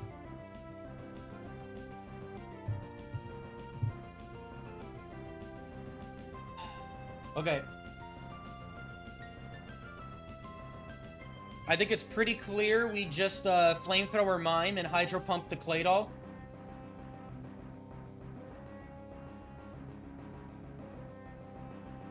Very likely to be claydol 4. Now, Golduck 1, you do KO this thing, right?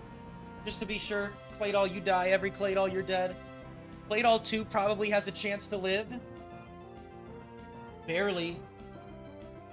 Barely.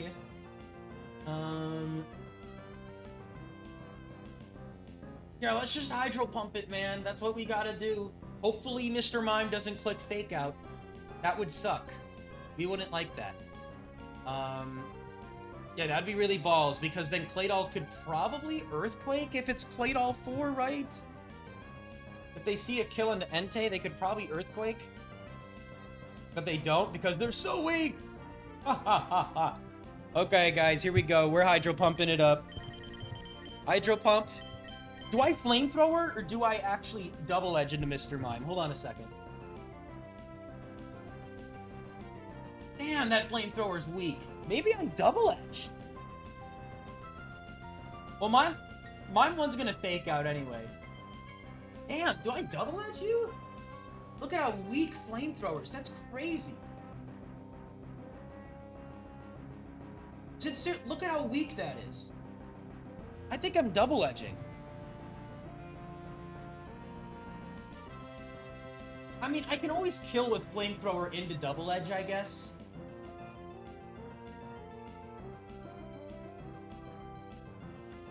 What about, like, into Mime 2?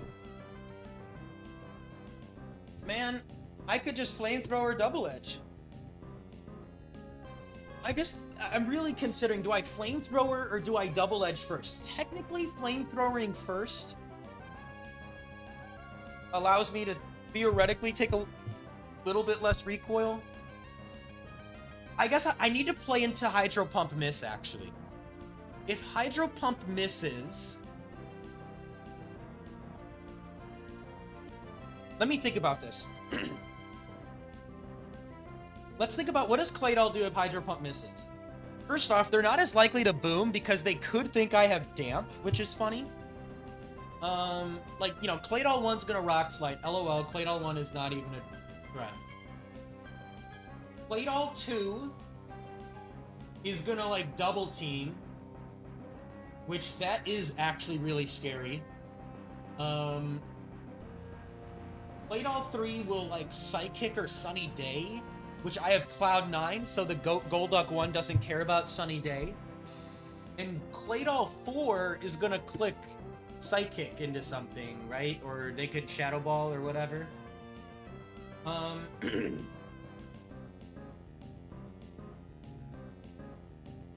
So what's the difference between Flamethrower and Double Edge?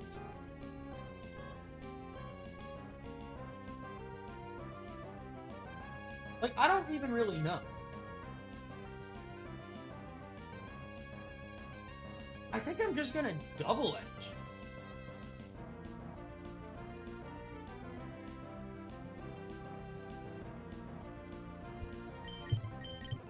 Oh, and I'm slower than mine because I'm quiet. Darn it!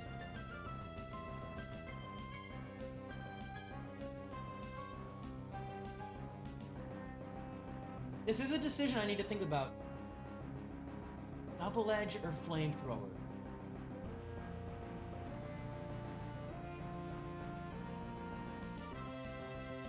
Swapping out Entei is a little interesting, I guess.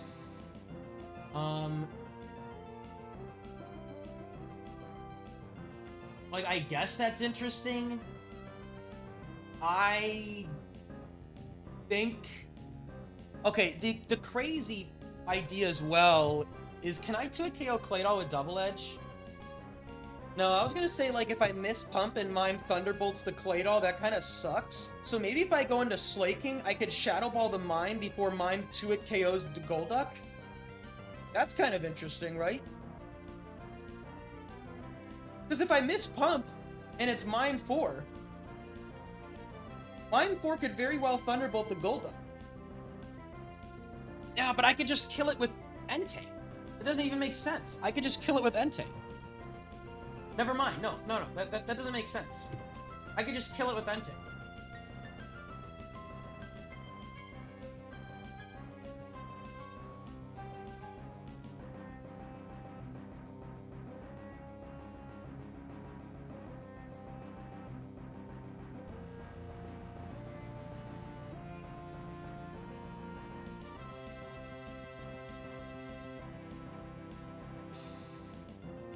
I'm just thinking, I mean, I'm just thinking, do I ever want, if Slaking is just gonna kill these mimes with potentially Earthquake, but also Shadow Ball, I don't think it matters if I get Flamethrower damage on it or not, right? Even if it's Mime 2, like, or, wait, you know what? I just thought, though, into Mime 1, you know what? I think I'm gonna double edge, actually. I'm gonna double edge because Mime 1 could fake out the Golduck, and I want to 2-hit KO Mime 1. Yeah. No, I'm gonna double edge into Mime 1 because I have a high likelihood. I'm gonna double edge into Mime 1.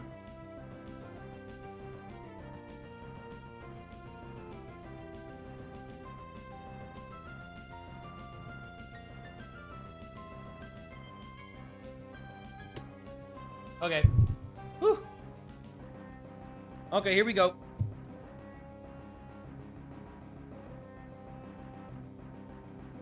Could Claydol see an EQ kill after double edge? I mean, yes.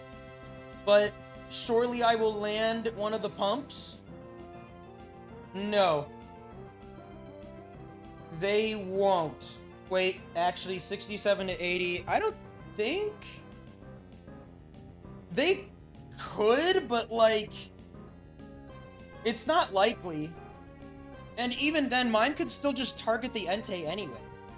Do I need to 2-hit KO Mime 1? I guess that's an interesting question. I'm afraid of Mime 1 setting up Reflect.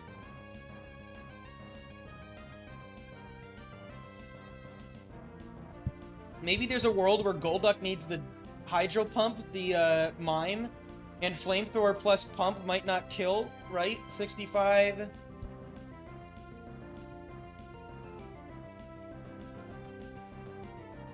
Now, bro, I don't know. I'm just gonna double edge it. I think it's fine. Here we go.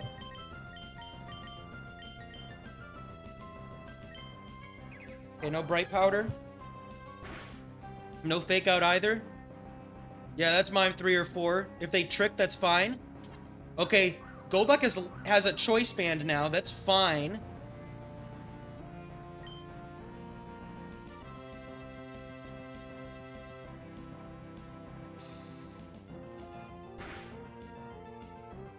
Okay. So that is Claydol. Well, we know that's Mime 3. Okay, I mean, that's fine. What Claydol is that? We can figure this out. So that did 38. 38 damage. I think it's Claydol 4.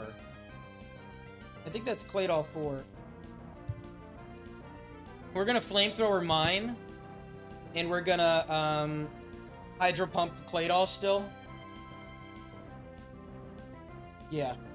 Okay, let's just do that.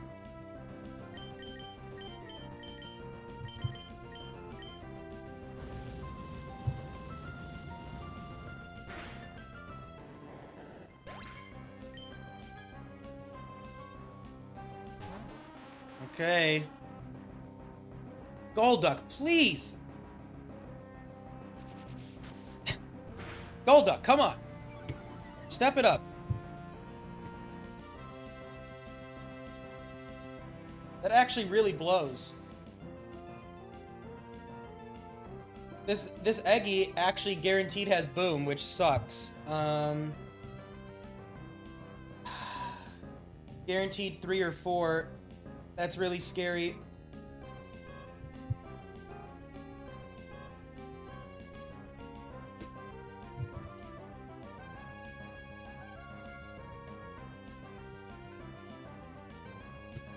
Yeah, 50% chance for each. Okay.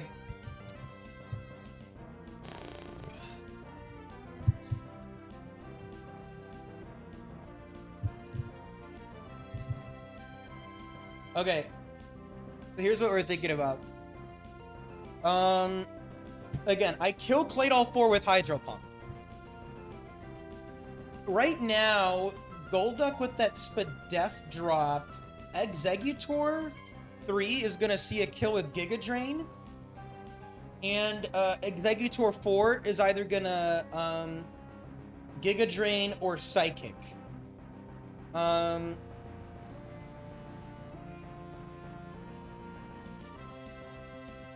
So, do I have... Is it... I kind of like Golduck being a target here. I really want to Flamethrower that Exeggutor with Entei. Exeggutor actually just drops to Flamethrower if it's 4. And 3, I kill them. So, Egg is never going to boom, though. They will never boom because they guaranteed see a kill on Golduck. So... the only way Eggy can boom is if it's Bright Powder, dodges Flamethrower, and then dodges Shadow Ball and Flamethrower. However, this Claydol could also boom. Because this Claydol can boom, I want to play as safe as I can and stay in and Hydro Pump into Claydol.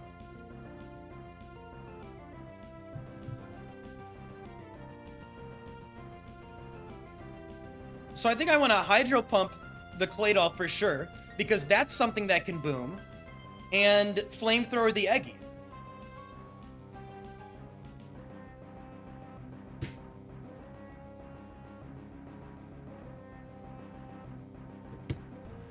They can't boom if there's 2 Mons alive either. They can't boom. If I have 2 Pokemon, they cannot click Explosion. They can only boom if it's 1-on-1. So Flamethrower kills Eggy 4, does damage to 3. There's no reason to go to Slaking. I Hydro Pump the Claydol. I want to get as much damage as I can into Claydol. Yeah, that's the play. Hydro Pump, Flamethrower, Eggy. Here we go. See if it's Eggy 4 or 3. We'll learn here unless I get a crit. That's Eggy 4. And Golduck 1 lands! No Focus Band either! Okay, now, I mean, we have a decision to make now. There's some interesting Pokemon ideas. Let's just see what our type matchup is next. Slaking didn't even have to come out. No type? Okay, no type, no phrase, so we don't get any help. Okay. Of course, my initial temptation is Explosion with Claydol. What's kind of hilarious is Golduck could dig next to Boom Claydol. That's hilarious to me.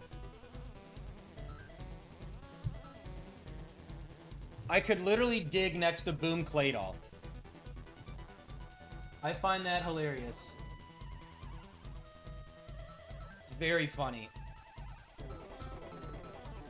I like that Claydol is good with Slaking Earthquake. My main issue is I don't know how I feel about Claydol into flying types. The other, I mean, Mr. Mime is not bad. I don't think Mr. Mime is a bad mon. Thunderbolt is really nice. I like Psychic. Trick Band has upside. I guess I've never used Trick Band in doubles. It seems a little spooky.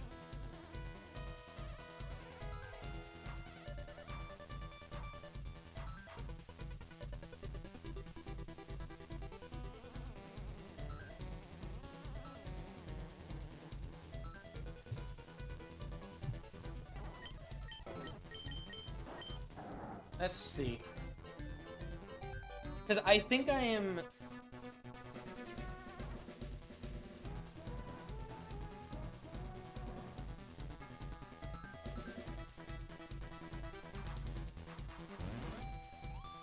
I don't think so. Maybe I'm wrong. I don't know.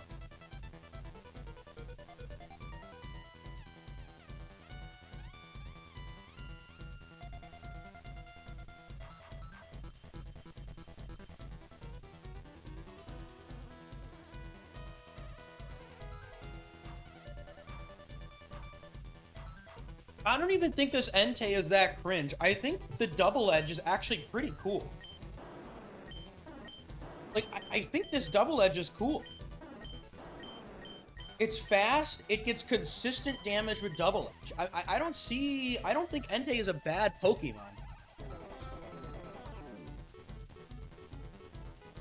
I mean, yeah, I don't see this as a bad mon. It just definitely struggles with, like, rocks. Yeah, Dig Boom would be funny. The problem with Dig Boom is that I think it's likely Golduck could get double targeted. If both of the opponents are faster, Dig Boom does make me scared. I guess if there's an electric type... Yeah, the funny thing is, I guess if there's an electric type, I could, if I Dig Boom, does Slaking Loaf on the first turn, actually? No, right? I don't think Slaking Loafs after Boom.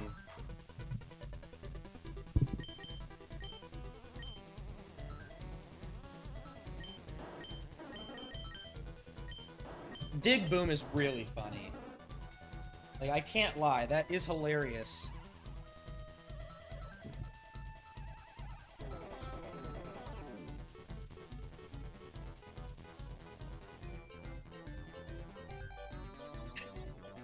It's just tough in this no type, no phrase stuff. It's like, what do you...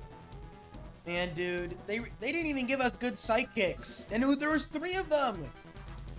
No, it's Cloud9. It's not Damp.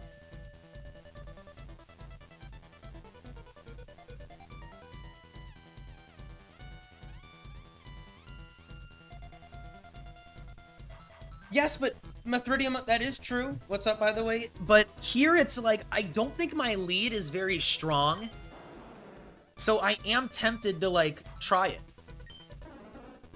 Damp does exist in Emerald, yeah. Poliwrath, Politoad, Golduck, and Quagsire can all have Damp.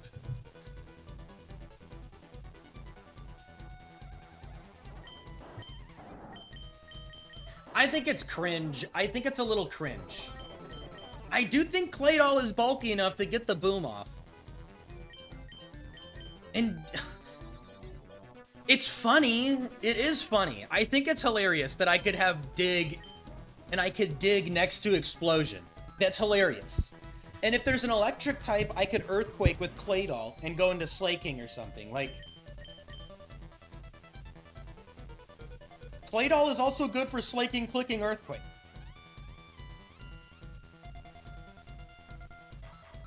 I'm also... this is such a vague decision. My gut right now is telling me that I shouldn't go Claydol lead. If Golduck was faster, I would be more comfortable with it. If Golduck was faster, I'd be more comfortable. But Golduck makes me nervous. I'm not going Eggy 4. I think Eggy 4 has really bad typing, and it doesn't have any bulk. This thing's gonna die to a lot of ice attacks, fire attacks. Is Salamence GG? Right now, Salamence isn't our favorite. I don't get Exeggutor 4. This thing sucks. I think this mon is bad. This thing is terrible into fire and ice. Like, it doesn't actually do that much damage. I don't know. I am not thinking about Exeggutor. I guess it's fine into waters, but, like, low-key... I don't know. I mean, I just feel like Exeggutor is double target bait. I think it's double target bait. It's so slow. And Exeggutor sucks into flying as well. Which is why I'm almost thinking Mr. Mime over Golduck.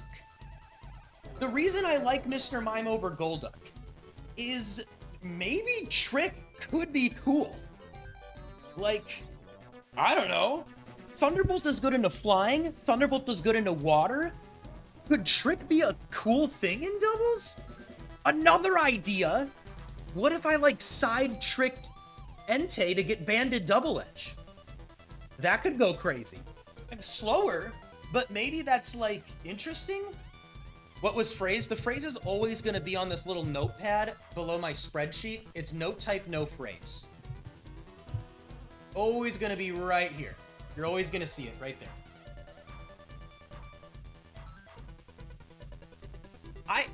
With the mess around comment, do I want to mess around with Golduck 1?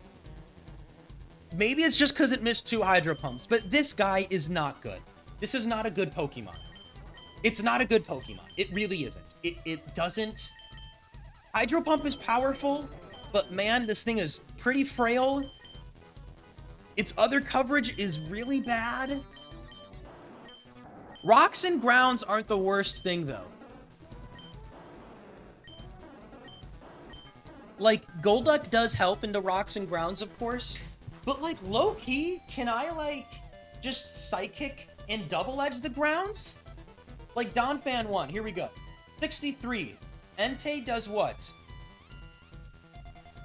Bam, you're dead. Psychic plus Flamethrower. Marowak, I know Marowak is dead. Marowak is dead. Marowak dies to both of those. I guess Flygon exists, but I'd argue mine... I don't know. Flygon does suck, but I eat the Flygon. And I double edge and I Psychic it. Entei 3 is a good Pokemon. You heard it here. LRXC said it. Entei 3 is good. Entei 3 is cool. Even.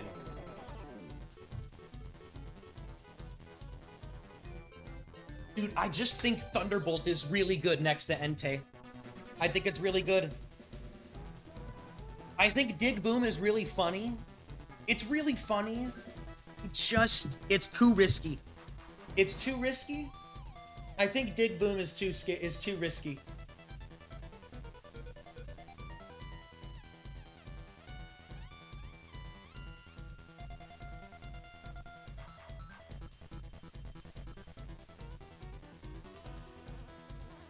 Exactly, Duhood. I think it's funny.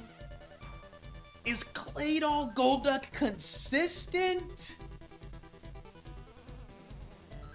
Probably not. Probably not. Dude, I think Trick is just so cool. And Torment could be cool. Mr. Mime is a bit frail, but it's not insanely frail because they did give it HP. Mime 3 has HP. It does die to a Mega Kick. That is a true statement. Like, Snorlax 3 probably KOs it with Shadow Ball and Mega Kick. Actually, no, it doesn't. Get destroyed. Okay, but if it's Snorlax 5, I'm definitely dead. Snorlax 5 would definitely.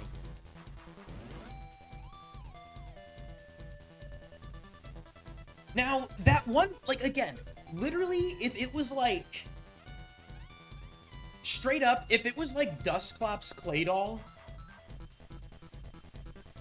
yeah, Pokezets, yeah. It is. I played a little bit of ADV. Oh, not 200. Never mind. Is it good in ADV 200? Really? I think you know this, but the only time Golduck has been used is Dexa using Indoor Salac Golduck because Cloud9 is immune to sand, so it can be an Indoor Salac sweeper under sand. Indoor Calm Mind Surf Ice Beam. Yeah, but it's immune to sand. I guess.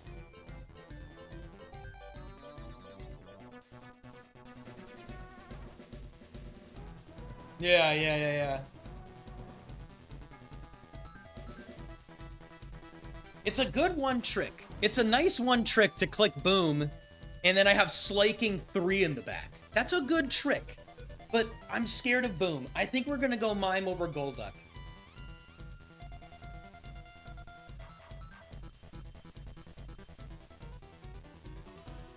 One more swap from a pretty legit team? What do you mean? How is that one more swap from a pretty legit team? Having levitate for slaking, it's big, but like... I will say, I don't like that mime is slower than slaking. I don't like that.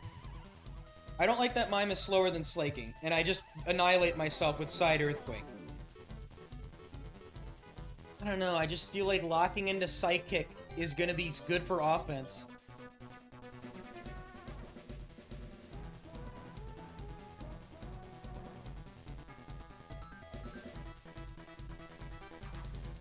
Man, I'm so scared of Golduck missing hydro pumps and shit.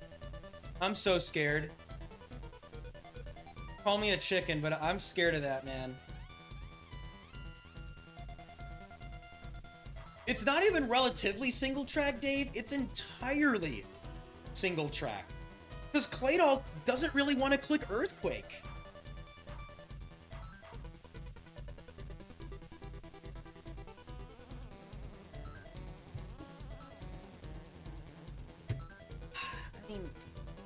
I don't know. I get the levitate. I understand levitate. I'm just like...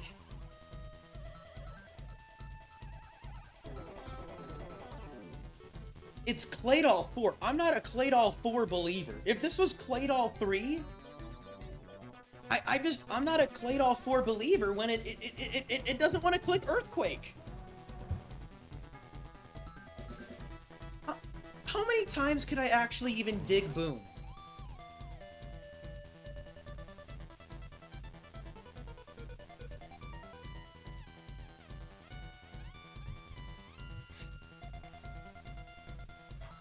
Oh, Marowak outpacing Claydol kind of sucks. Does Marowak kill Golduck? I kind of feel like no. Well, first off, it's slower. Oh, it absolutely does. Never mind. I would have to Hydro Pump a Marowak. Dig Boom, man. Dig Boom.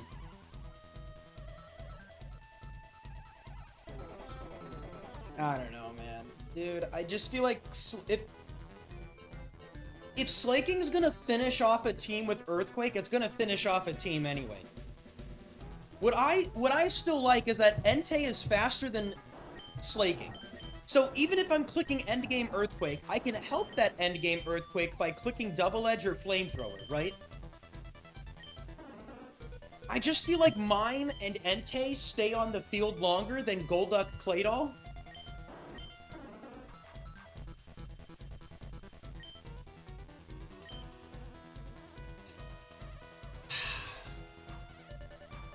I don't know.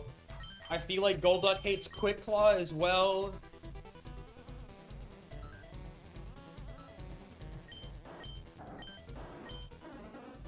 I'm just too scared. And Claydol does have Shadow Ball for Gengar, which I think is relevant.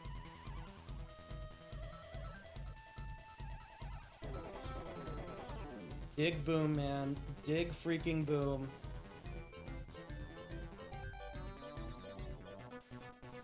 Dig freaking Boom. The funny thing about Dig Boom is that if I do Dig Boom, I might not even want to click Earthquake with Slaking because I'll kill my Golduck underground.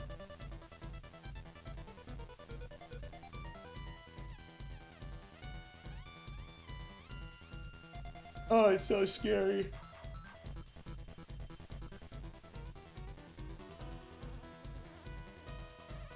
It is. It's funny. It's funny and probably not even the worst thing ever.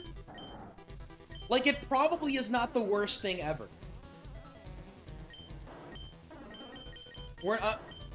I'm not caping. I'm either going Mime over Golduck or Claydol over Entei. Again, I just don't have Slaking 3 experience in doubles. I just don't have Slaking 3 experience in doubles, so I just don't know if Mime Entei is enough. Or if I'm gonna want to click Earthquake with Slaking in the back, and I'm gonna hate that I have to kill Mime. That's what I don't know.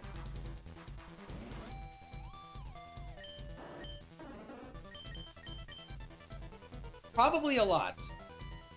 I'm probably clicking Earth. I mean, again, we literally have not even seen Slaking on the field. I have no data. I haven't played enough doubles. I just don't have data. I don't have data. Does Claydol Boom even, like, kill everything? I mean, it probably does. And again, Claydol has the bulk to make Boom work.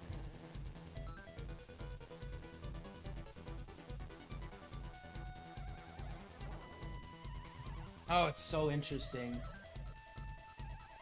It's so interesting, and the other thing that's funny about it is we're afraid of Ghost, Rock, and Steel. I Earthquake Rock and Steel, I could Hydro Pump Rock, and I could Shadow Ball a Ghost type. Slaking's in the back, Brock, so I can't move it to the front. God damn it, am I actually going Dig Boom? Am I going Dig Boom? This deep in the streak?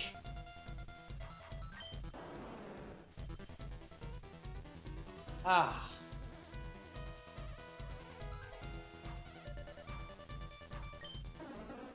Yeah, but Gold... I'm just so nervous of Golduck getting, like, double targeted as well or something stupid. God damn it.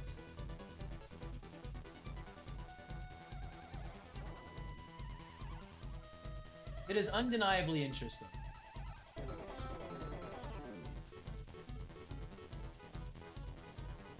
Slaking is faster than Duck, yeah.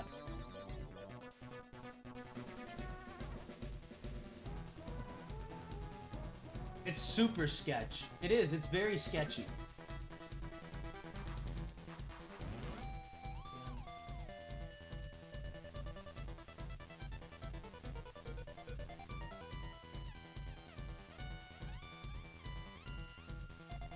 Like, double team? I just...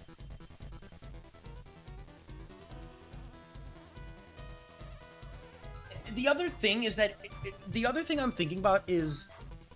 It's not as much about Dig Boom as it is about Slaking Earthquaking next to Claydol. Like, being able to Earthquake next to Claydol, and Claydol still attack. That's the thing. Like, how useful is that going to be to potentially have Claydol on the field where Slaking can Earthquake next to the Claydol? Instead of, like, killing my Mr. Mime or killing my Entei.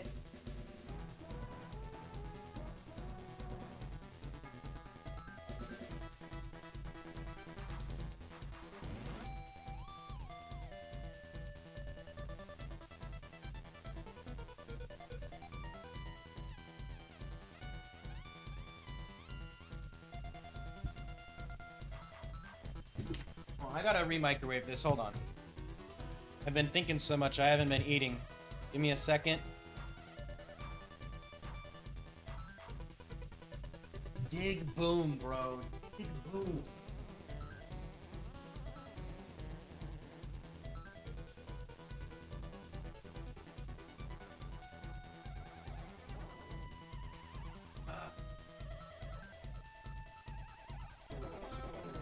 So interesting, man. Am I doing a Displate sponsor? I mean, if they want to sponsor me, sure.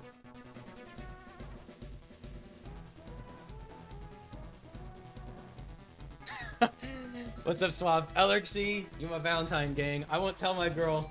You won't tell your stuff. Well, I don't have a girl to tell. But yeah, don't tell your girl that I'm your Valentine, Swab. What is up? What is up? We're in a big streak. We got banned Slaking in the back in a doubles thing. What we're thinking about doing is going Golduck, clicking dig turn 1 next to a claydol that clicks explosion. So I could dig and click explosion. So swapping out Entei for claydol so I can dig and click boom turn 1. The other idea is to just go a Psychic Thunderbolt Mr. Mime next to this Entei. That's the two options that I'm discussing right now, or thinking about.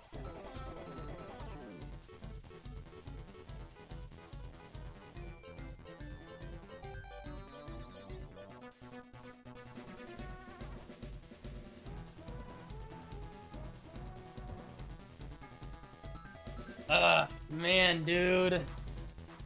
I just don't know.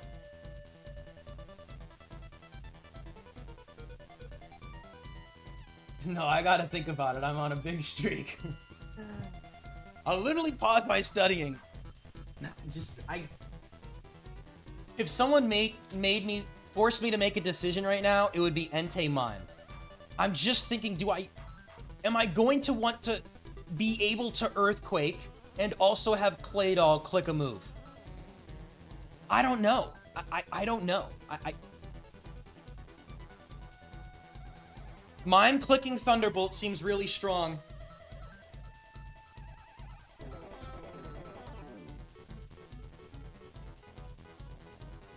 I think I'm gonna be a chicken, guys.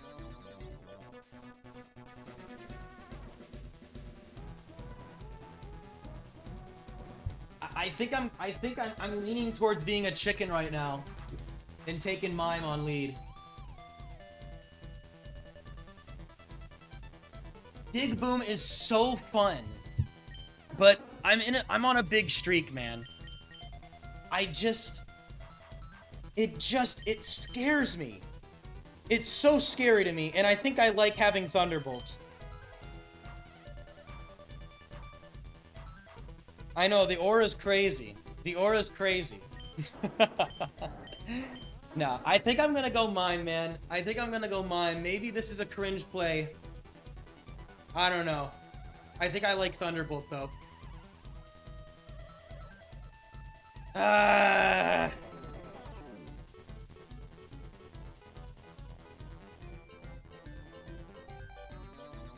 Sure, we'll do a fun save state here. Just to see maybe if we should have taken Dig Boom. I'm gonna go Mime, you guys. I'm gonna go Mime. Again, maybe I'm gonna regret this. I'm gonna go Mime. Here we go. Everyone, say goodbye to Golduck. Ah, man, dude. I'm so tempted. I'm so tempted to go Dig Boom. I just think Mime is better. I think Mime is gonna be more effective here. I can't move Slaking to the front. Slaking is locked in the back. Okay. Here we go, here we go, here we go, here we go.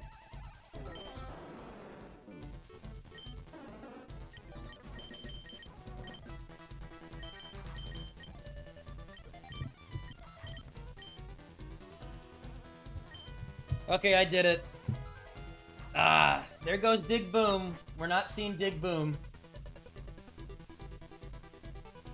Maybe I'll regret it. I don't know. I'd be interested to look at a ton of different matchups, but I'm just afraid of Double Team, Protect, Intimidate, Focus Band, Bright Powder, Golduck getting double targeted by faster stuff. I just think this was the play. I think this was the play. We riot. Chat riots. Everyone hates me. Okay. Here we go. My Mente.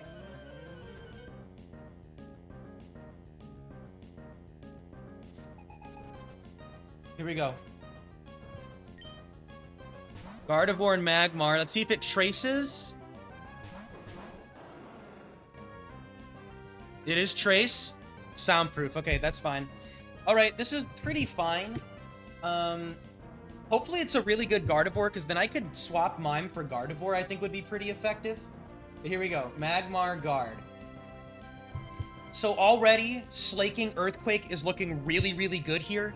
I can clean both of these with Earthquake right now.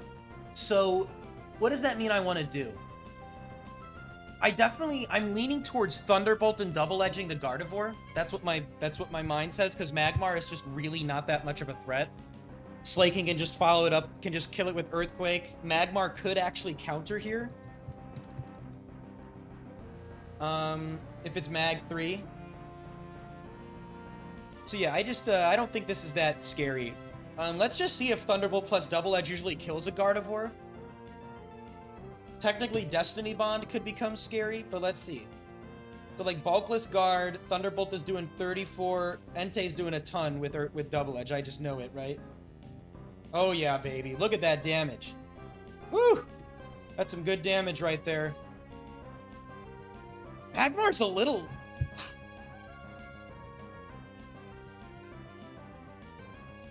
Yeah, it's most likely Magmar 2, which is definitely the best Magmar. What sucks about Magmar 2 is that they could Smokescreen or Confuse Ray, but I do have Lum. I could try and kill Magmar, but all the Magmars are gonna live, except Magmar 2. I mean, I could, like, double-edge Thunderbolt Magmar? That's a little interesting. Huh.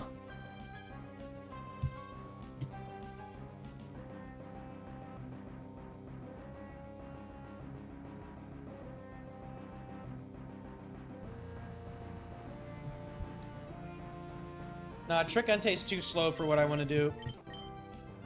Magmar 1 I would outpace and kill. Like, I would kill Magmar 1 because it's relaxed. Magmar 3... Again, Magmar 3 is very likely to counter right now. Like, that's what Magmar 3 wants to do. They're very likely to counter. Magmar 4 is gonna either cross-chop Entei, Flamethrower Mime, or Confuse Ray either of them. Should I be more afraid of Guard, though? Is this something I should be more afraid of? Guard is gonna Psychic the Entei or click a move into Mime. I mean, again, Slaking should be faster, right? 118, am I faster? Yeah, I'm faster than Guard, so if I need to... And just to be sure, like, Bulkless Guard, you die to Earthquake, right? Yeah, so I have Earthquake upside into the back. Like, where I can just outpace Guard if it's not a bulky Guard and just Earthquake them.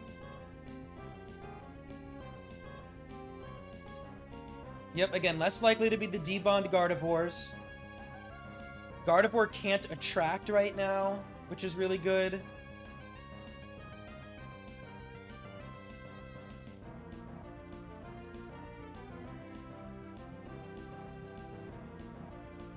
Soundproof doesn't affect Confuse right now. Soundproof only affects Roar, Hyper Voice,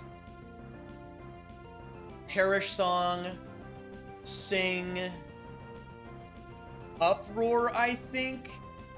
And then I think also maybe Teeter Dance? I might be wrong on Teeter Dance.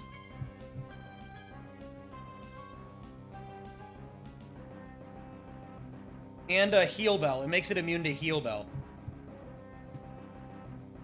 Oh, it affects Supersonic. That's interesting. Okay, either way, let's lock it. Does it affect Grass Whistle? That would make sense. It doesn't affect Yawn, though, somehow. Uproar is a weak move that locks you into Uproar, and it prevents the opponent from falling asleep. Is Hyper Voice not a sound move? Yeah, I did. I did say Hyper Voice. Uproar is like a base 50 Thrash. It's terrible.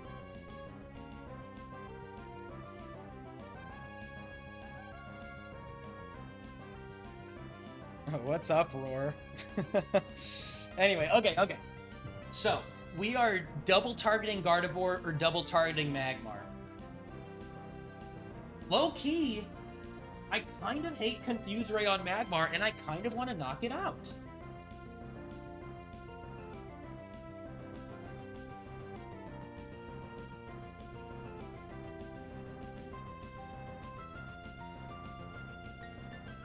Like, Magmar 2, dude, Magmar 2 is, I don't know, dude, maybe I just,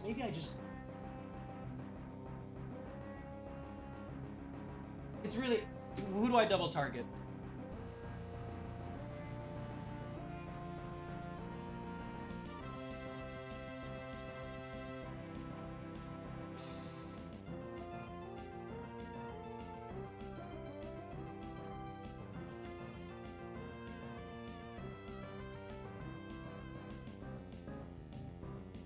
I can, if it double teams, if it's gardevoir 8, then whatever, I guess. If it's gardevoir 2, then that does suck. I could just knock it out as well, dude. I mean, I could literally, if I knock out Magmar 2, I get a free hit into the back as well. That's pretty good to me. But obviously, you know, Magmar 4 and 3 and all those guys, they're gonna live. Jeez, that does nothing! Why even kill? What in the world? That does nothing. 50? I don't even know if Mr. Mime does 50 with Thunderbolt. No, I would have to Psychic it. Oh my goodness. Mr. Magmar 4. But again, I don't think Magmar 4 is a threat. I guess Confuse Ray is annoying. Smokescreen's annoying. Yeah, Guard 2 is scary. Like, yeah, you know, classic, like, 10%-ish to be Guard 2. Thunderbolt does 27. Entei doesn't do enough. But if they double team, then yeah, maybe Guard 2 is... And I could just knock out Guard 3. I could knock it out.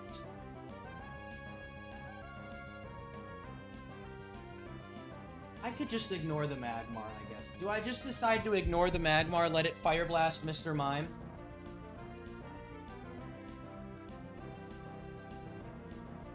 I bet Mr. Mime dies to 2 for sure.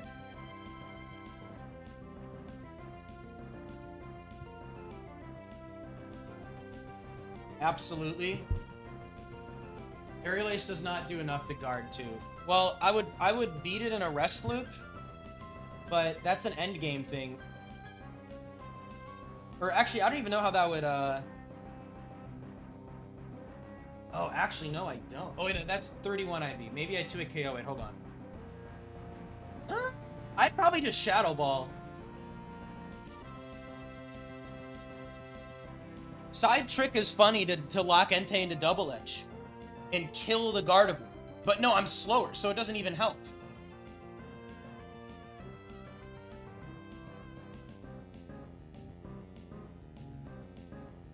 I don't like Mime being locked into Thunderbolt or Psychic, I will admit.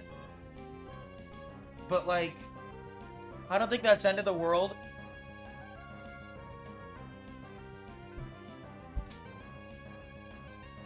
Oh, yo.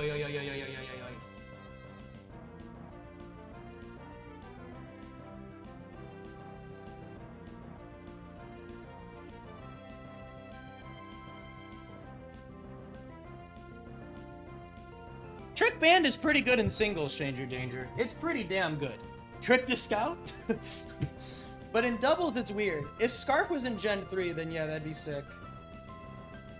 I'm happy Scarf isn't in Gen 3, to be clear. I think Scarf would be really busted.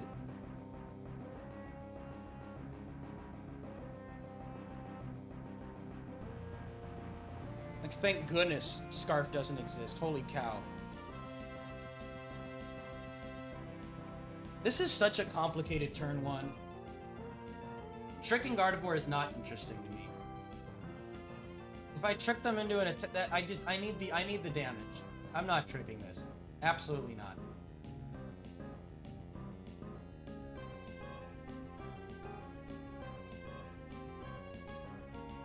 Entei is Double Edge, Flamethrower, Swagger, Psycho.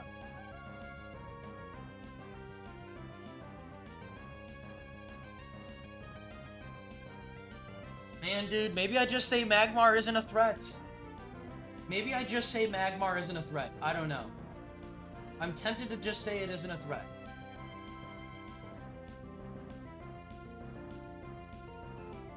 Maybe I'm crazy. I don't know. I kind of want to kill the Gardevoir. Again, Magmar 3 could counter. Magmar 1 is like, they could Smokescreen, they could Barrier. I don't think I actually even care if they Barrier. Like, who cares? It's a Magmar 1. Or do I really care that much about Confuse Ray and Smokescreen? Is that something that I respect? Confuse Ray and Smokescreen.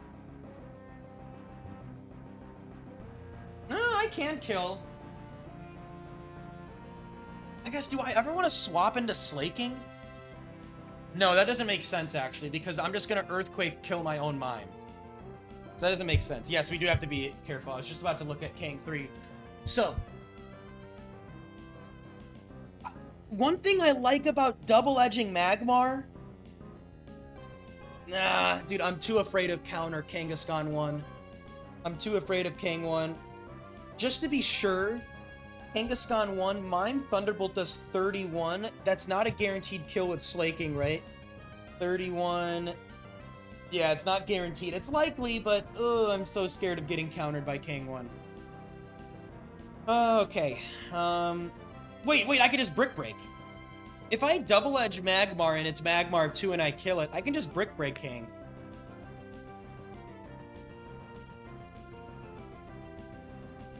Okay, let's think about Kangaskhan 3, because Kangaskhan 3 is spooky. Kangaskhan 3 right now is going to either Reversal, Endure, or Thunderbolt. They will not Earthquake. So, again, Double Edge does 53. That is spooky.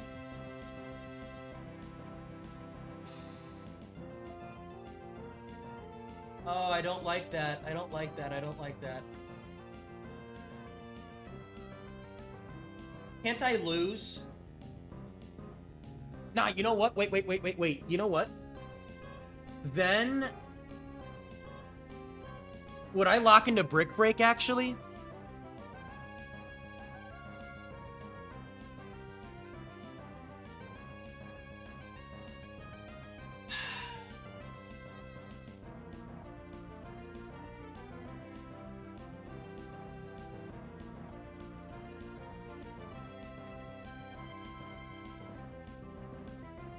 Let me think about this, man. Let's think about this. Kangaskhan 3, we would put them into Endure Reversal. Aren't they way more likely to Reversal than click Endure at that health? Am I wrong? When I get them to a certain health, don't they really like click and Reversal?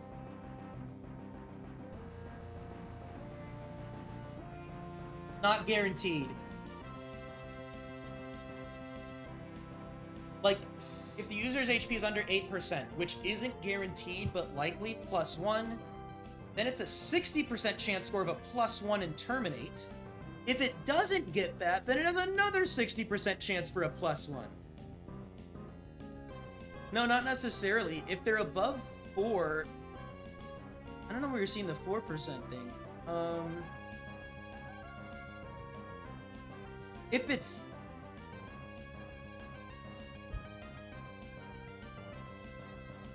well, Entei can't get burned. Yeah, then it's just a chance for a +1. It is more likely to click Reversal than it is Endure. Way more likely to click Endure. What I think is interesting about that is... okay, let's just... wait, you know what? You know what I just realized? Doesn't Kangaskhan 1 see a kill with Dizzy Punch into Entei? Yes, they're not going to fake out. They're going to Dizzy Punch. That's big. They're going to Dizzy Punch. Okay, never mind. Okay, so Entei is going to get a move off. Entei every single time is going to get a move off. So, yeah, we got to think about this. If it's Magmar... Wait. Who confused... did Magmar confuse Ray before Mime? Wait.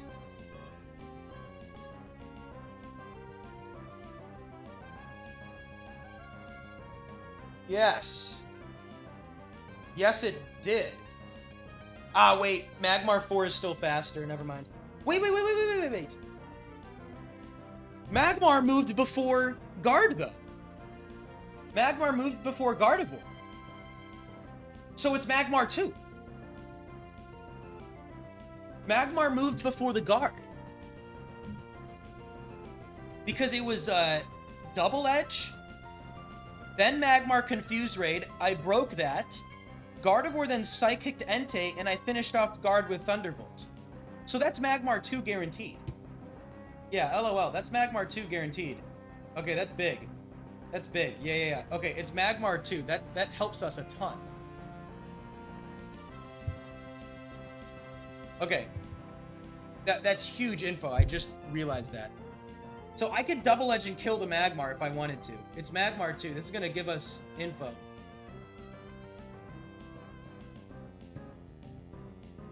Yeah, it means Kang 1 is still likely.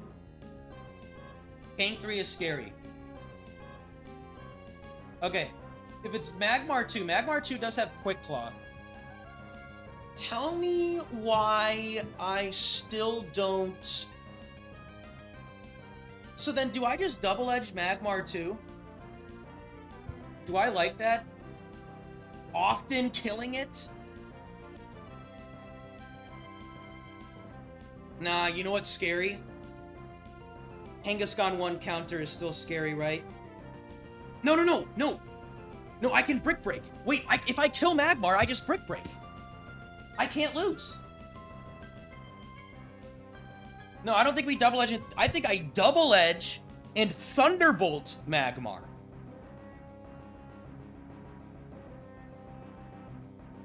And then I can Brick Break. Because I don't have to Earthquake then. I can just Brick Break the Kang. Because Aerial Ace is weak. Wait, what do you mean? Yeah, I double edge and I Thunderbolt the Magmar. How can that go wrong? I double edge. So Magmar, Quick Claw, Confuse Ray, whatever, right? How can this go wrong? Double edge Magmar, Thunderbolt. Kangaskhan Crush Claw kills Entei. Dizzy kills Entei. Mega Kick kills Entei. That's fine. Then I can single target Brick Break. Yeah, here we go. Now that we know it's Magmar 2, that's good. Here we go. Thunderbolt. Double edge. No Quick Claw, please. There's the Endure. It's Kangaskhan 3. Please no Quick Claw.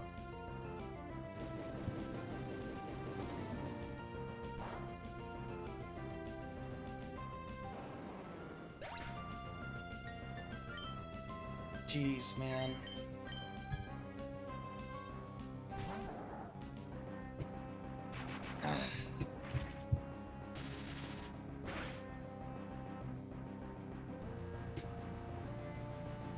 Okay.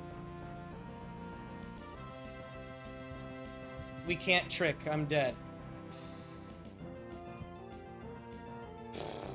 Okay.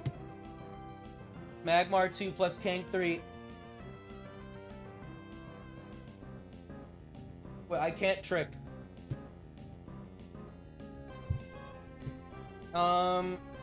Okay. I think I can Brick Break and Thunderbolt the Magmar. It just sucks that Magmar 2 is faster than Slaking and can confuse it.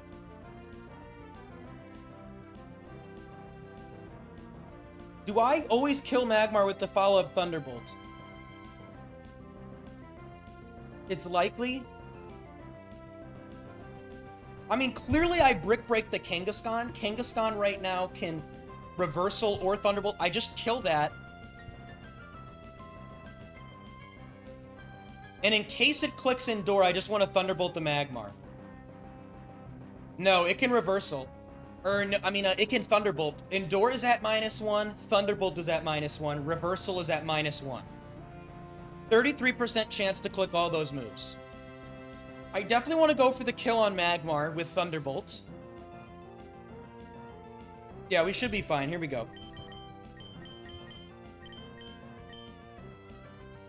That's so evil. That's so evil. That's so evil.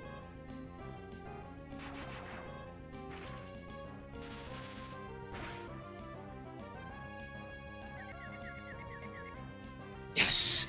There you go. There you go. Magmar 2, you evil monster.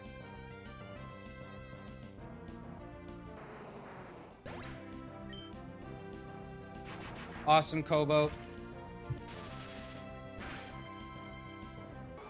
Got him. Alright. That was way scarier than it should have been. I feel like that was, like, terrifying. What in the world? That was terrifying? Yes, because it's every turn that it is active on the field. Okay. Now we get interesting. Surely I take gardevoir? Oh, but it could be guard 8. Nah, dude. Guard 8 so could have double teamed. I think I'm not taking... And it could have gotten bright powder. I think it's guard 3 or guard 4. Ugh. Whoa, Zam 3 alert. Psychic impossible. That's a Zam 3 alert.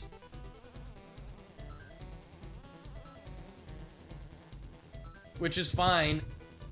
Like, genuinely fine. Zam 3 alert big time. Okay, the only thing I'm thinking about...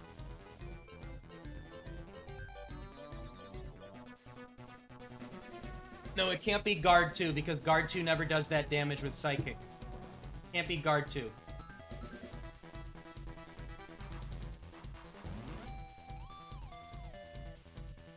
Man, okay, this is interesting. Okay, I mean, surely it's take guard. The only thing that makes me nervous is, am I gonna hate it if it's guard 3 and I can't click Thunderbolt into waters? Am I gonna hate that? I don't know, dude. I think Trace has huge upside. I like Ice Punch. I like Psychic. It's a faster and stronger and bulkier Psychic, right? 133.71. Like, I mean, this is literally just a better... I mean, mine is a little bit bulkier, actually. 133, 126...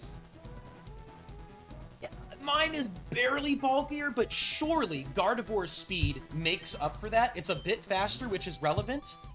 And, like, Trick just isn't as good in doubles. And I can switch moves.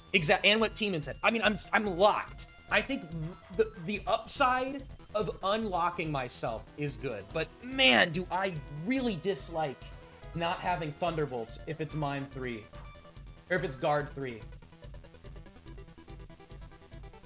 I think we're good. I think we're gonna take guard though. I think we're taking guard still, man. Psychic is scary, but also I like Ice Punch. Yeah, I think we're ditching Mime 3, man. I think I like guard. The speed is so relevant. Zam 3 does no skill swap. Yes, that is a true thing.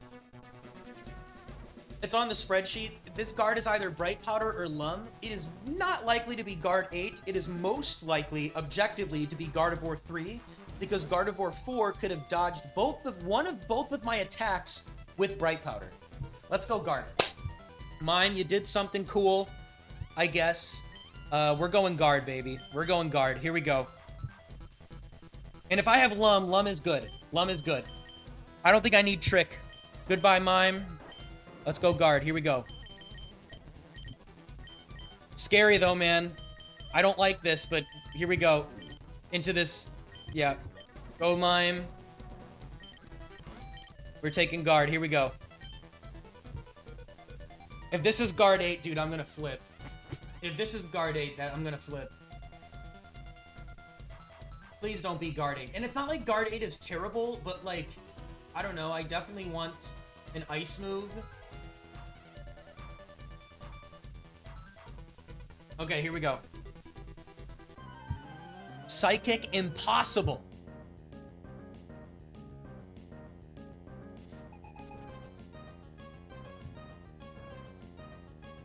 Psychic impossible. Here we go, guys.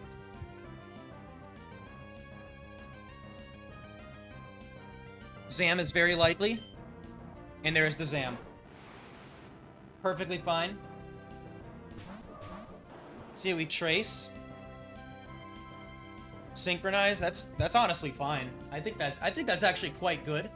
So let's put this in. Alakazam is pretty much... I mean, what? It literally has to be Clefable. If it's not... this is, like, incredibly likely Zam 3. It's probably 98%. Oh, it's 100! Wait, why? Wait, why can't it be Clefable? Oh, because there's another Psychic in the back. Yeah, this is literally Zam 3. Yeah, okay. Duh. Okay. Here we go. Let's see what guard we have.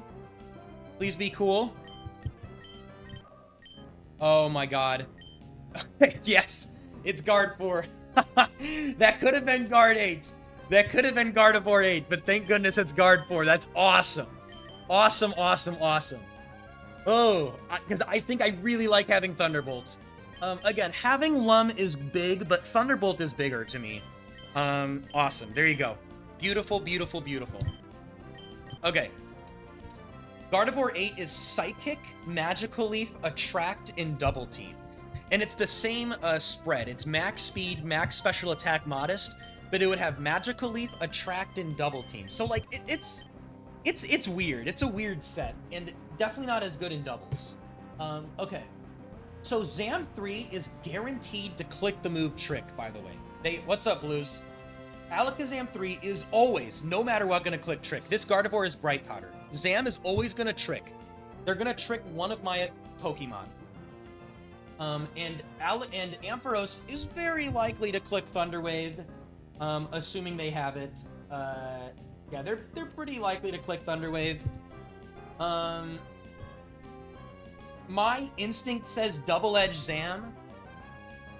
What's interesting is that Entei is faster than Zam. I don't think I kill it, though, because Zam has defense investment, right? Yeah. Yeah, okay, that's fine. Let's think about this.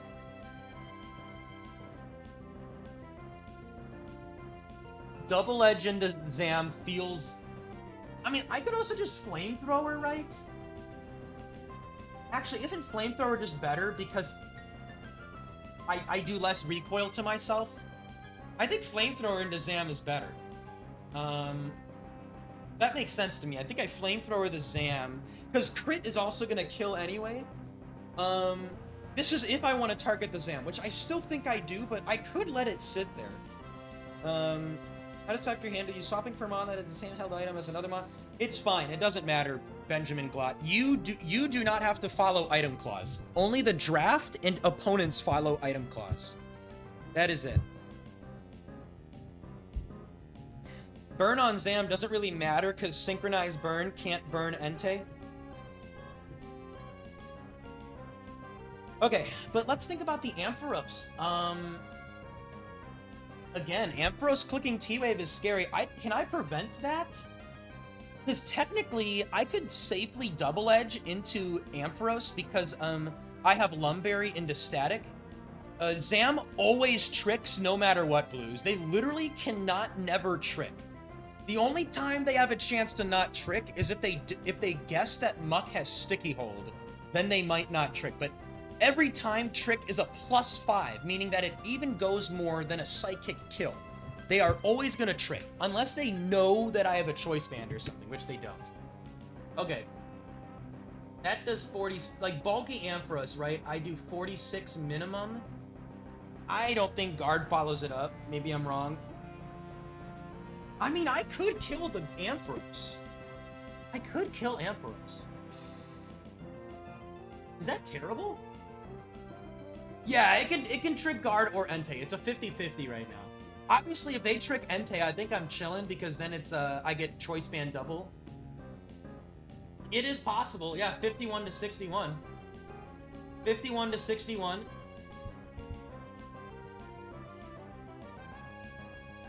I mean, it is... I mean, I am incredibly likely to kill that Ampharos, actually. I'm very likely to kill it. It does not have a good chance to live. Yes, there's Bright Powder and, like, Focus Band, but I'm very likely to kill it.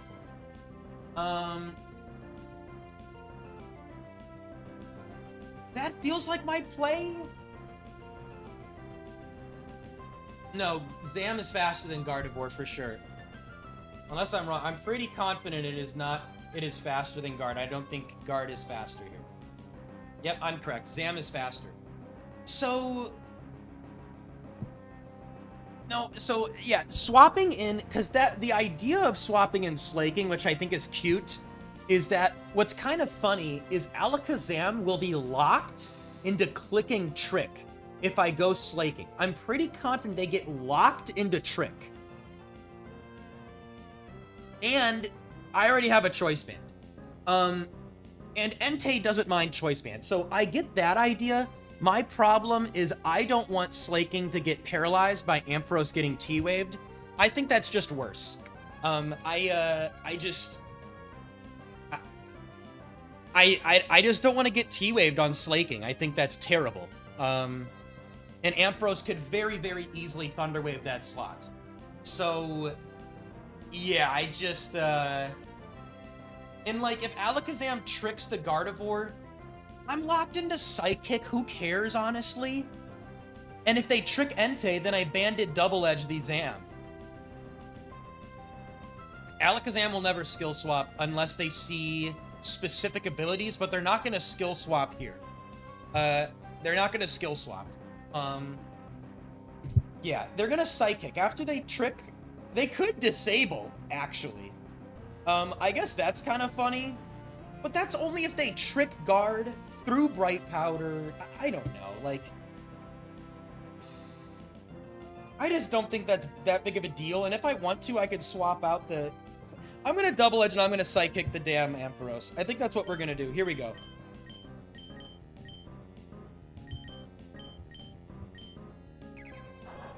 If I get static, that's all good. I have Lum. All good, I have Lum. We wouldn't have made this play without Lum. Entei 3 is showing its clutchness with Lumberry.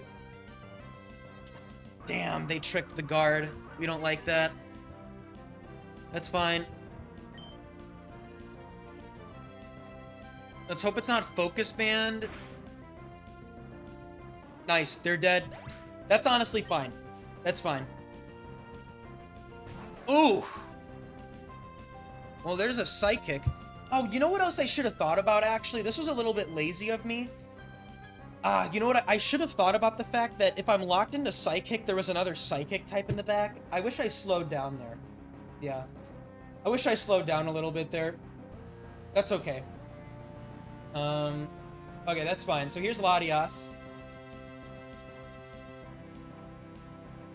That is all good. The Ampharos, do we know what Ampharos that likely was? Because Entei did a solid amount with Double Edge.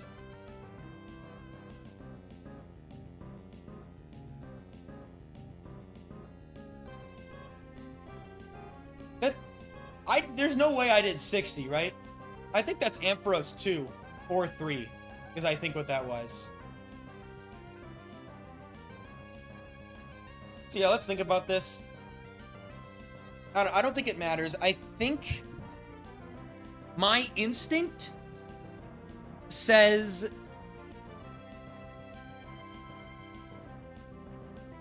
Double Edge the Zam.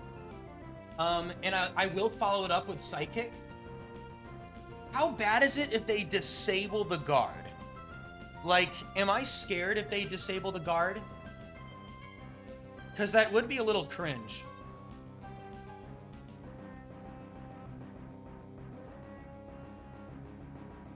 Yes, it does kill Zam, definitely. They do have Bright Powder now, though. Yeah, I mean, I definitely do. 78. Surely I do 22 with Guard Psychic. Yes, absolutely.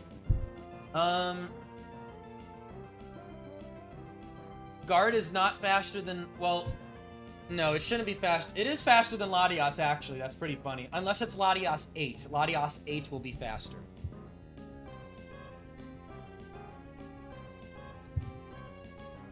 I mean, I'm just gonna... Yeah, I'm not scared of this, I don't think. I just feel like it's very clear that I Psychic and Double Edge the Zam. If they land a Disable on Gardevoir, I don't think that's the biggest deal. I know Disable actually has some funny AI, right? If I'm correct there.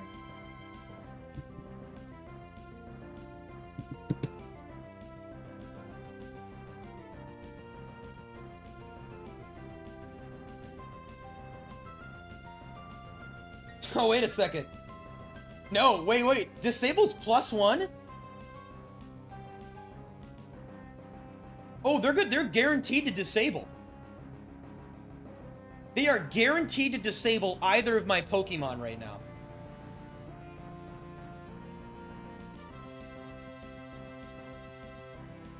Wait, that's crazy.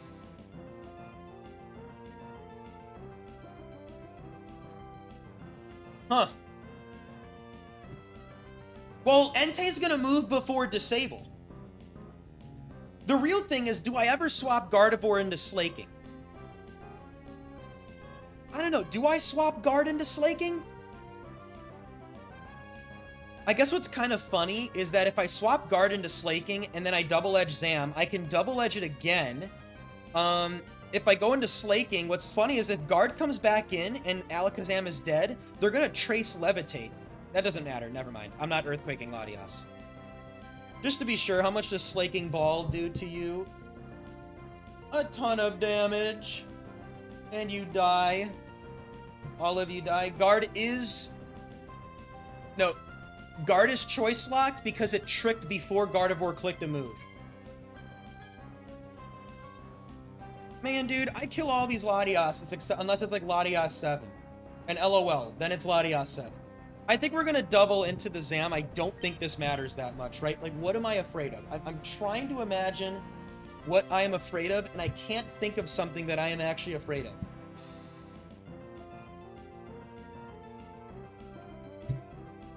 I don't see it. I don't see what I'm afraid of right now. Here we go.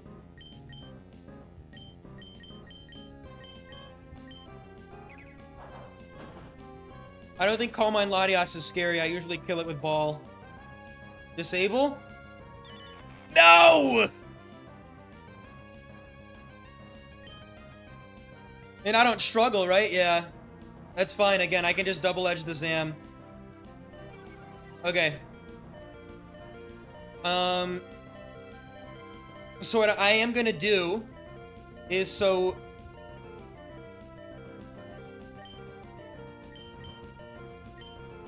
and struggle as random target.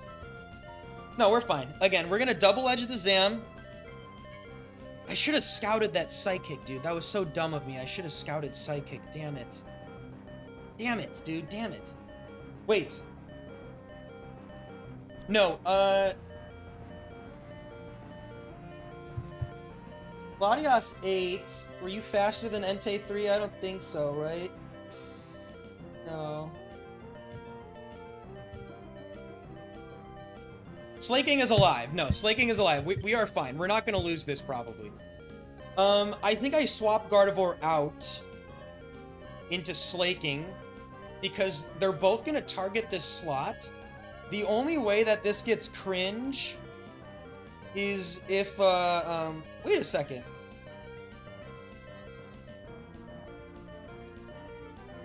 Yeah, it's not Latias 8. Yeah, I think we go into Slaking. Might as well. Yes, it wouldn't get rid of choice. It would get rid of the choice lock into Psychic, and it would get rid of Disable, correct. I'm gonna double-edge Zam to kill it. If they Bright Powder, that's okay, I think. Zam will Psychic the Entei here. Latias will get a hit off into Guard, which doesn't matter. Yeah.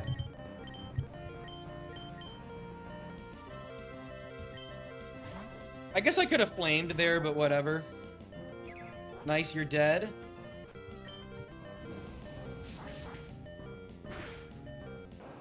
Bro. Dude, that's guaranteed Latias 1. That's literally Latias 1. Psychic Declaw. It's the only one that has it. That's Latias 1. Oh my god. It's Latias 1.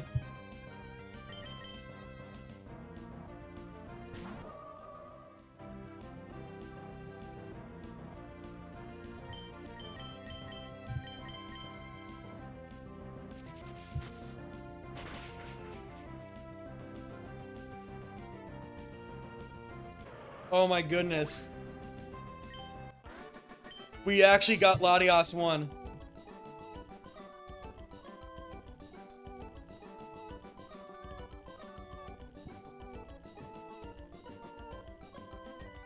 I mean, we gotta take it over guard, right?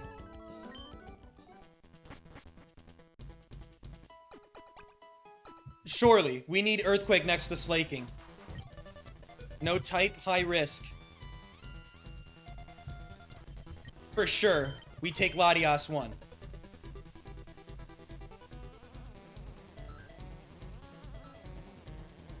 I mean, the Earthquake immunity is just too big.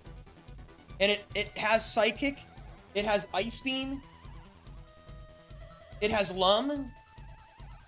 The only thing we'd be missing out is Fire Punch, but I have an Entei and a Slaking.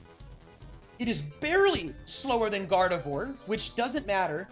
Clicking Earthquake next to... This is nuts. Yeah, then this is what we're taking. Abso-freaking-lutely, this is what we're taking. Oh, wow. Well, again, dude, this is just a carousel, huh? Golduck, Mime, Guard, and now Latios. It's just a carousel.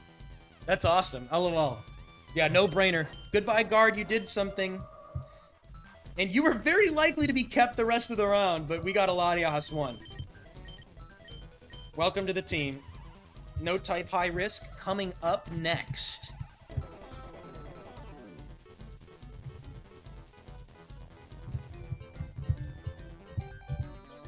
Here we go. Awesome. I mean, huge. I mean, I can't emphasize how big this is. For those that are new here, Latios 1 is a demon Pokemon. Extremely good, and having Levitate so that Slaking can click Earthquake in the back is awesome. Here's Manectric and Ursaring. Okay, Ursaring can't click Earthquake right now. Okay. So it's Ursa and Main. Ursa Main sounds like a constellation.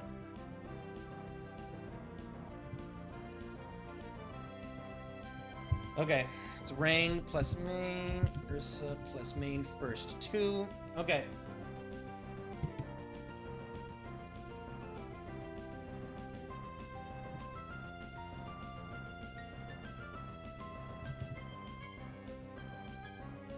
Yeah, it's all swaps. I don't think we're swapping again, to be clear. What the... Oh, yeah. I think the only way that we swap is if we get an Arcanine over Entei. I think I maybe would. If it's Intimidate Arcanine. We do have double Lum lead as well. We are cruising. Okay. So this is actually still a threatening lead. Because I have to choose who to kill with a double target. I'm pretty confident Latios 1 at 3 IVs does not kill Manectric at all. Pretty confident. I am wrong. I could just kill Manectric. Damn, am I just gonna, like... What am I doing?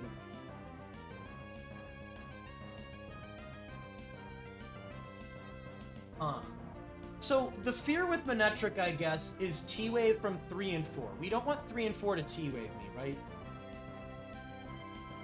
But I have Lum. So can I just let them do what they want? Also they're not gonna T-Wave Entei. They're gonna T-Wave Entei. They're not gonna T-Wave Latios. Manectric having Crunch on set 2 and 4 is also scary. However, set 2 is guaranteed to click Rain Dance.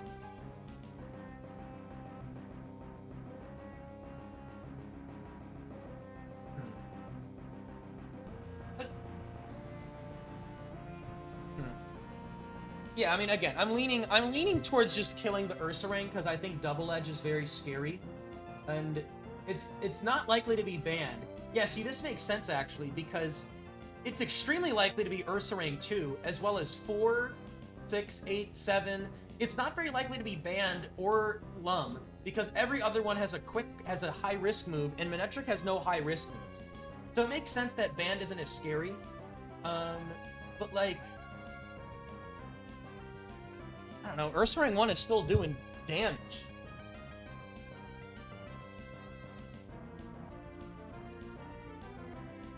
Yeah, I don't know, maybe Manectric isn't that scary, bro. Again, 3 is gonna T-Wave Entei. 4 is gonna T-Wave Entei. 2 is going to click Rain Dance, and 1 is going to click Thunderbolt or Flash. Or Flash. And like, even if main 1 gets a Thunderbolt into Entei, which I probably do drop to, Latias is still fine into Manectric, and I have a Slaking, a Latias, and an Entei that can target that slot. I do not think I am fearful of Manectric 1.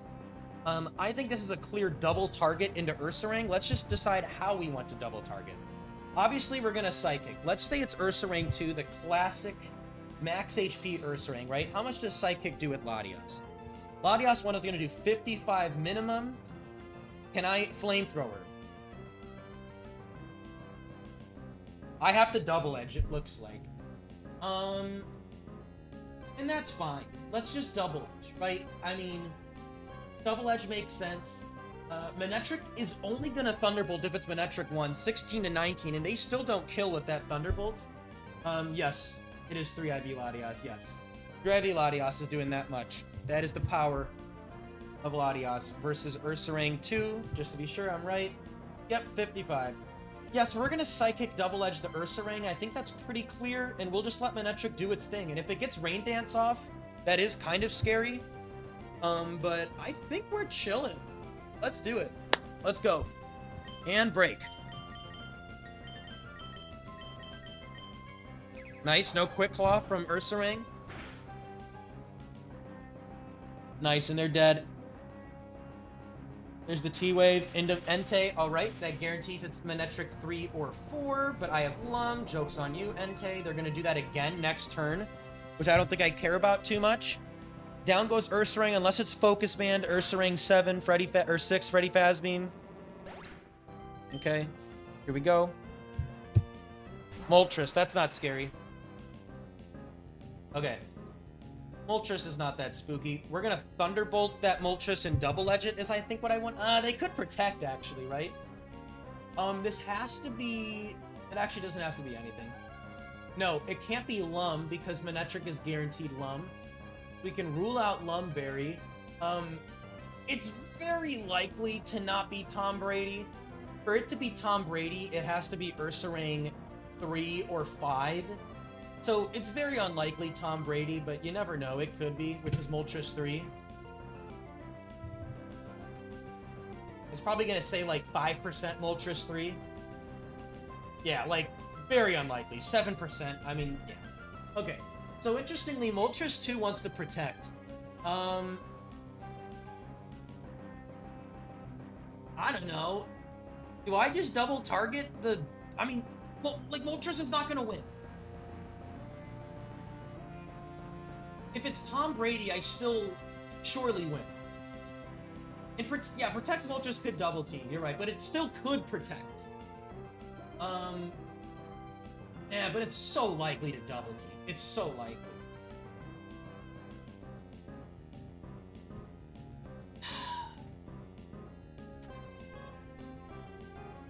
Double edge due to Manectric? I mean, I can just Flamethrower it.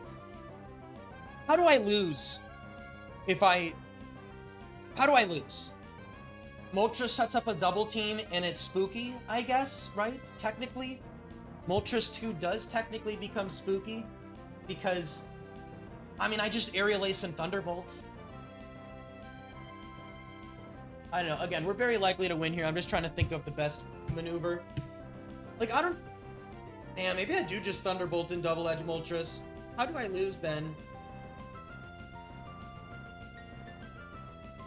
Like, T-Wave Slaking? Crunch? I don't know. I think I double target the Moltres, right?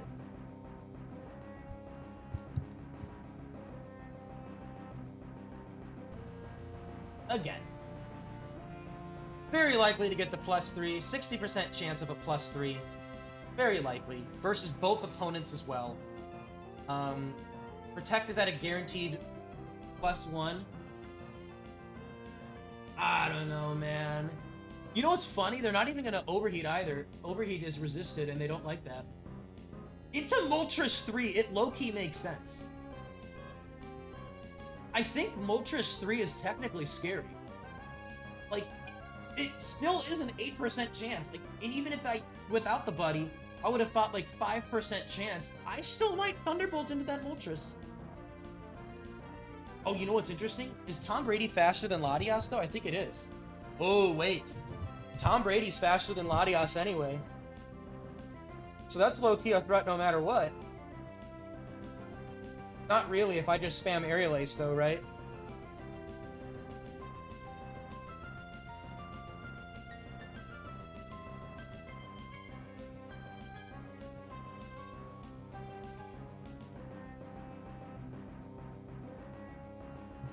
Moltres 3, it's like a members only meme that I still forget the explanation of, but just know that Moltres 3 is named Tom Brady. Manectric could have Lightning Rod. Yes, it could.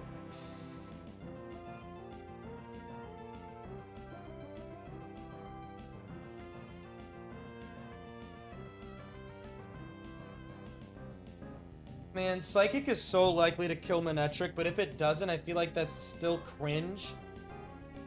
I'm gonna Flamethrower in Psychic Manectric. I don't think I can lose the Moltres, really.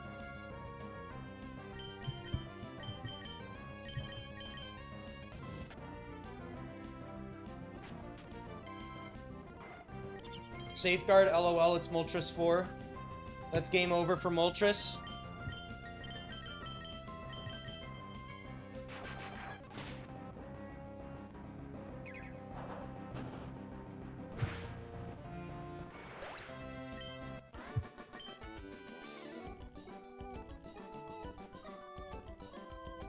Is that 151? Did I forget to do it twice? Wait. Maybe that is. Yeah, Moltres is going out on its own terms. And again, we love Moltres 4.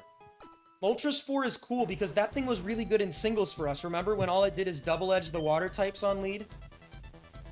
No type, high risk. Same thing, we're not swapping. That's not even a question.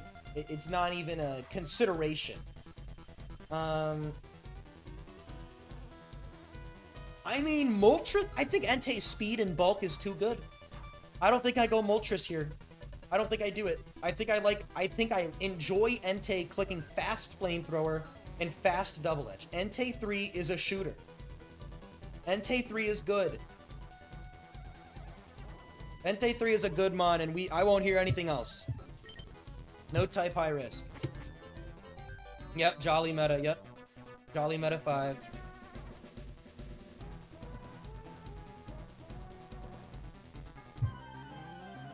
I've been an Entei 3 believer since the beginning. I'm so happy I didn't go Dig Boom. Maybe Dig Boom would have still be winning though, I don't know. But this is awesome lead, obviously. Okay, well, Doug can't can't Earthquake. So here they're actually, if it's Doug 3 or 4, which is very likely right now, they're gonna fissure into the, they could fissure Latias, which is really funny actually. They can fissure Latias right now.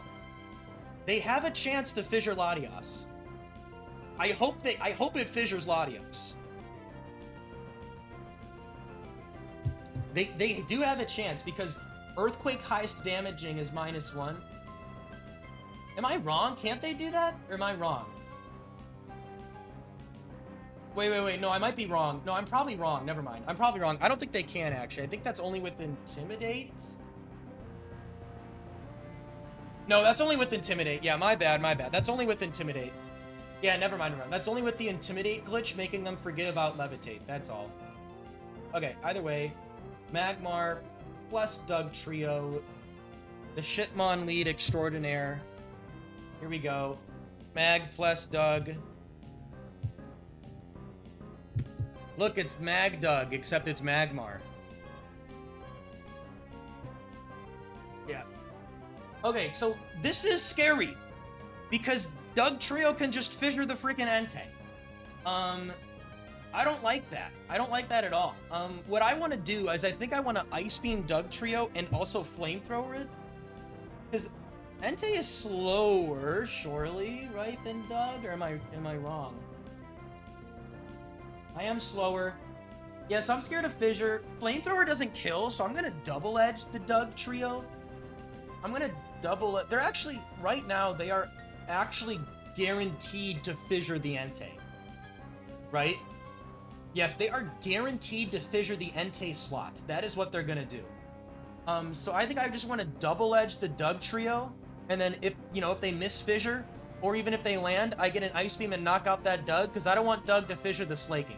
So I think that's the clear play. That's what we're gonna do. I think Ice Beam is better than Psychic. Do I Psychic over Ice Beam? Like, Psychic is still gonna kill the Dug. I could also Declaw if I wanted to.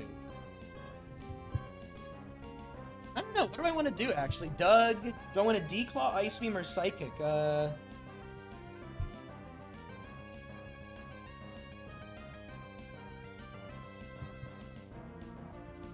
I guess Psychic is solid. It does matter into what could come into the back. What am I afraid of, I guess is the question. What is, like, worst case?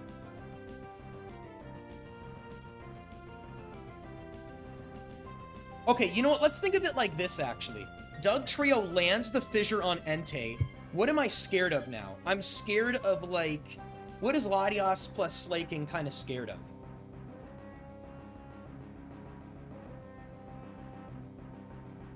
Well, wait, I'm dumb, because if Dugtrio fissures the Entei, then I don't get a hit off into the back. Never mind. Okay, what are Latios, Entei, and Slaking afraid of?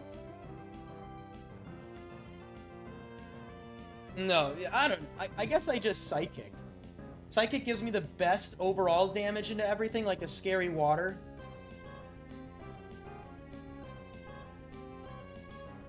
No, Blues, I'm saying if Entei's gonna double-edge Dugtrio, killing it, and then something comes in, what do I want Latios to hit with? I'm gonna go Psychic. I'm gonna Psychic it. Whatever it is that comes in. If they don't land Fissure. Here we go.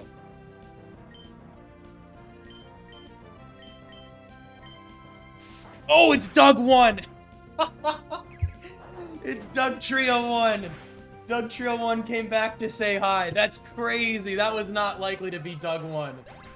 5% chance for Dugtrio 1. Dugtrio said hi. Hi, Dugtrio 1. We miss you next to Latios. Dugtrio just wants to be next to Latios, you guys, like before.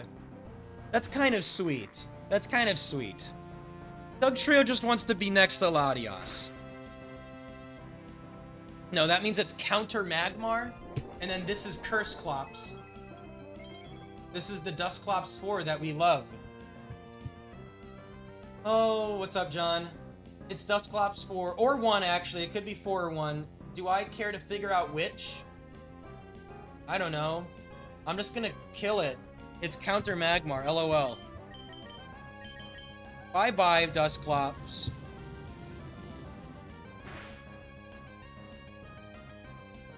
Like, I'm never swapping. Yeah, good counter. You're doing a good job. You're doing a good job. Don't let anyone else tell you otherwise, Magmar 3. Magmar 3, you're doing great stuff, okay? Don't let the haters get to you.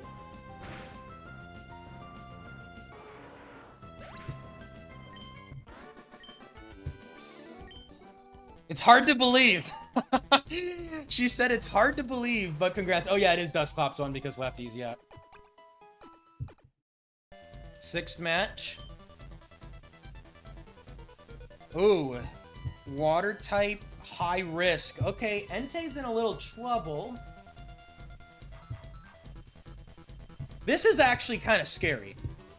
I am a little bit nervous, but I don't have anything to take into it. I'm not taking Dusclops 1. Entei's just gonna have to fire off some double edges. Yeah, I'm gonna take counter Magmar. Yeah.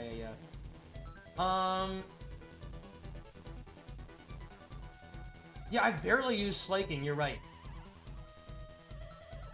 Yeah, I gotta keep, unfortunately. I just gotta keep. How many times do we have to teach you a lesson, Magmar? Good one, Mulgars. I mean, I don't swap. Do I ever think about Dusclops 1 lead? The answer is no. I'm just gonna double edge stuff. Okay, the end. No, we're not swapping. Here we go. Battle 6, water type, high risk. What are they gonna give me? What are they gonna give me? Here we go. Thunderbolt on Latias is massive here.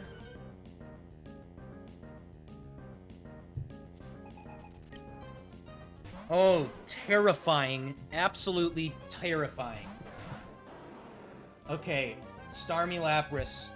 Alright. Oh, that Lapras is so scary because Starmie doesn't have any high-risk moves, so this is, like, extremely likely to be Oko Lapras. Very likely to be Oko Lapras. Okay. Okay. Do I swagger the Lapras is my crazy idea right now. Just to, like, ultra prevent that thing from doing stupid stuff.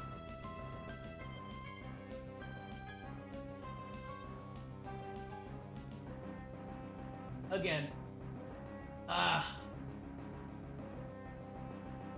Lapras 7. I don't even know if I 2-hit KO it, do I?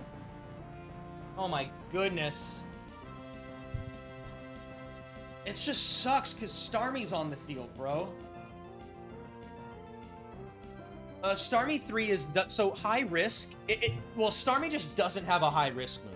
Which means that for it to be... there's a guaranteed high risk mon in the back.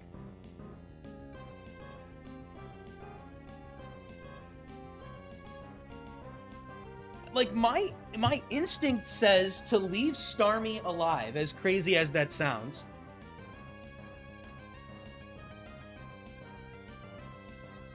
Like, I could either... My play ideas right now are Thunderbolt Starmie and Swagger the Lapras, or Thunderbolt Lapras and double edge it. Because let's see, that does 41. I can actually probably flamethrower it as well. See, what I like about Thunderbolt into double edge is if Lapras Okos Latias or Entei, I can still follow up the Lapras. So, like, I can Thunderbolt. The only way that that doesn't work is if Starmie does something stupid. Oh, this is tough, man. This is a yikes lead.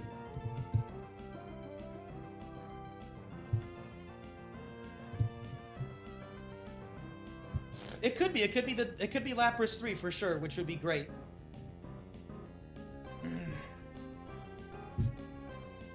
And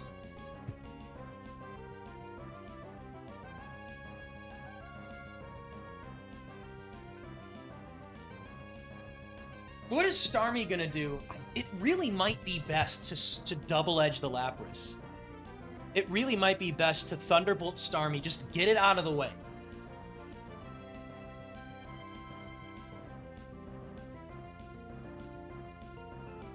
What does Starmie 3 want to do? And 4. Right? Damn it, dude. Surf is so scary, but, like, what do I do? I kind of like Double Edge Lapras and Thunderbolt Starmie.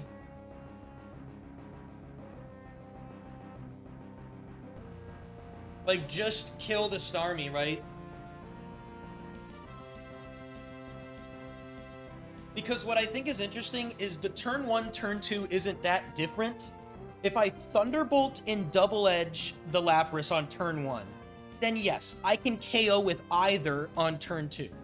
But if I Thunderbolt Starmie and Double Edge Lapras, then I just focus on the Lapras. I think Starmie is problematic, and I just have to trust that when Entei gets a Double Edge into Lapras, that Slaking can follow it up with Brick Break. If worst comes to worst, right? Like, Double Edge does 33. Yeah, I knock it out. I knock it out. I'm enjoying the idea of Thunderbolt Starmie.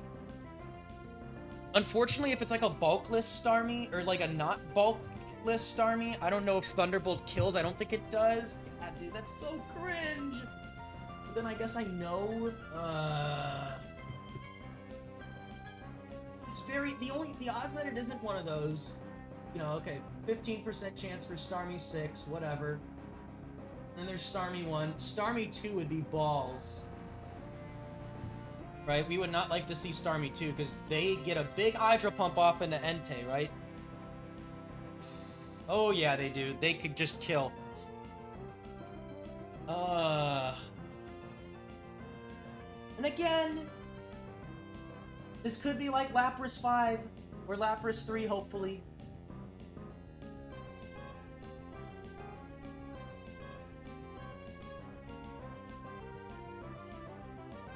I don't know, maybe I...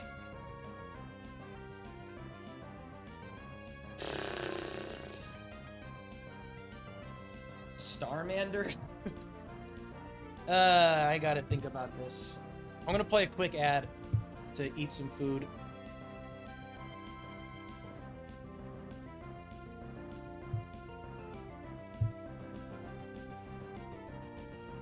Man, Starmie is so scary.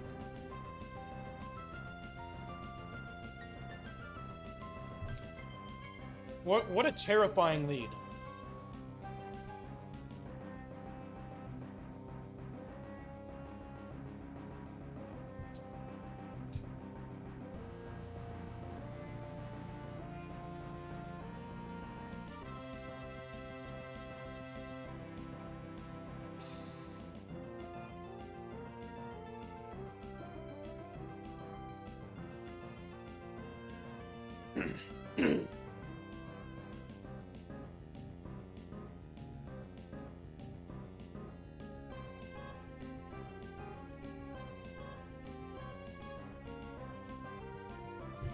GH Felon, it's literally because Starmie only has 8 sets, and all 8 of them do not have a high-risk move.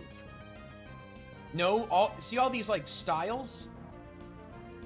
There is just no high-risk move.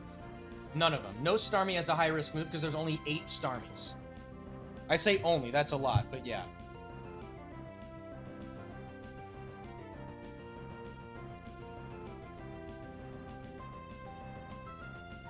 Again, Lapras could just miss.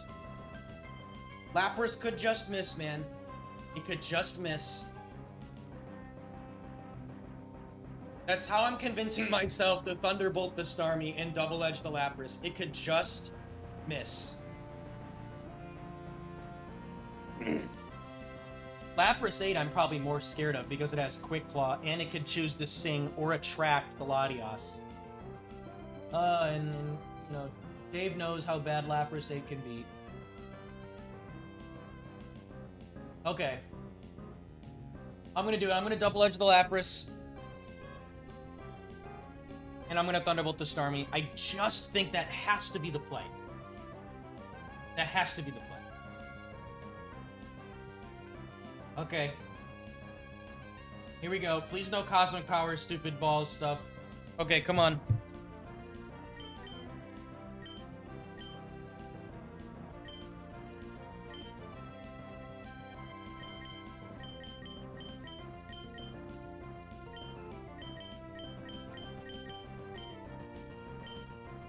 Oh, it's slow Starmie. It's gonna live. It's gonna live. That's fine. I have Lum. This is gonna live. It's gonna live Thunderbolt. That's okay. We can double Lapras next turn, assuming they don't land an Oko move.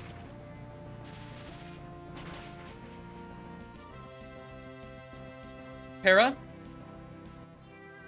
Ah!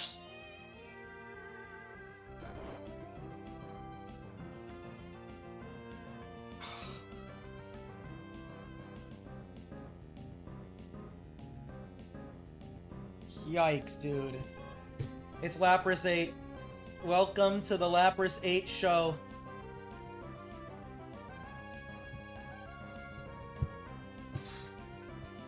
Okay. Let's look at Starmie. They T-waved, and they didn't get lefties. This means that they are... It's Starmie 1. Guaranteed this is Starmie 1. Okay.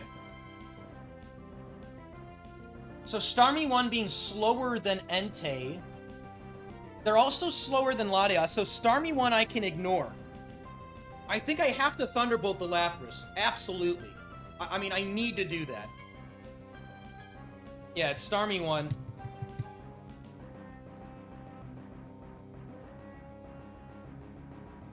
Starm 1 plus Lapras 8 first 2. Yeah, I do kill with Brick Break. So we could think of this differently. Because what is Starmie 1 going to do? Starmie 1 right now is faster than Latias, but they get the recover score versus Entei. So they're going to recover. That's what they're going to do. They're going to recover versus Entei. That's what their play is. They can't T-Wave because Entei is asleep.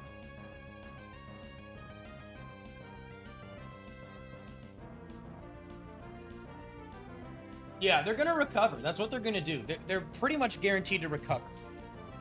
My logic says that that's fine. Because don't they actually then want to recover again? Am I wrong?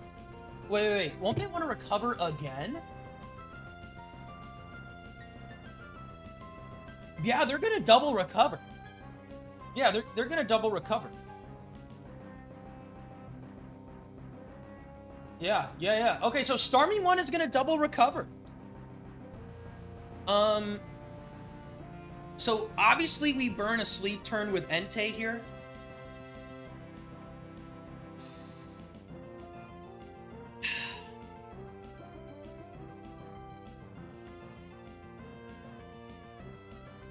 I could just, like, here's what I do. Lapras 8, yeah, we can show Lapras 8 moves. Here you go, it's on the spreadsheet. And I can show it on the calc as well. So, Lapras 8 is either going to Sing Latias, Attract Latias, Sheer Cold Latias, Horn Drill Latias, Sheer Cold Entei, or Horn Drill Entei. So let's think about what we want to do. I think there are clearly two plays. Thunderbolt the Starmie or Thunderbolt the Lapras.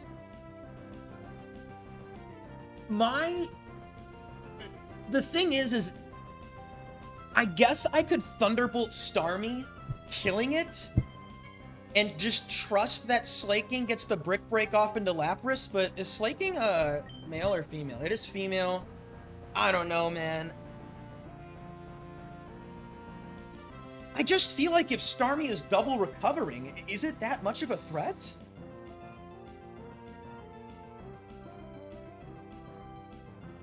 I just don't feel like it's that much of a threat, right? Like, and who knows what's behind it?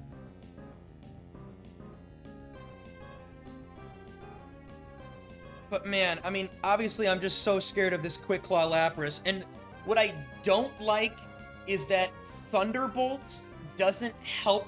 Like, Thunderbolt is bad if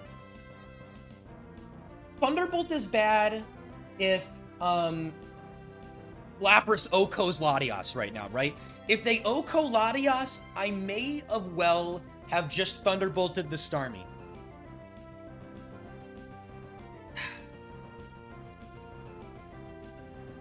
Entei is guaranteed to stay asleep this turn. But again, Lapras could just target the Entei. Like, they could really just target the Entei, and that's not that big of a deal.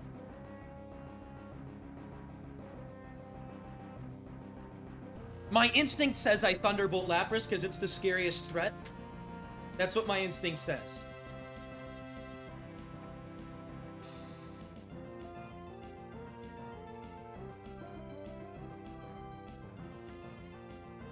Just letting Lapras do its thing, that's just so scary.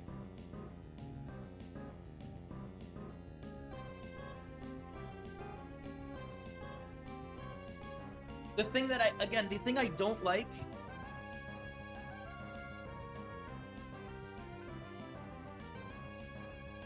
let me think about this still. I mean, like, Starmie recovers and then recovers again. is that, like, that's not a threat. That's nothing. I'm not really afraid of Starmie into Slaking. Latias beats Starmie. I just feel like I want to give myself the best chance to kill the Lapras. The other thing I like about Thunderbolt is that if Entei wakes up on 2 turns, I kill Lapras. But the other thing too that I like is Thunderbolt is good for Entei if Entei wakes up, so I can double edge the Lapras. Like, Latias Thunderbolting this turn helps Entei.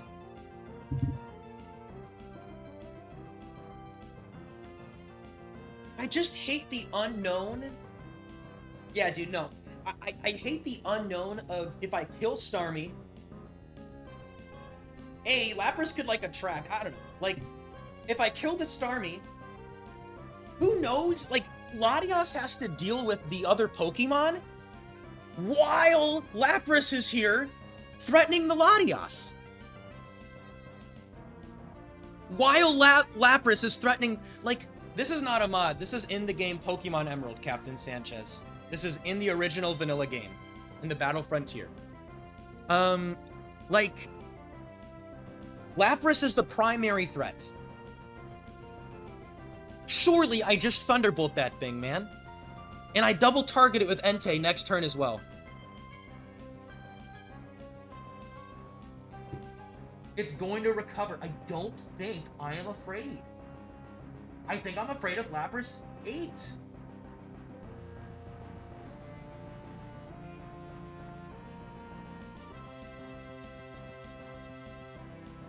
The other thing I like is if they Oko Entei, Slaking can lock into Earthquake. That's kind of cool, right? Or no, Starmie will be faster than... No, they won't. Wait. No, yeah, Starmie's gonna be faster than Slaking, yeah. Right? Wait. Yeah, surely, right? I'm not messing that up. I think Starmie's faster than Slaking, yeah, by 1. They could sing. They don't really factor in sleep, except Starmie now won't T-Wave the Entei.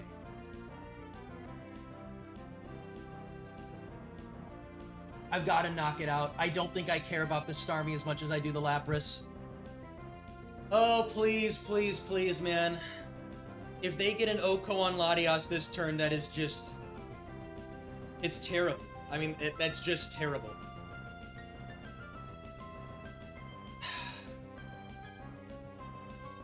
Okay. Here we go. Here we go.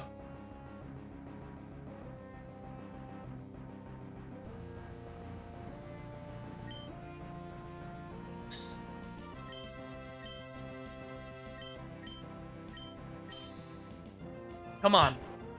We're good. Yep. Crit or para? Crit or para?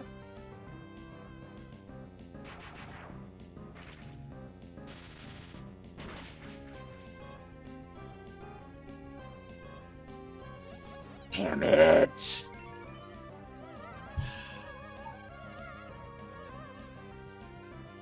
I would have rather had them kill Entei, honestly. Man, that's tough. Attract is not good. Okay. Again, Starmie's gonna recover. I still think the play is to Thunderbolt the Lapras and Double Edge the Lapras. That has to be the play. Entei could wake up, Double Edge, there goes the Lapras. Or, I can Flamethrower, actually, right? Can I Flamethrower? Let's see if I can Flamethrower here. Just to be sure. I think I can. Yeah, Flamethrower does 21. Yeah, you're dead. Okay, I can Flamethrower. Okay. I don't Thunderbolt the Lapras technically because, technically they could get Quick Claw and then swap out into a something, right? I'm just gonna Psychic it, yeah. And it's also good if I wake up and I kill, then I want Psychic into the back. No, I'm not scared of Flyers. Starmie 1, I'm really not afraid of Starmie 1. I'm really not afraid of it. Damn, dude, Attract was not what I wanted to see. That was probably third worst compared to Latias dying to sheer cold and dying to Horn Dream. Damn it. Okay. Okay, come on. That's the play still. That's the play.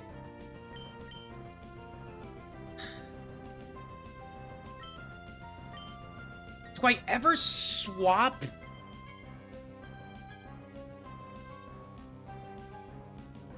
I save state in case of crash. I don't go back on save state and make different decisions, as that would be cheating. Yes, it's still attracted if I target Starmie. Is there any slaking plays here? Is there anything, like, to preserve the Lottie?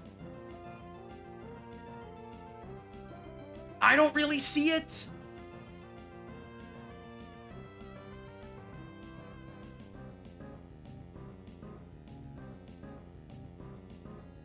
I mean, man, Latias is really good into this. Like... Yeah, Dave, that's what I'm thinking about. Do I ever switch Latias into slaking? Don't they, like, actually not like clicking Sing now or something because they're, like, below half health? Or is that only when I'm below half health?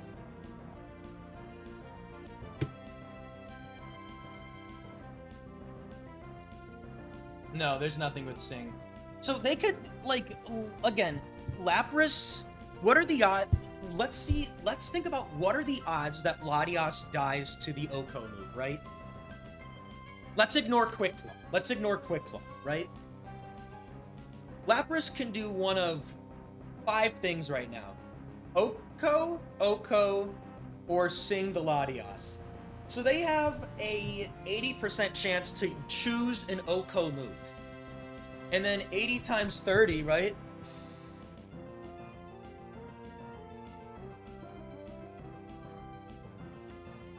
Well, then only 40% of those is targeting the Latias, so it's 40% times 30%.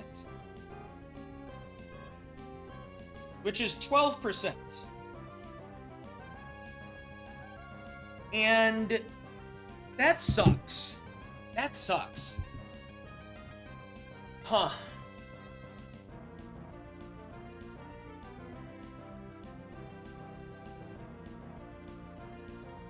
Yeah, but I'm saying it has a, it can still target Latias. Either way, I mean, like, I'm low-key liking slaking. The slaking swap, I think Attract is so bad. Slaking getting sung would be really balls, though. And again, Entei is not likely to wake up.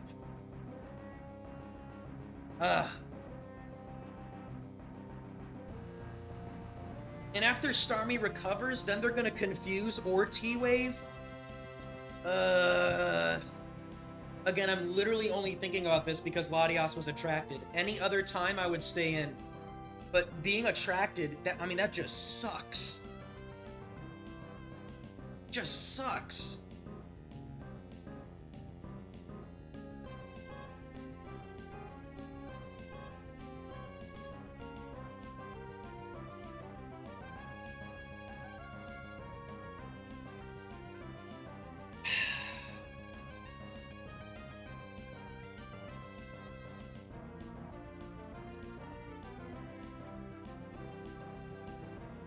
Captain Sanchez with the 10 gifted. Holy cow, thank you. Everyone, hype up Captain Sanchez. 10 gifted memberships, that's big. I really appreciate that, man. Thank you.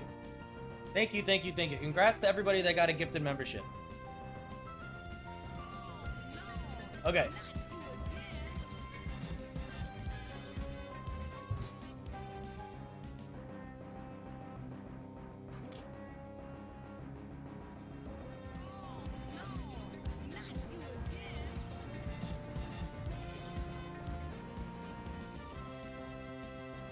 Yeah, the odds I don't get to kill Lapras. I mean, 50%.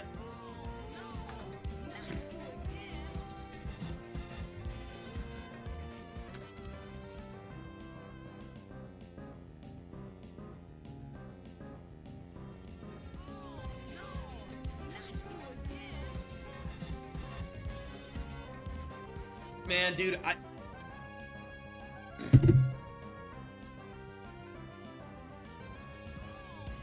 Again, what I really don't like about slaking, what I really don't like about the slaking play is the only way I then kill the Lapras is if Entei wakes up. Yes, Latias Leslam.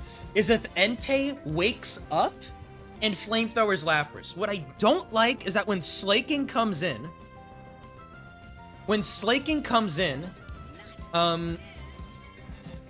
Starmie's gonna be faster. Starmie can very easily confuse Ray slaking or T-Wave slaking.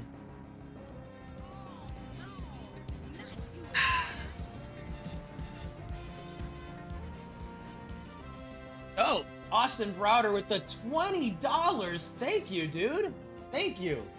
I really appreciate that. And everyone hype up Austin Browder. Big supporter of the channel, always donating. Thank you, Austin. I really appreciate it. Thank you.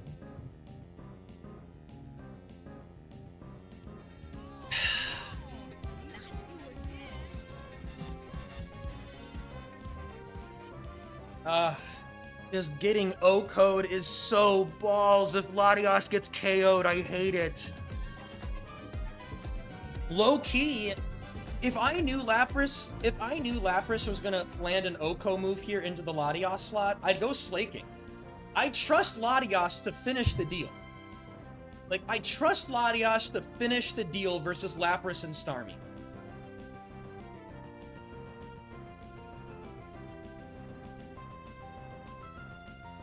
Oh, it's so terrifying, man. The attract shenanigans. Because I just don't like that then I'm locked in with slaking. Because I'm not swapping slaking out. I'm not swapping slaking out into Latias because I would be afraid of getting O-code on the Switch. If I swap slaking in, what move am I clicking? Assuming Entei is alive and assuming Entei... Yeah, so assuming Entei is alive and assuming Entei doesn't wake up.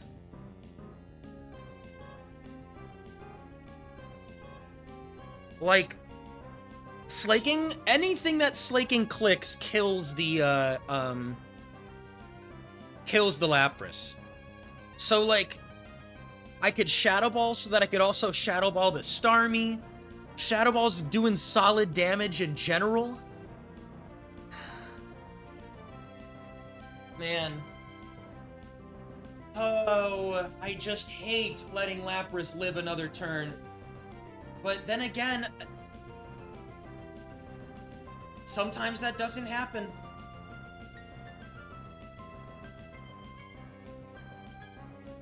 Oh, it's terrifying.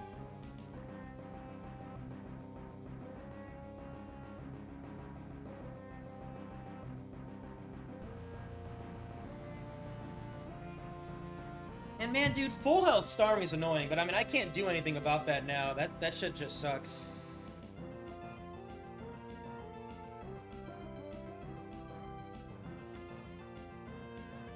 My gut now my gut is telling me slaking. And the reason that my gut is telling me slaking is I think Latias getting KO'd here is so bad. It is so bad. I think if I get KO'd and Entei doesn't wake up, I think that's so terrible. I think slaking, I just think it's bad. I think it's bad. I think it's bad. I think it's bad. I think slaking being locked in is so scary because I have no idea what's in the back. Yeah, and Entei is asleep. Entei can stay asleep for... Yeah, I just... This sucks, though, man. I mean... I just hate that Starmie can confuse Ray the... I hate that. I hate that Starmie can just confuse Ray slaking, but... They could also... They could confuse Ray T-Wave slaking, Psychic slaking, or Psychic confuse Ray Entei. That's like a 2/5 chance that I hate what Starmie did to slaking, right? That's a 2/5 chance that I hate what Starmie did to Slaking.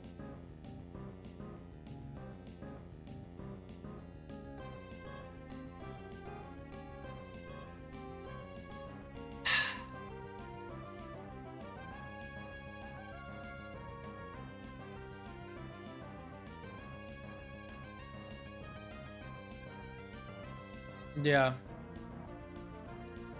I think I'm going Slaking. I think we're sending Slaking in. I think that's what we're doing, you guys.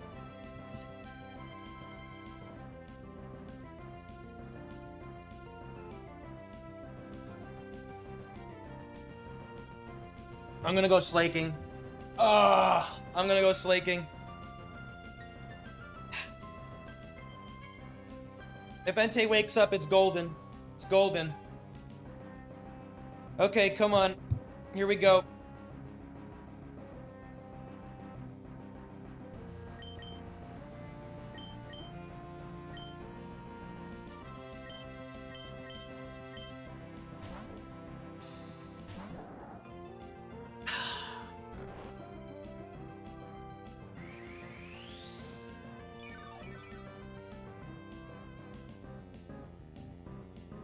Yes! There you go, miss. There you go, huge. Okay. Whew! Okay, good stuff, good stuff. Okay. Okay. Now I flamethrower Lapras and I Shadow Ball Lapras, right? That's clearly my play. Yeah. That's what I gotta do. I don't Brick Break the Lapras. I just Shadow Ball it. I need to KO that Lapras. Starmie is not as scary. And I can just, yeah, I can then just stay in, target it with ball. Well, okay. No, you know what? No, let's think about this, actually. Let's think about this. If Entei wakes up, do I want to be clicking Shadow Ball in the back? Wouldn't I rather click...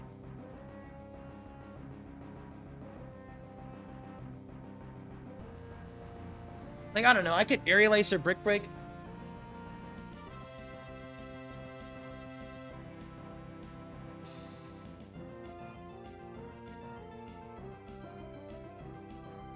Entei's faster than Slaking, yeah. Entei's faster than everyone right now.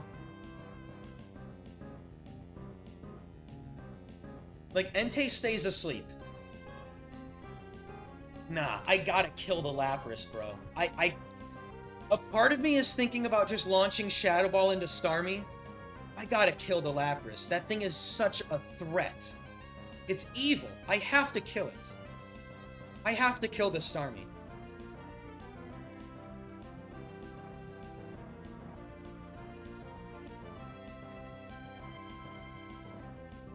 Yeah, Earthquake is interesting. I was just thinking about Earthquake. I can't go Lottie and Earthquake because they could Quick Claw Oko Lottie and then I Earthquake my Entei.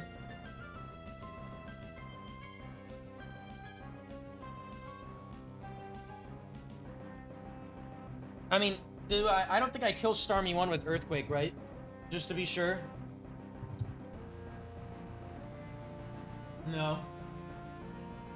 I would kill my... I don't know, man. I mean... I don't know. What if I need my Entei? I don't know. Like...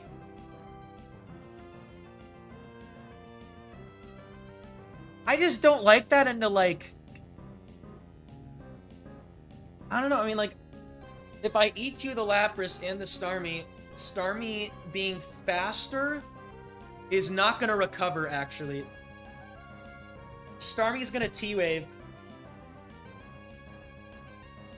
Or no. They would, Wait, no.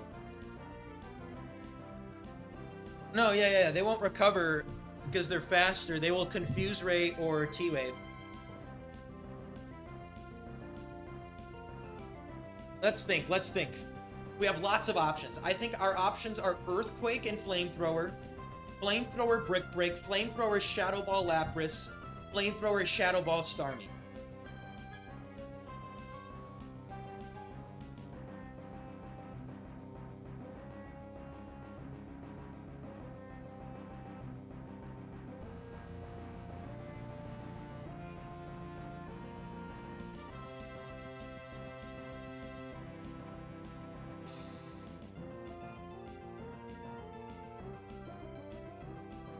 Am I over-focusing on the lapras?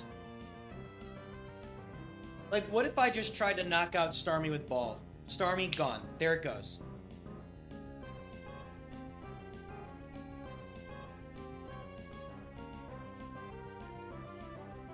And Entei doesn't wake up. Lapras becomes scary. I mean, the only way Latias loses is if I get Quick Claw O-Code.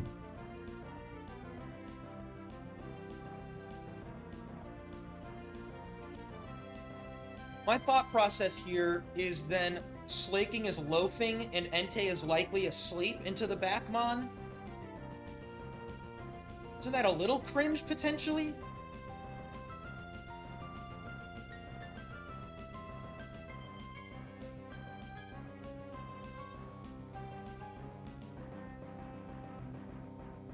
Maybe not.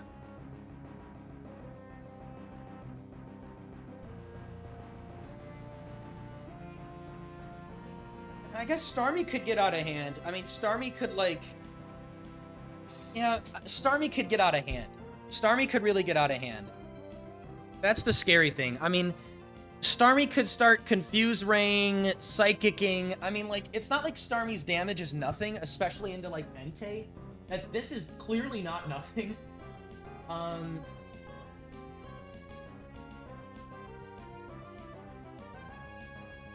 And Latias doesn't kill. God damn it, I think I'm gonna Shadow Ball the Starmie, man.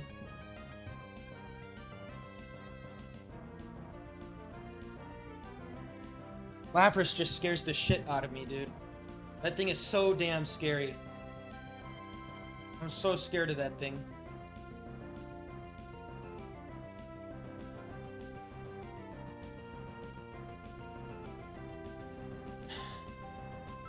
I'm so scared of Quick Claw Oko Entei that I'm locked into Shadow Ball.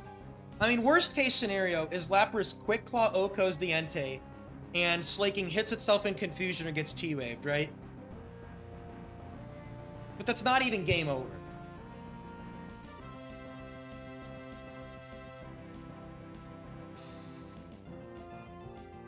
I think I'm just going to try to kill it with ball. I think I'm going to kill it with ball.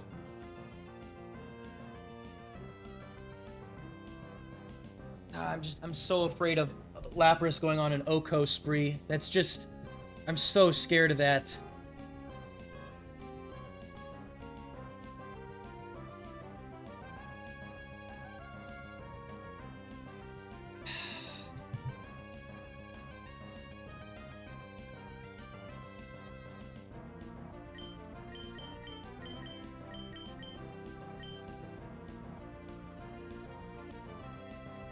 Quick Claw Sing misses. And Starmie Psychics. Yes, dude. There you go. Huge. Spit F drop, I don't care. Down goes Starmie. Oh, Lapras 8 is trying to be a demon. Oh my goodness. If they Quick Claw landed that Sing.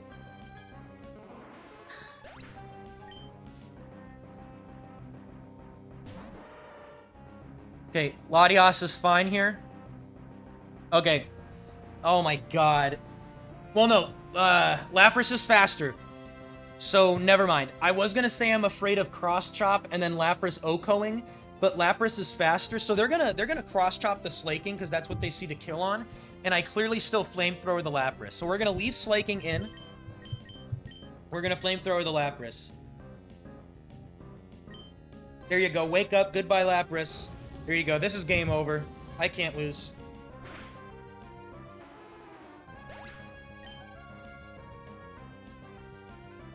Ha! They countered. It's counter Machamp. That's funny. Either Machamp what? Oh, there's more Machamps. Why isn't it telling me there's more Machamps? Yeah, it's either Machamp 8, 1, or 6. Well.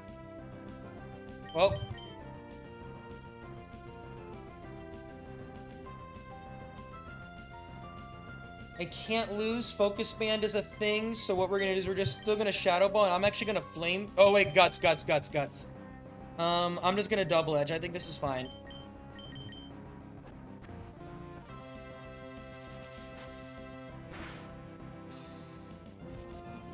It is the rare revenge. Machamp 8 revenge. We never see that move. The rare Machamp 8 revenge. Revenge of the Machamp 8.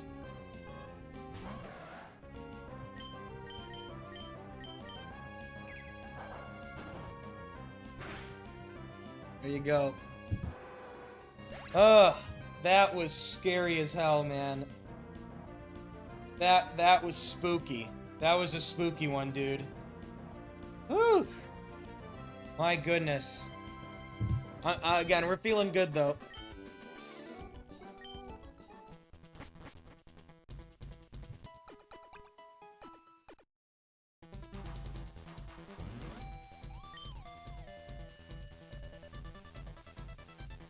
Okay, electric and slow and steady.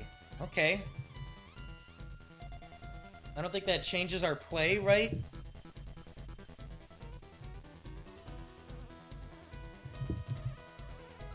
We're not taking Lapras, we're not taking Starmie, and we're not taking Machamp 8. I think we very clearly keep here.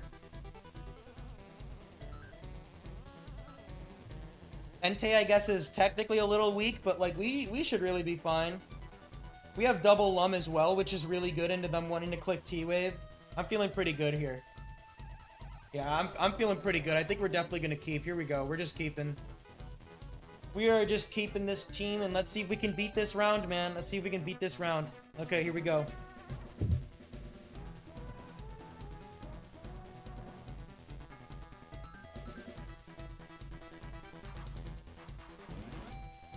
Okay.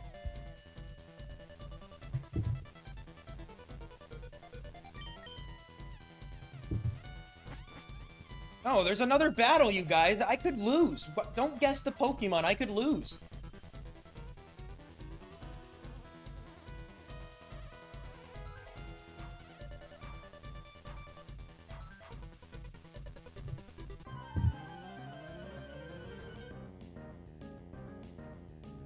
That was all 8 sets, by the way.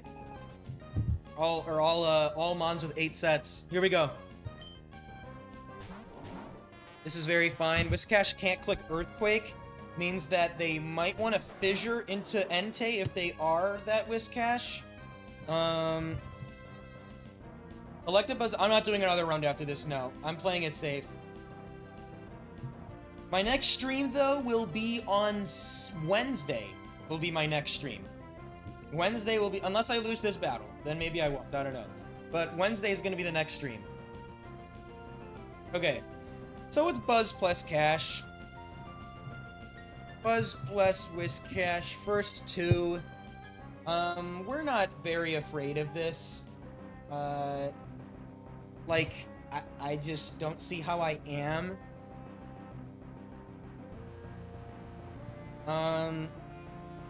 Whiscash 3 could fissure, which I don't like. And Whiscash 4 could do some fissure shenanigans. I just kind of want to 2-hit KO that Whiscash, so what I can do is Latias is going to click the move Psychic in the Whiscash, and then I'm going to double edge it, surely, right? Oh, I might... Whiscash 4, I don't even think I kill. 60? I don't even think I do 40 with Entei, do I? How dare we doubt Entei? Got him. Whiscash 3, though, is going to live this, right? Double edge does 30... does 40? It does 40 in Latias. Yeah. So Whiscash 3 is gonna live. Yeah, Whiscash 1 and 2 are more likely, yes. Which is fine. So into like Whiscash 1, do I like even knock it out? Psychic does 50? I think I do. That does 50, maybe? I have a good chance to. I don't think Electabuzz is a threat. I guess it... Why does it have to be 1 or 2? Wait, what? Why can't it be 3 or 4? Oh, wait. Because this is hilarious. So, Whiscash doesn't have a slow and steady move. Electabuzz 1 is the only one that has one. And Electabuzz 2... Yeah, that's so funny. But Electabuzz 2 has leftovers. Yeah, so it can't be a triple 3 in the back because triple 3... always has leftovers or Cherry Berry. Wait. Wait, no, wait, what am I missing? Why can't it be Lantern 2? Oh, because water. Wait, no, but water and electric. Why can't it be Lantern 2? What am I missing?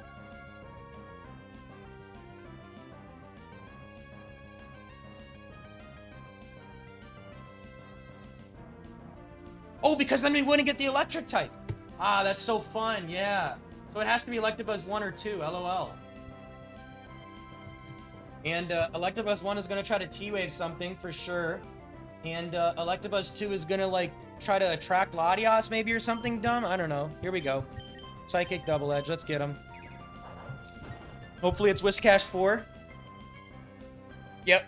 Yeah, you're dead to Psychic now. See ya.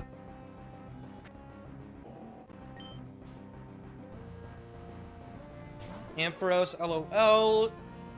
This is T-Wave, that is Electabuzz 1. And this means it is, double slow and steady Ampharos. Which is, Ampharos 1 guaranteed. So it's Ampharos 1 plus Buzz 1. If only I had a ground type, that would have been awesome, right? Just kidding, I have Slaking! Ah!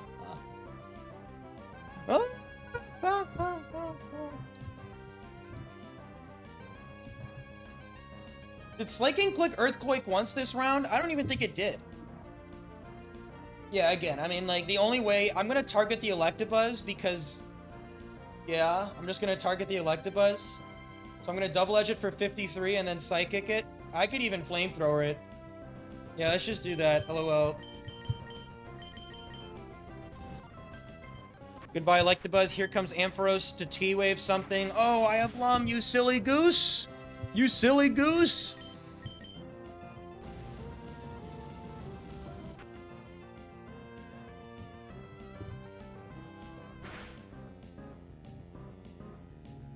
Damn, you lived? Good job, Ampharos. You did it. I'm gonna declaw you. And Psych Up. Oh, I didn't mean to... Actually, I forgot Latias is the one that's paralyzed. Get him. Okay. Awesome. Okay. Holy cow. Alright.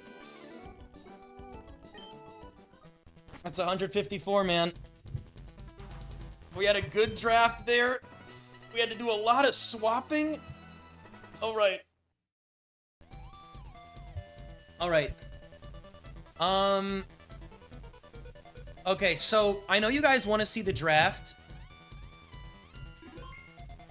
I think I'm gonna save the draft for Wednesday. The main reason is I feel a little weird checking on the draft.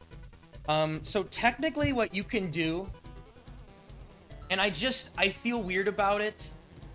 Technically what you can do is, what I'm gonna do is I'm gonna do a members only stream before to look at the draft. Because here's the thing that makes me uncomfortable, and maybe I'll still do it and just be open. So what you can technically do is after you get your draft, technically, if you know how to do like coding stuff, you can know what your first opponent is gonna be.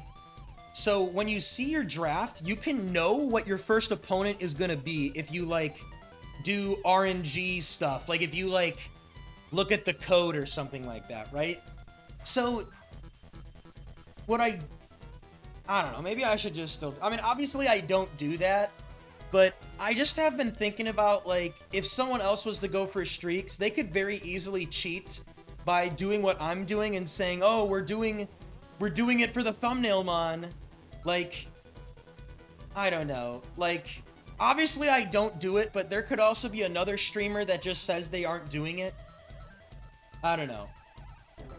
The reason I like doing it is A, to build hype, B, I can think about the draft, and C, so that we know the thumbnail mons.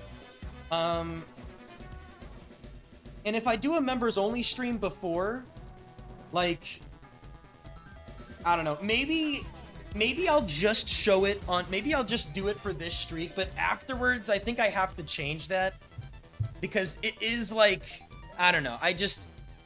It's just a weird thing. And also, thank you for the 10 gifted.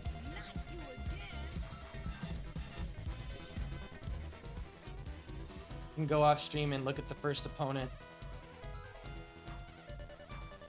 But you can also go off stream and look at the first opponent and even learn which moves to select. Yeah, but not with my draft.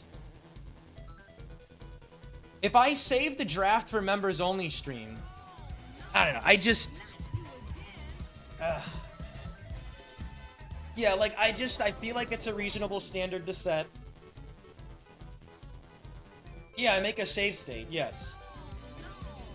Yeah, I don't know. But then it sucks because then I can't do thumbnail stuff. Unless, like... Yeah, I can't do thumbnail stuff.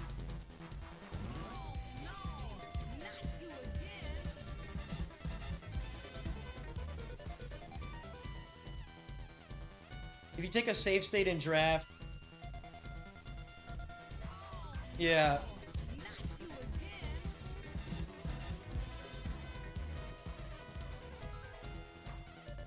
I don't know. I just feel like I should set a standard. And it sucks for thumbnail shenanigans. Yes, that's what I'm saying. T-Man, that's what I'm saying. But if I don't look at if I don't press A, yeah, I think I need to follow it. I think what the fix is what I do is before, yeah, I mean, there's two solutions, right? The first solution is I commit to doing a battle on stream. So, like, after the first battle, I can't know what the second battle is. Like, I don't know. Because, like, RNG is moving in between the battles. So, I don't like the idea of looking at the draft and then having to do a battle when I really don't want to do a battle, and battle one is usually the most difficult.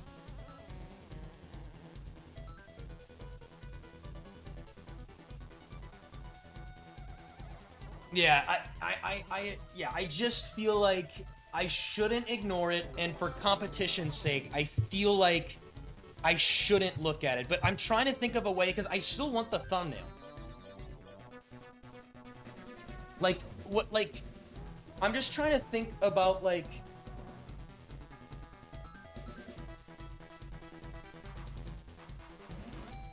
How do... but again, I guess we're brainstorming right now. How do I still do it, though? Because I really like having the thumbnail be thematic with the Pokemon, instead of just random Pokemon, and I like the little, you know, my little phrase being thematic with the team, like Golduck? I don't know, I feel like it's easier for people to, like, go back and find a stream. No, if I look at the first one and I make a save state, then technically offline, I can look at the rest of the draft and do the same thing. No, I just think for integrity's sake, because, again, I can sit here and say that I don't do it, and I don't do it, but I just feel like I should set a standard for other streamers.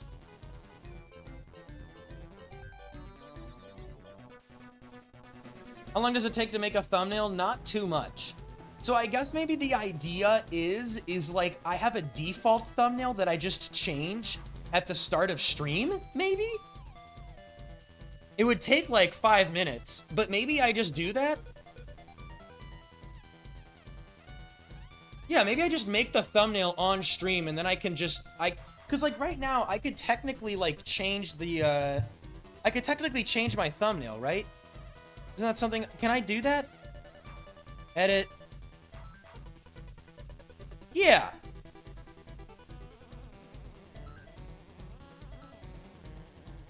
No, I can't, Ryan. So that's the thing. I can't, the reason I can't do it off stream is that right now RNG is moving. I would have to predict the exact frame that I press A. Yeah, so I think for integrity, I'm gonna stop doing the look at the draft. Yeah, and also, I'm not going to do a members-only stream thing, because what if I want to think about it for a long time? Then I'm going to think about it a long time on stream. So, I think we'll just do... What should I do for the mons on the thumbnail, though? Should I just default to, like, Latios Latios? And do something like, big streak! Like, huge win streak! And then I can edit the title, and I can edit the thumbnail. Yeah, I think we're going to start doing that. Yeah, I think we're going to start doing that. Yeah, because again, just integrity-wise, and I want to set an example. I'm not going to just be like, well, I don't do it, but... Because, like, again, as a competitor, if I saw someone new in the factory and they're getting big streaks, and they were looking at the draft, and then I noticed them making weird decisions on the first battle, I wouldn't be able to be like, hey, you shouldn't do that. Because you probably looked at the battle. Like, it's just, I think it's just a good standard to set. I think it's a good standard to set. Yeah, I think it's just a good standard to set, and that's what we should do. So, from now on, we're not going to be doing that again. It doesn't give me an advantage because I don't cheat, but it could be giving other people an advantage, and I think that's something that we should, like, implement. Yeah. So, yeah. And again... you still get to guess them on, and I think there's a little bit of hype when it's like, because I used to do that, right? I used to do it where I didn't look at the draft before the next stream. So I think we're gonna do that. Yeah. Okay. So, yeah, we're not gonna look at the draft. I will be live again on Wednesday at noon. So, I'll give you guys my plan if you guys are still here. My plan, so obviously I am about 3 streams away from a world record, right? My plan right now is another 2 rounds on Wednesday. Another 2 rounds on Friday. So Wednesday and Friday. Then if I make it, I think I might delay it for a week because I need to look for a job. So I think I then might delay it for a week and then make it a hype stream that next Saturday. Like, big hype Saturday stream. So Wednesday, Friday, and then the Saturday after. Big hype stream. I think that's what we're gonna do.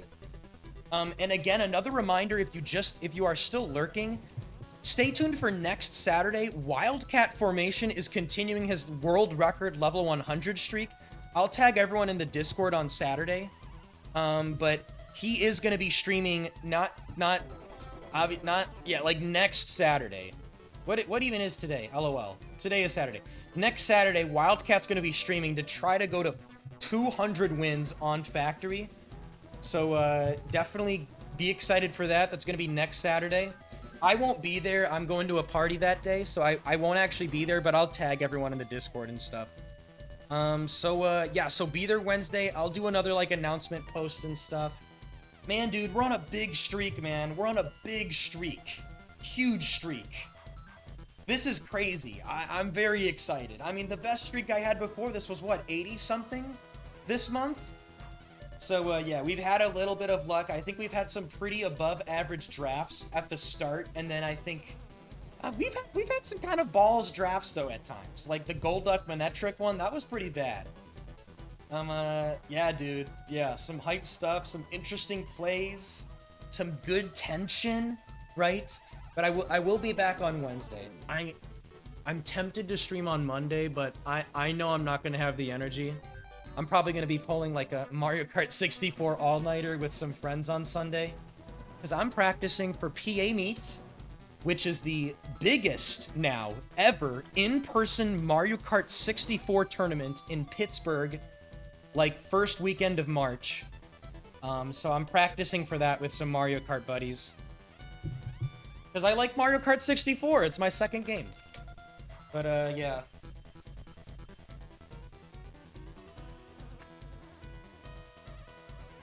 So, yeah. Ooh, good stuff, man. Good stuff. And, yeah, maybe it's good that I'm not thinking about the draft. Like, yeah, God, I couldn't stand that Golduck. Yeah, it does sound fun. Yep, it's gonna be fun.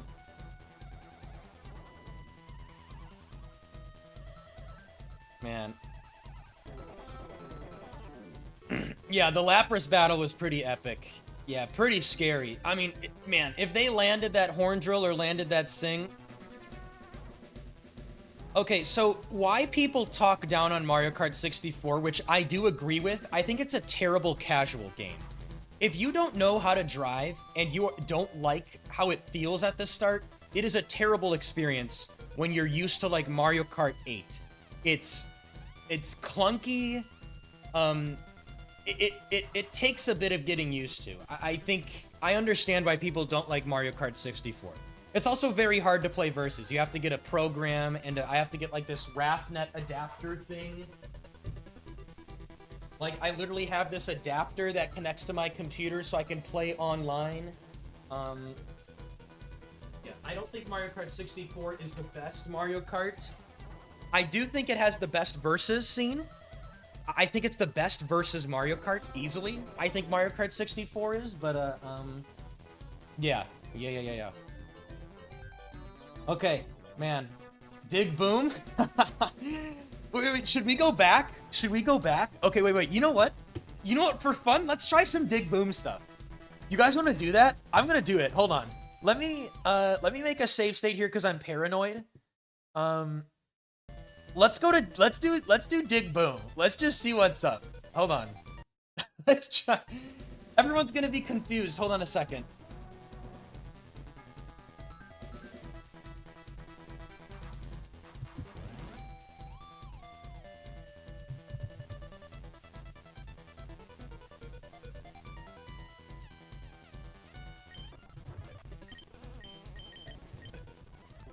Wait, what even was the oh yeah, it is the same battle. Okay, hold on.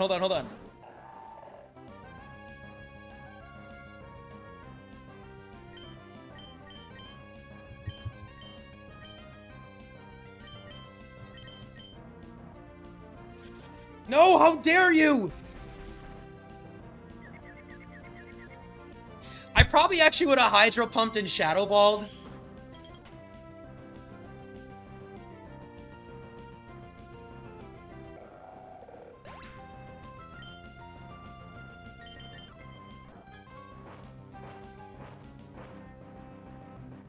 Well, everyone say goodbye to Golduck. No. No!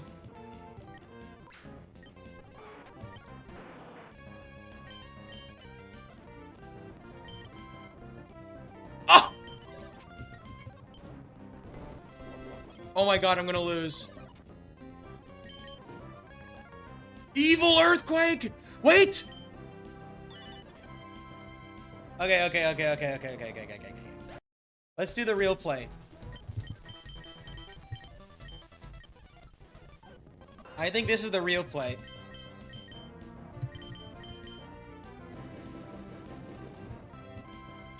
Oh my god, I'm still gonna die.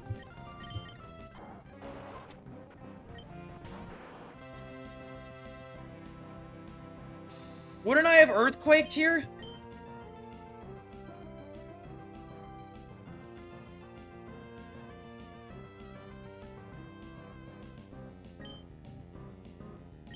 We're just memeing on a save state. We're memeing on a save state, you guys. We're memeing on a save state. How do I win this? We know it's guard 4. Shadow Ball, but then Kangaskhan is immune to Shadow Ball.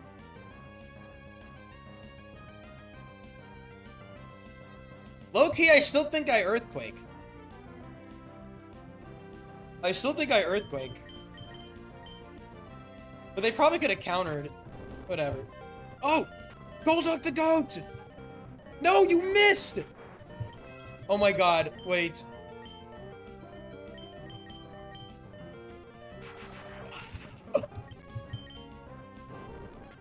God, I'm a god.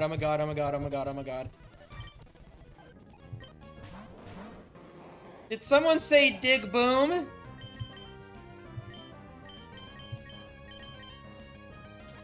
Oh, you fool, Mr. Mime! You foolish Mr. Mime!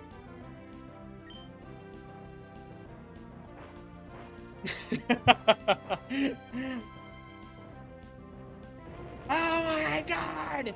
Oh my god! Dig boom! What? Oh wait, it missed Golduck, right? Dig boom! No! Okay, wait, what do we do here? We shadow ball, right? Hell yeah, brother. Wait, you know what? Yeah, no, that's fine. Dig into counter, get destroyed. Oh, you're so bad. I'm hydro pumping you. It's over for you. Oh, no! Oh my god, I'm gonna lose.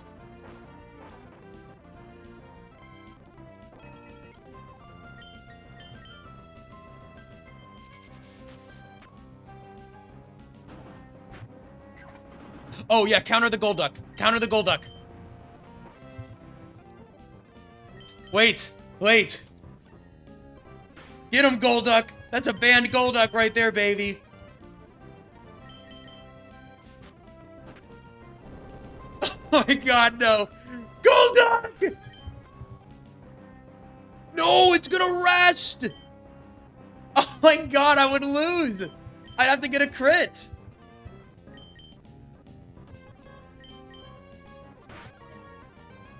Ah! Wait! Why didn't they... Crit, crit, crit, crit, crit, crit, crit. Crit, crit, crit, crit, crit, crit.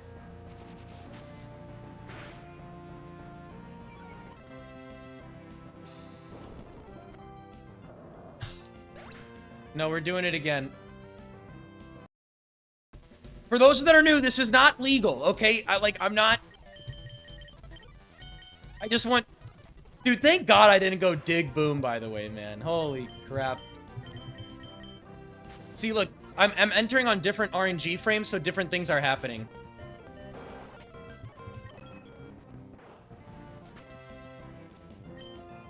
I don't know, bro. You're just gonna kill the Golduck, and I don't care. Oh, you're dumb. You're so dumb. Bye-bye. Okay. Brick Break and Psychic, you fool. Don't care. Don't care. You're dead. You're dead. Game over. Oh my god. This wouldn't have been our best matchup. But this is what we're doing anyway. Can I just... Do I just Earthquake here? I don't know. Do I just, like... Does Regirock die? Yeah, this is DLC.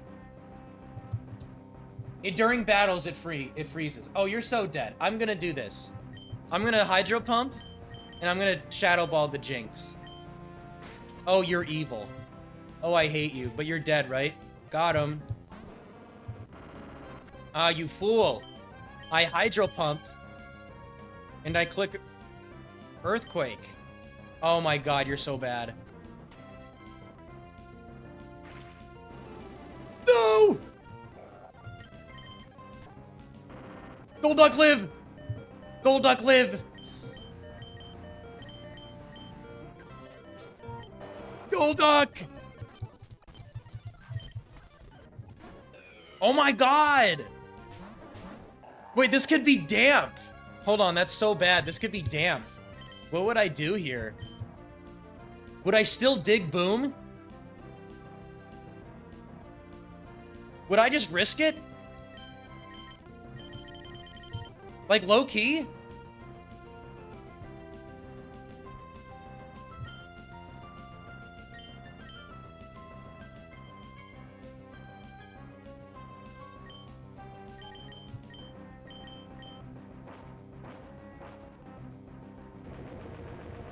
Yeah, I knew it was water absorb.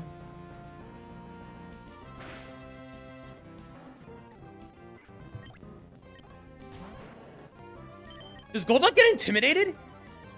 Oh, it does. That's funny.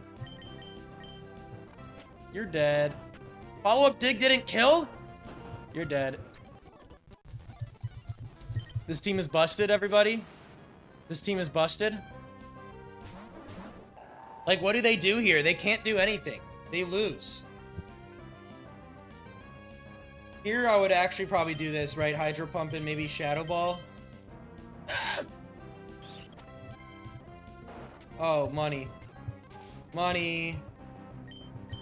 Ice punch me, that's okay. I brick break counter you.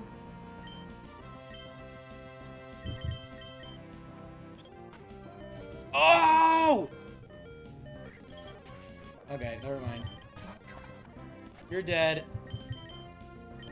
See, this is what Doubles Factory could be. I'm just not thinking. We're just moving through. See, this is the fun. This is fun, right? This is what we really want. At the end of the day, this is what we want.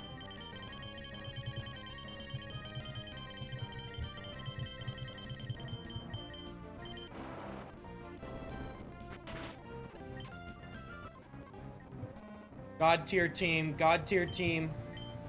Screw it. I'm clicking brick break and I'm clicking boom, baby.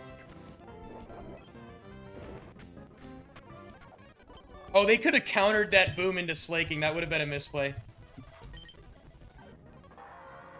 Oh, it's just that easy. It's just that easy when you have dig plus boom.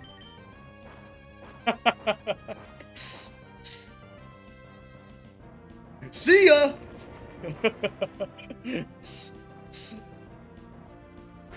Wait, this might not kill Swampert 2. Oh no. Never mind. I didn't calc. I don't need to calc. Oh, Zatu. It's immune. That's okay. I Shadow Ball.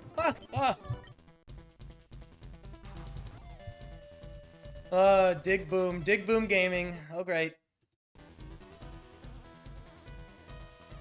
Okay. Exactly what Tim said. Okay, okay. We did enough memeing, guys. This is the end of stream.